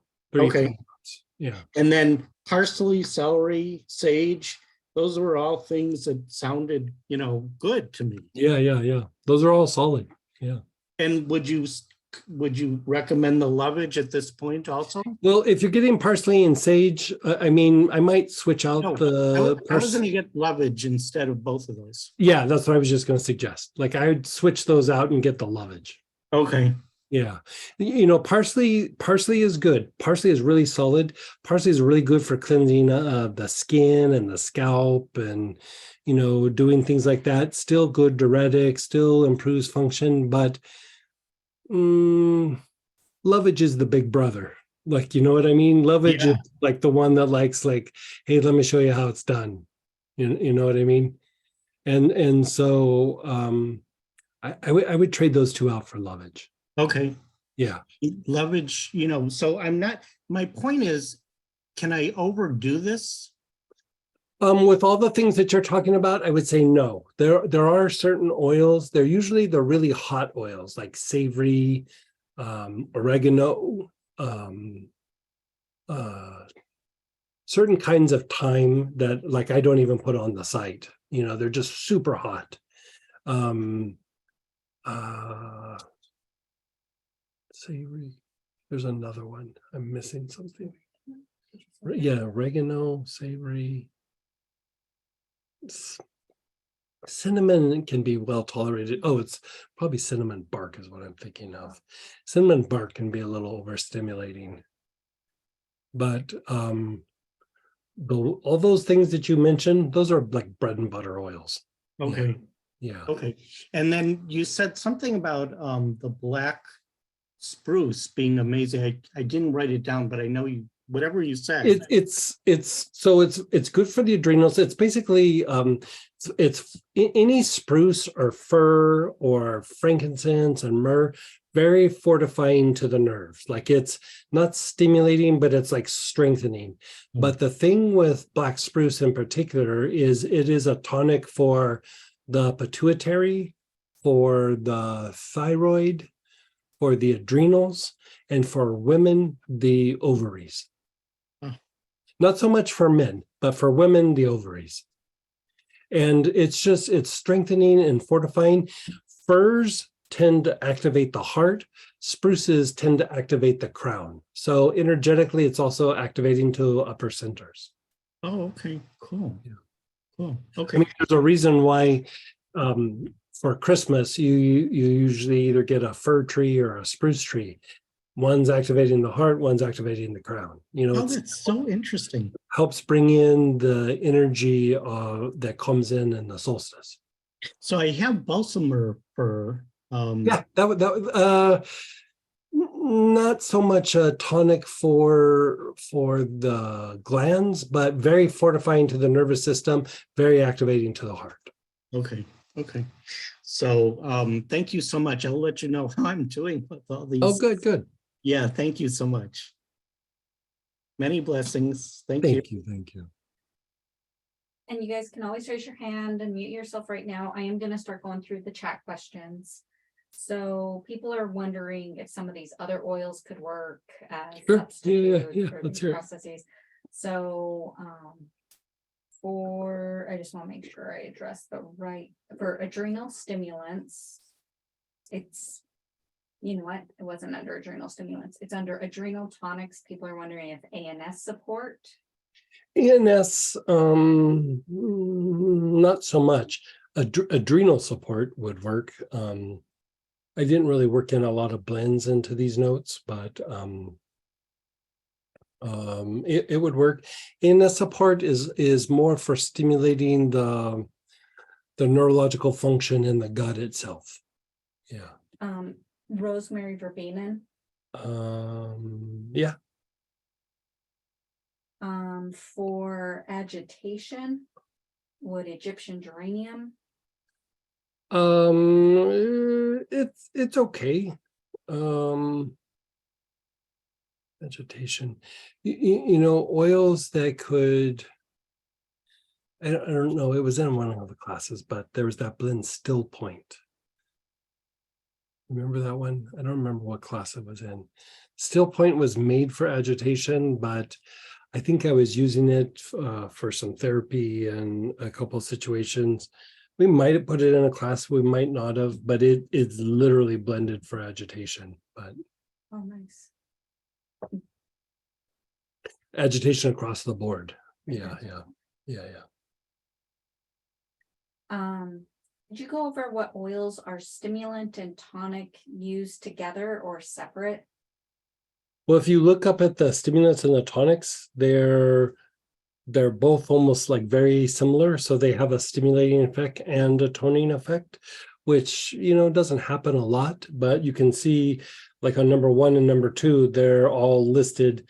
My apologies, Borneal is actually camphor. So pretty much the same things across the board. The difference being the tonic is black spruce is a better tonic, and a stimulant, basil is a better stimulant. Yeah.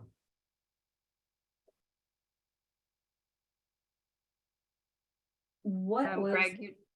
Greg, you did put Still Point in the healing anger, anxiety, and fear class. Oh, good. Okay. What oils are in adrenal support? Let me look.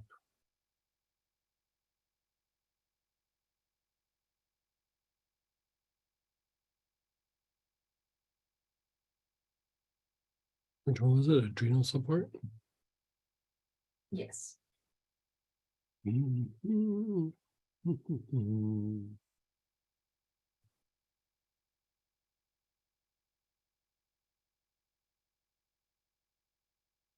is Ravensara, thyme linalool, basil, and oregano. Little tiny bit of oregano, but you know, like when we talk about like how sometimes like blends are there, and if it's listed, people will go, oh, I can use this blend, something out of the blend for a substitute.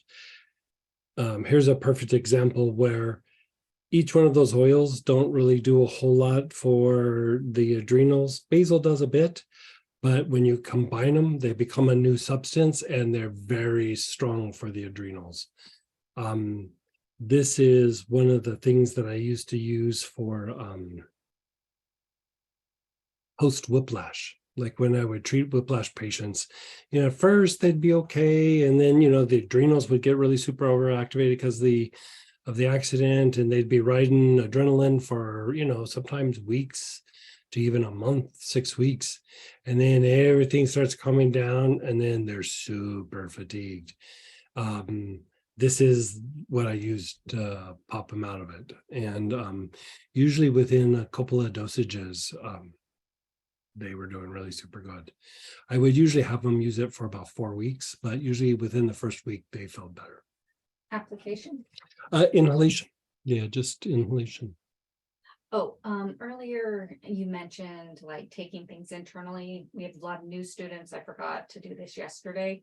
Kind of explain what the difference of your oils taking things internally maybe versus just going to the grocery store. Yeah, so, you know, the issue in the US is that the essential oils aren't regulated by the FDA. It's actually regulated by the cosmetic industry. And so for something to be said that it's 100% pure, it actually only needs to have about 5% genuine material. And even that, it's hard to say.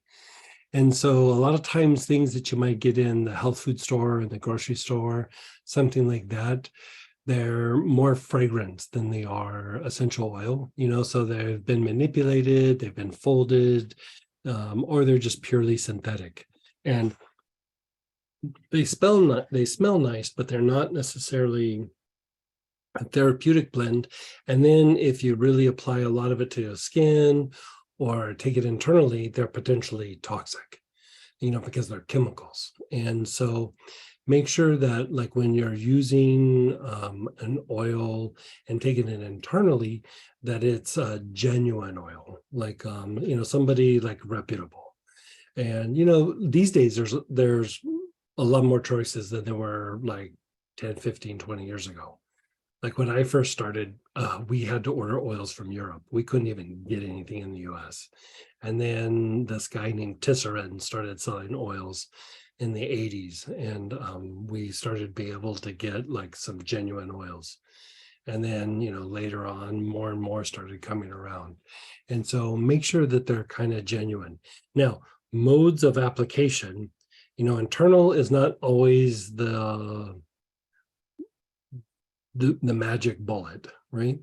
Like for some things, it's important to take it internally, but there's a lot of oils that you should not take internally. And if in doubt, just don't. Like, you know, just inhale it or put it on the skin. When you take it internally, there's a significant amount of the oil gets delivered to the bloodstream and to the body, and especially to certain parts of the body. The skin, kind of about equal. Like, you know, you get it through the skin, it hits the bloodstream. One of the most potent ways to get essential oils in is actually through the nose, through inhaling. And as you inhale, those scent particles kind of hit your respiratory tract, and then as blood passes through the lung tissue, it picks up those molecules and then integrates it into the blood. So a lot of times that has the highest rate of absorption. It's like 70%, where internal might be like 60 and skin is about 55 to 60%. And so it's a great way to do it. Plus, you can direct the energy of it to different parts of your body, just like when we were doing the body, the spine, the brain. You're directing the energy, not necessarily the molecules, but the energy to those different parts of the body, right? Then, because of the sense of smell, your body is wired to shift thinking and behavior based on the sense of smell. And so by simply sitting and inhaling the oil, and as we go through and we think about different things, you're able to shift your way of thinking, your perceptions, and eventually the behavior, because you're utilizing the wiring of your body with that sense of smell and the plant to directly go after something, you could say. And so a lot of times the sense of smell can be one of the more potent ways of working something. Thank you. Someone shared, I give lemongrass as gifts. Yeah, oh, that's a great gift. You know, in the Indian tradition, it's considered an anointing oil in the Hindu tradition. Someone said lemongrass jump starts what? I wrote lymphatic system. Yeah, lymphatic system. Yeah, yeah. When you first wake up and realize you are afraid, but you didn't have a bad dream, is that likely fight flight? It could be. I mean, there's always the possibility that maybe you are processing something in your dream and you don't remember, but I would say that's kind of fight flight. I would go to marjoram, like try to see if marjoram can pull you out. In really extreme cases, I don't know that it's more potent, but I've used this somewhat in situations where the person's really not responding to any of the other things for pulling people out of fight flight. I go jasmine, and jasmine is fortifying. Like, it's more fortifying than you would think, you know, to the spleen and certain aspects of your physiology. But like jasmine, this is like a weird way to say it, almost makes you like kind of playful with the situation rather than like, I gotta put the fire out. It's almost like, oh, look, there's a fire. Like it kind of shifts you out of that. Who has the one that has the story? Tracy, are you on? I am. Remember, you want to tell that story about like when so our husband is like go in business, and I wouldn't say that he's drawn to the oils, but Tracy makes him be drawn to the oils, right? And so, you know, she runs him through little protocols. Remember that time something caught on fire in the kitchen? You want to tell that story? Because this is a perfect example of being so far pulled out of fight flight and in that kind of playful mode. Like, Tracy, go ahead and tell your story. He was so stressed out, and I think I did the stress protocol, you know, with the 3 or 4 oils, one after the other. Either that or it was poplar, and that was the only thing. It was some really strong oil. Anyway, I worked him through it, and he's in the kitchen and he's doing something, and like some paper or something fell onto the stove and started burning. And he's just looking at it, just staring at it. I'm like, honey, do something. He's like, what? On fire. And So this man is so hyper. Yeah, I was just going to say, like, he's so like, you know, he's so busy with work. Let's say he's kind of tightly wound, you would say. Yeah. And so mental. Yes. Yeah. Super mental. And like, I remember when you told me the story, he was going, it's just so pretty. It's so pretty. Like, look at the flame. It's so pretty. I'm like, put it out. Okay, like put out the fire, you know, whatever. And but he was just so out of fight flight that it was like he's looking at it and he's like, it's on the stove, it's not going to get out of control. He wasn't flipping out, and you know, I think anybody would be like, and he was just like, yeah, it was all chill. I had to push him out of the way and take care of it. Right. So like that's what it's like when you're just full blown, really pulled out of fight flight. Jasmine can kind of get you there. I mean, there's other things too, but it usually starts to be like you kind of have to fine tune it based on your personality and what's going on. They actually, same person laughed. They go, I pulled out jasmine when I went to find the Palma rosa. Yeah, there you go. Also earlier you mentioned imprinting trauma in utero. Can you work on that for someone or must they do it themselves? Hard to work on it for somebody else. Like you could give them the gift of galbanum, or I mean, helichrysum might work, but most likely it's probably a galbanum issue. Yeah. Tarragon rollerball, question mark. They're saying that'd be a good one to have. Oh, sure. Yeah, we can make anything a rollerball. And just so you guys know, especially anybody actually, one of the very first options when you go to our shop page is personal product request. So if you can't find what you're looking for or want Greg to kind of modify, I don't know. He makes anything. personal product requests. Yeah, He's a short order chef oil man. For the Sage Supreme, okay? Yeah, that's great.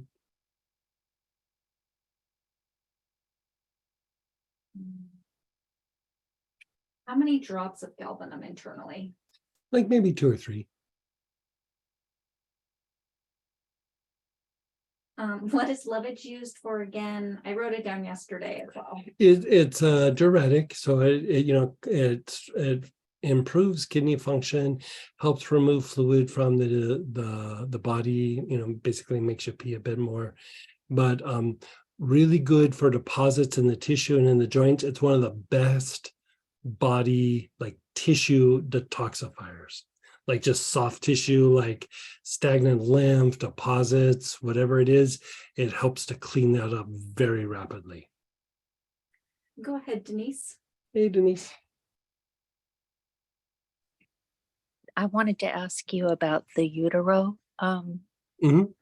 And my nephew, his mom had a separated placenta, Mhm. and he was premature, and then one lung collapsed, and then on his way to OHSU, the other lung collapsed.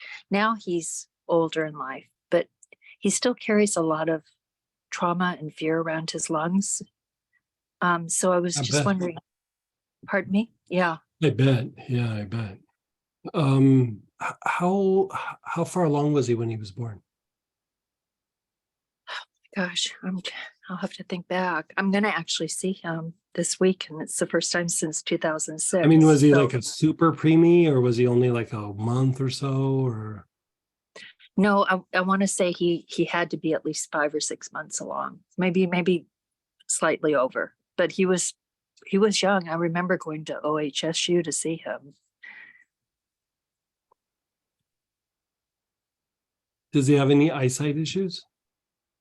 I'll know more when I see him this week, but he's always with his biological mom had some struggles, and actually it was my brother that caused that separated placenta. So he's got some real stuff, that's kind of, but despite all that, he's very, very tenderhearted, this guy. Yeah. I would use the galbanum with him. Okay, I'll buy some for him. Yeah. And I would say galbanum will hit the emotional stuff a bit. It will hit the physiological stuff. It will make him a little bit like less reactive to it when it comes up. I mean, galbanum's amazing. Well, he'll be seeing all these people. So if I might even have an extra bottle, I might give him that and then buy another for myself, just so he has it. And inhalation, Greg? Or inhalation, and if he's up to it, I would have him take a couple, like maybe 3 drops internally daily. Okay, good. Excellent. Thank you so much. You're so welcome. With the adrenal support blend, is this something to use daily? You could. Yeah. What was still point for? Agitation. Oh, somebody answered. Sorry. Thank you.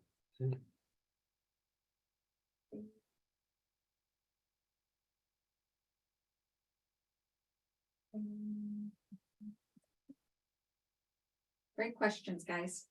Okay, we're good.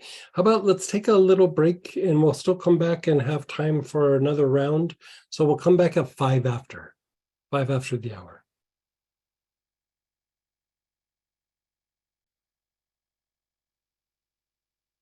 Okay. So, I can still lecture about another little piece, but you know how we started the day, where the endocrine system can affect a lot of our thought processes. If you have something that you'd like to address where it doesn't seem like it might be endocrine related, still run it by me and let's see if you feel up to it. If not, I'll lecture on another piece, but I still wanted to give you the opportunity. I mean, the issue is that it takes a lot of interpretation, and so it's hard to do sometimes through an email or something like that. So since we're live, let's go ahead and throw it out there.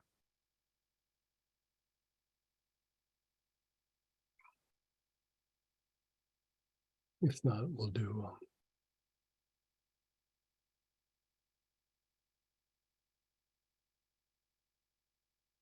Go ahead, Cindy. Hey, Cindy. Hey, Greg. Hey, Hey, so hey, I want to hear about the materialization thing you're doing before anything else. oh my gosh, you're like, oh, well, when I do it, I feel ready to jump up and do something. Yeah, when you do it. Oh my gosh, I love that class. Everybody was comatose. They couldn't even speak to ask you questions. I'm like, finally, people are acting like I feel. Oh, it was so good. I'm loving doing the practice. Okay, good. Now, the first day, you said it was like a good cleanse. Yeah. But I mean, I was wiped, totally wiped. Yeah. And I did that all in one piece. And then the rest of it, I know you did Sunday materialization breaths all day, but I broke it up and did it in pieces. Yeah, that still works. Like, like even if it's just like an hour, half hour at a time, that's a really solid one for you. Yeah, I really loved it. Now, for the first day, can you do that one in pieces, or should you do it all? Sure. No, yeah, sure. Okay, all right. So, and I've been just using it for work to bring in light to the work situation. Mm-hmm. So I can, just to make work better. And how is that going? Well, some days are really good. Like one day, I